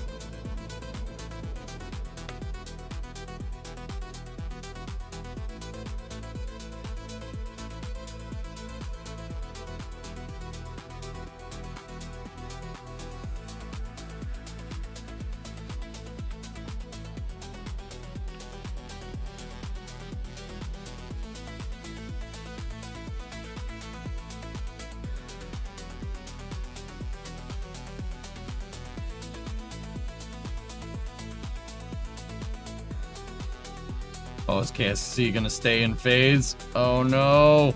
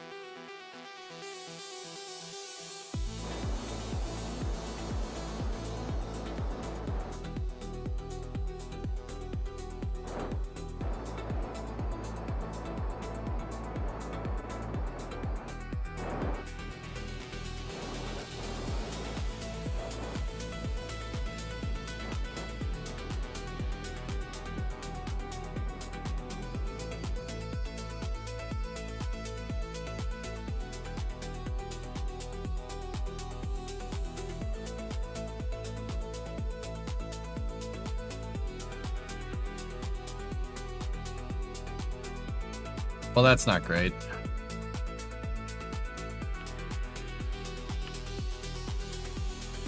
I missed. I missed.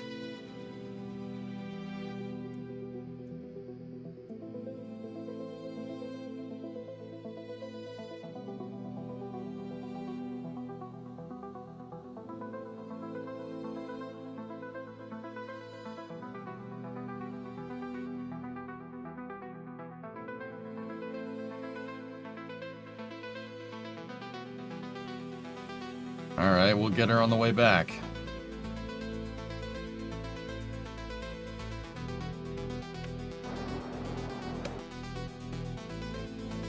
There is a probe, but it just didn't. KSC, it doesn't matter. But once again, those HG5 relays are just no good, man. They're no good.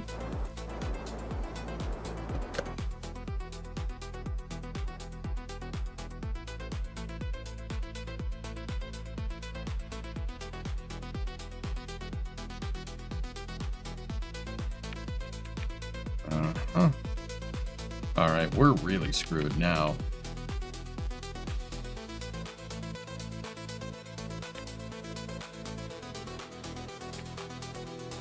Okay, yeah, no target. KSC went out of phase 2 times in a row. Lovely. Now I think might be a good idea for relays. Oh, look, no electrical charge. Oh, here.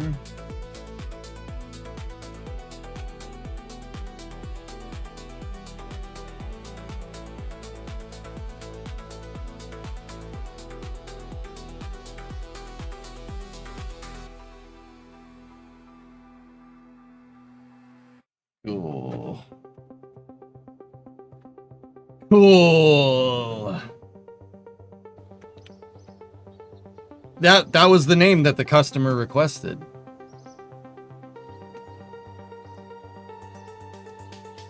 That's GCOSP 1. Yeah, giant crock of snot probe.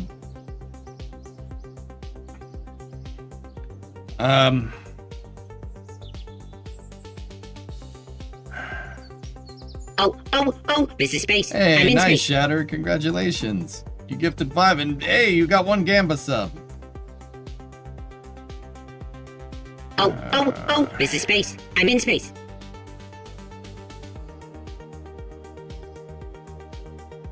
I want to upgrade, guys, but the problem is it's 400. Jeez. Just trying to do these damn missions.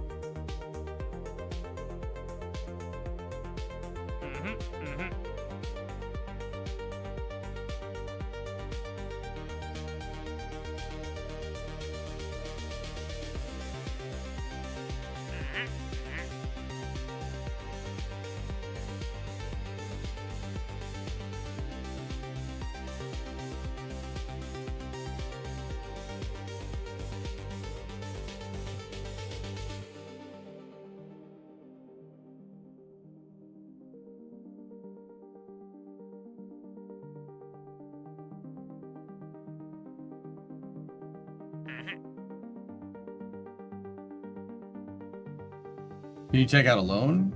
Oh, yeah. Are you making it tough on purpose for the challenge? Yeah.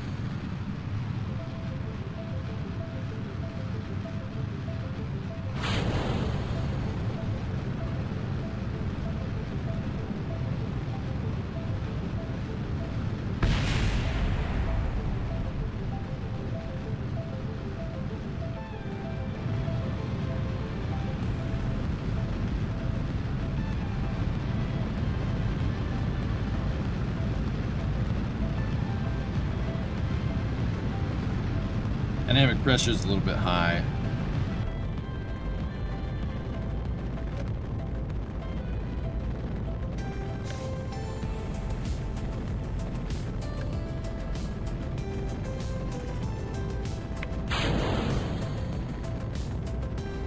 Alright, I'm gonna try for that equatorial one.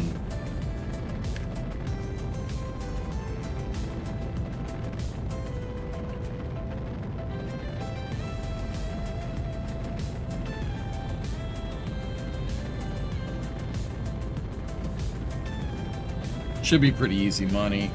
I'm just trying to get cash, dude, so I'm getting annoyed at failing missions.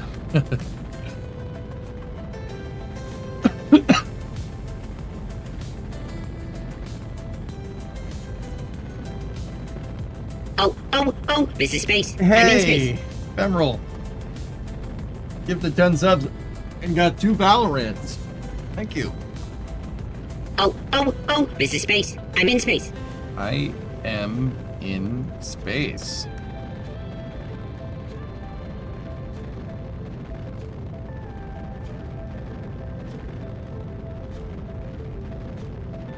Why are the orbits red? Those are target orbits.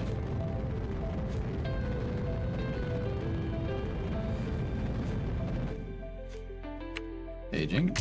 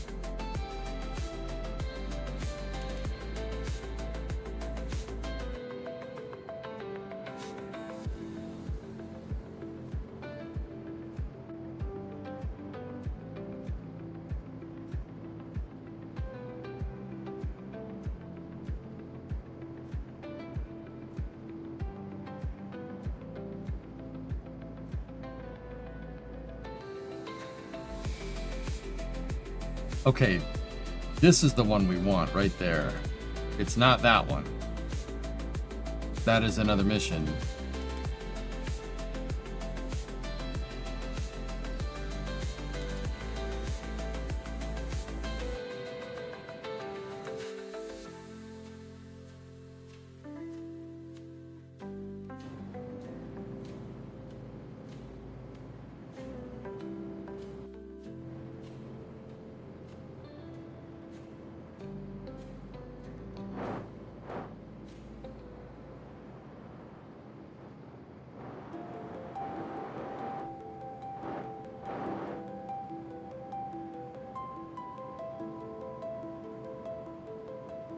Yeah, I don't want to coast, guys. Yeah, don't want to do that.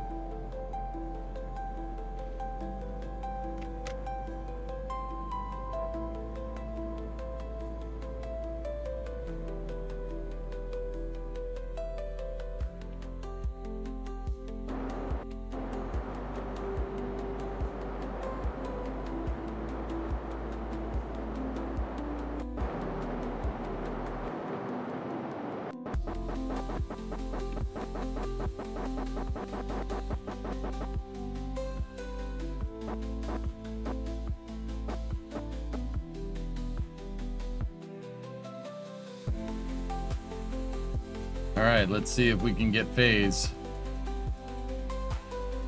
Some kind of connection here. Hey, alright.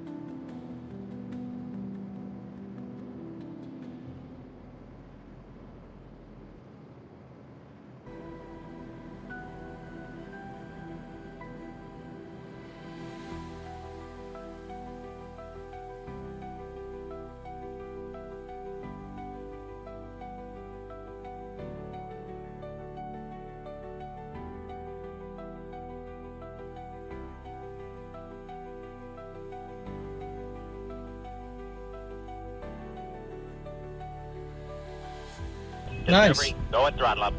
That was easy money, dude.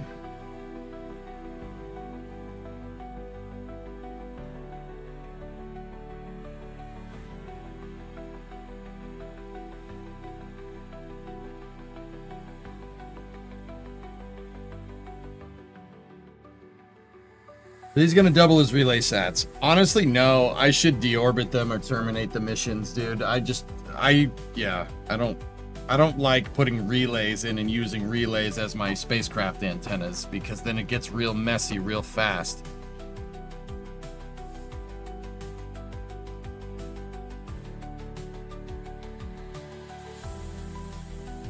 When is the next science upgrade? 90.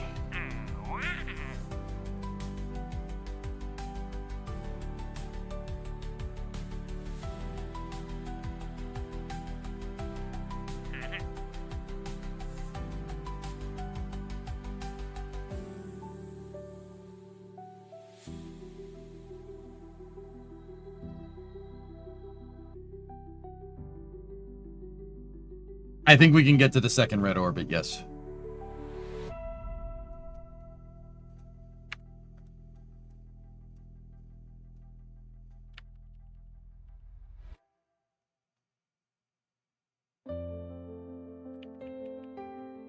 All right, here we go.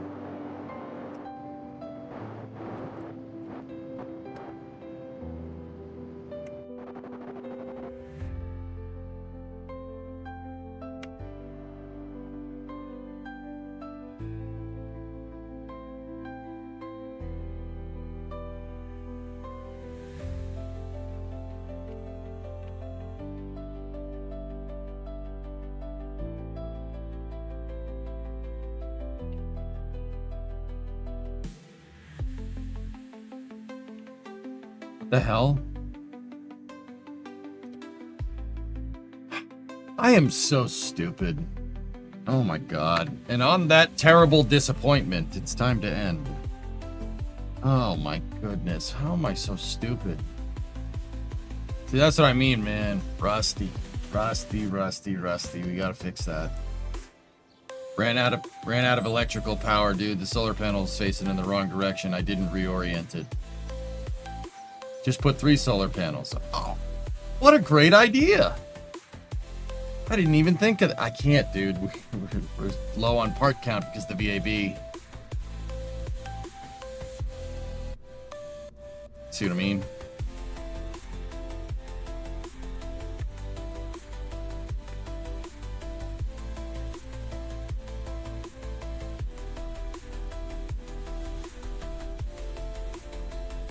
Can't believe I have to relearn all this again.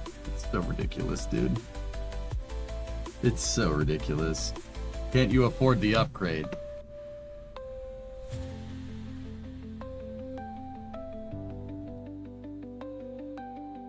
If I could afford it, Raving, why would I be sitting here getting annoyed with my probes running out of power?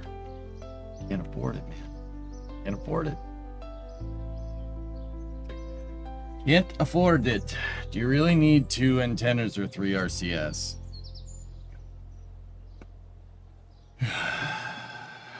You know what I need to do? I need to stop. You need 2 antennas. It will... Those antennas are heavy. It'll shoot you off in a different direction, guys.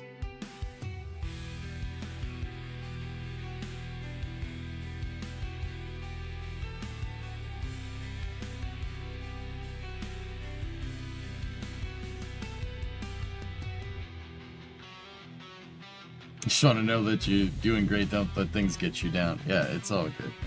It's all good. I'm pissed at myself, dude. We gotta be...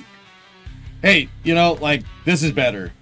It's better this way, dude, to be honest with you, because if we had gone back into a mission mode save, we would have lost. We would have lost very quickly.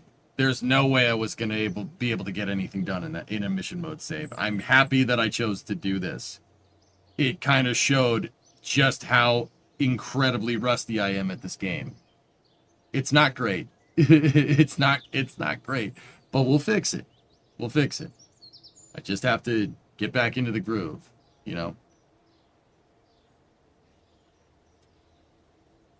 Also, I gotta terminate all those missions. Winter Owl 1, bye-bye.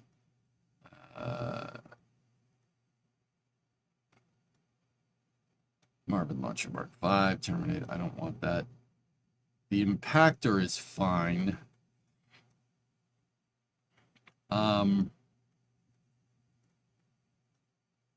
We can keep the II-1 sat, that's fine. I just don't like that a commercial satellite that I launched is being used for a relay. I might dump that one too. Just because. What is different in a mission mode save? The rules are even more difficult than it's a self-imposed rule set that I use, Robolai. They're even more difficult. The rule sets are even more difficult than what I'm doing right now. I probably wasted about 100 grand on failed rockets today, and I'm not happy about it.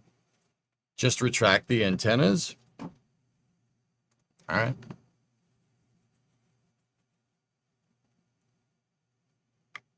What is today's mission success rate? Yeah, I don't want to talk about it. Don't have connection to it. Oh well. I mean, I did get a lot done. We landed on the moon for the first time, which is pretty cool. We landed twice on the moon, actually, which is pretty sweet. Yeah,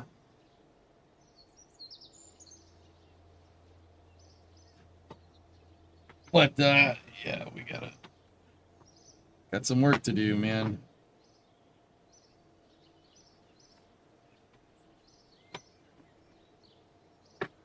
Yeah, I got some work to do.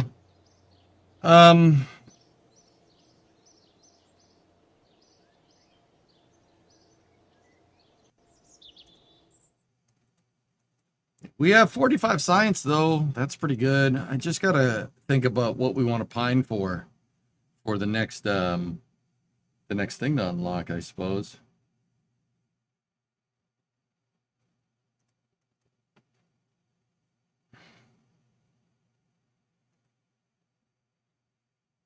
That might be the next one we unlock. Actually, I might go for the fairings, dude. You can get more contracts to adjust orbit on already launched satellites, so I don't think you should terminate. Those satellites are junk, dude. They don't have any fuel in them, Sawyer. It's a hard game. How long is it since you actually played? I haven't played KSP Career Mode since 2019, dude. The mission mode save? Probably 2022. Holy crap.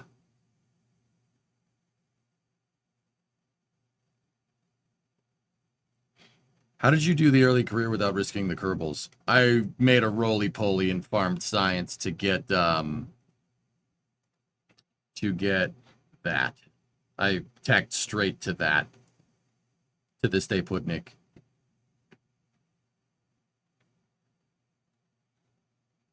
Fairings, yeah, I'd kind of be about that fairing life. That gives us a couple of robotic pieces as well. It's because you were distracted with all those amazing, wonderful hours in KSP2.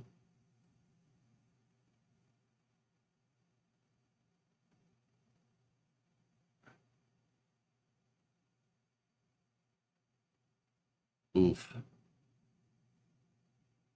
What's the plan now? Gonna go watch the Red Sox? Guys, I might do that, dude, because it's just the postseason. My stickball team has not been in the postseason for a little while. I forgot the game was today. I thought it was Thursday or something. We do not mention that game. Actually, Sea Kraken, you know, J-Speed.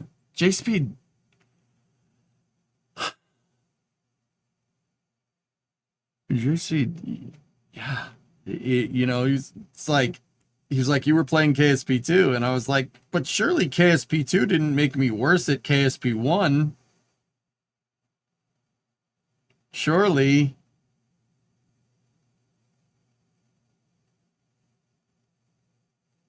It did, didn't it?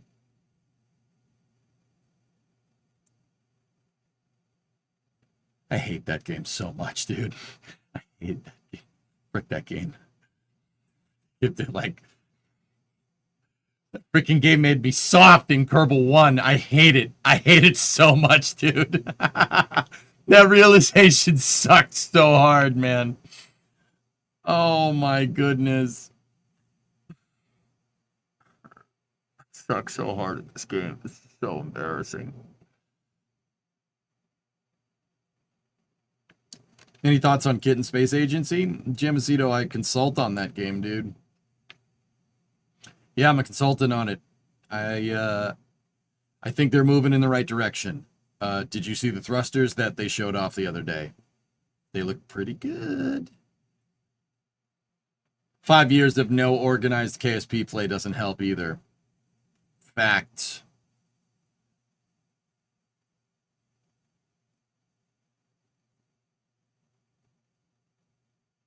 I'll be honest, you were a little overconfident and thought you could wing it. Yeah. Yeah, that's right, Raiden. Yeah, it's showing. KSP is humbling me again, which is... But dude, like, for some reason in my mind, I was like, you know, oh, I haven't played KSP in about a year and a half. No, it's not that. I haven't... KSP 2 didn't help. That's not going to keep your gameplay skills sharp. Because the game was so damn buggy, it was impossible to actually go and try and do a mission, right? It was so bad. It still is. I hate that game. I hate that game so much.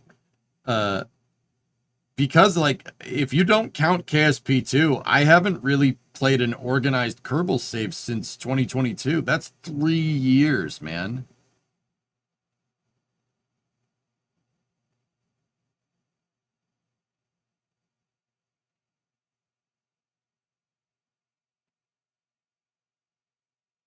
I don't know how to feel about that. Have you seen the updated visual mods? Yeah. Are you going to be back for after hours, or are you going to enjoy night off? Cyborg, I might... I don't know, man.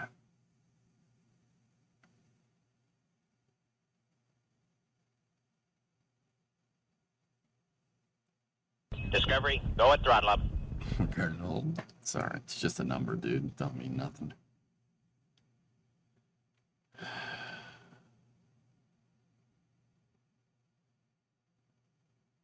I'd really like to watch some baseball, guys, if you don't mind. It's very rare that I will use sports ball as an excuse to not watch, to not stream.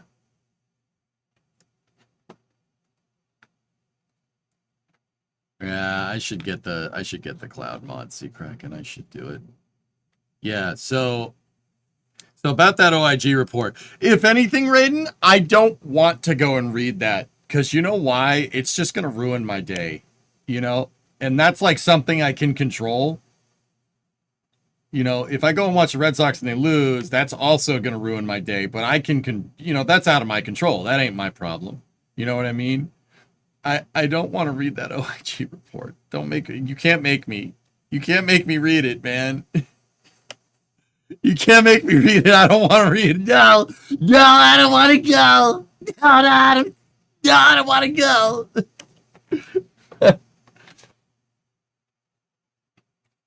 Go watch a bunch of guys hit each other's balls with sticks. Excuse me, it's ball. There's only one ball. It's not two. Okay? You know what I mean. you know what I mean.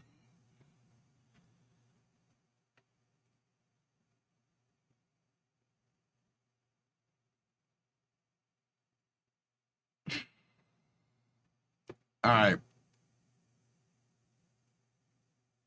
So, you know what? You know what, dudes? Hold on a second. Don't go anywhere. Let me look.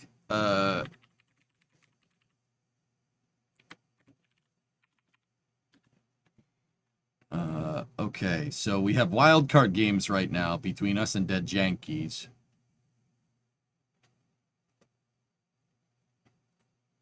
Oh, it's the next 3 days.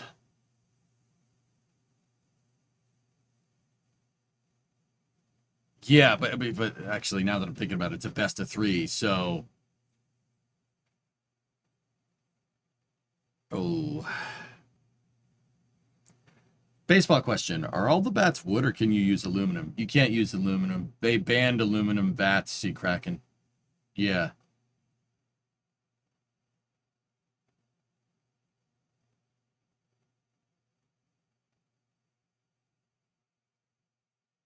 Oh, wait. Red Sox is baseball. Yeah, Raiden, it's baseball. It's not hand egg.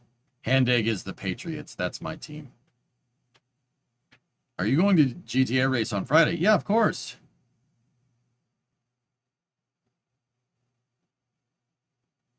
So this is a best of 3 series, guys. So this isn't like super involved. It's not going to be, it's just Sox Yankees in the postseason. That's like a huge rivalry for the people that are overseas. Red Sox and the Yankees, we hate each other. Like, we hate each other, and these are going to be fun games to watch because it's postseason, right? Anytime it's the playoffs, doesn't matter what it is, it's always fun.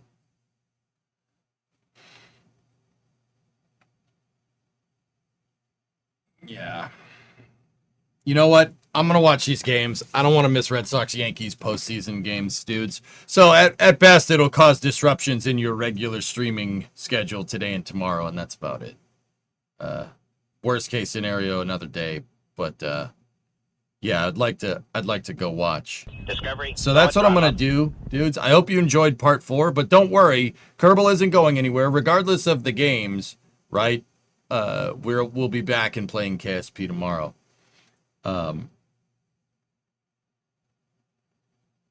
The Sox got the Pope on their side this time. Does the Pope not like the Yankees either?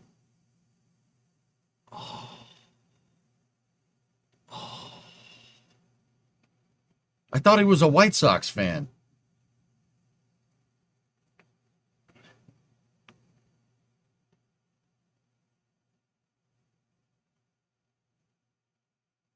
Yeah, I thought he's from the south side of Chicago. He's a White Sox fan, not a Red Sox fan. Sox solidarity.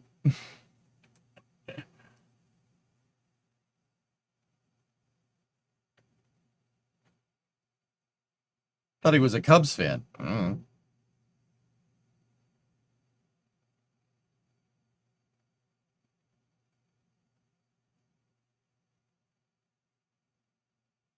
Your team isn't in the playoffs, Chris. The Rockies are actually the worst team. I don't know what happened up there, dudes, but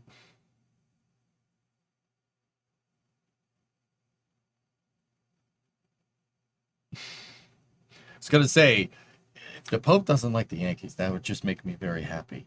But I don't know. Who is the Space Pope a fan of? I have no idea. All right, dudes. So yeah, we're just gonna omit space news today. It's just the OIG report. There's not much else. So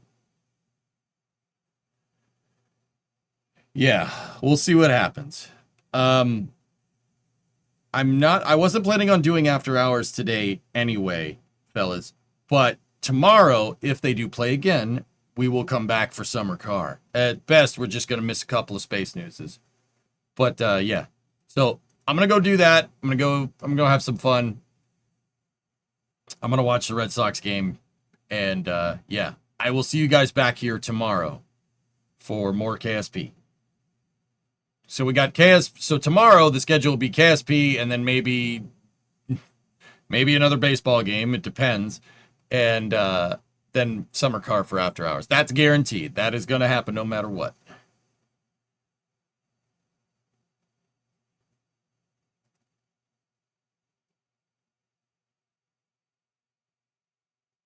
But summer is over, angry emoji. I don't know what that means. I'm going to go. I'll see you guys tomorrow. Sorry for the shorter stream today. I just want to, yeah, I don't want to miss this. I don't want to miss it, man. This is postseason Red Sox Yankees, dude. It's going to be good. I'll talk to you guys all later. Thank you very much for watching. Have a good night. That's the wrong screen. We'll get better at Kerbal tomorrow, I swear. I'm getting humbled again. And you know what? Feels good to be back, dude. Good to be back. Anyway, go Sox. I'll be back in a little bit. Or tomorrow. I'll be back tomorrow. That's what I'm saying. Yes. Bye.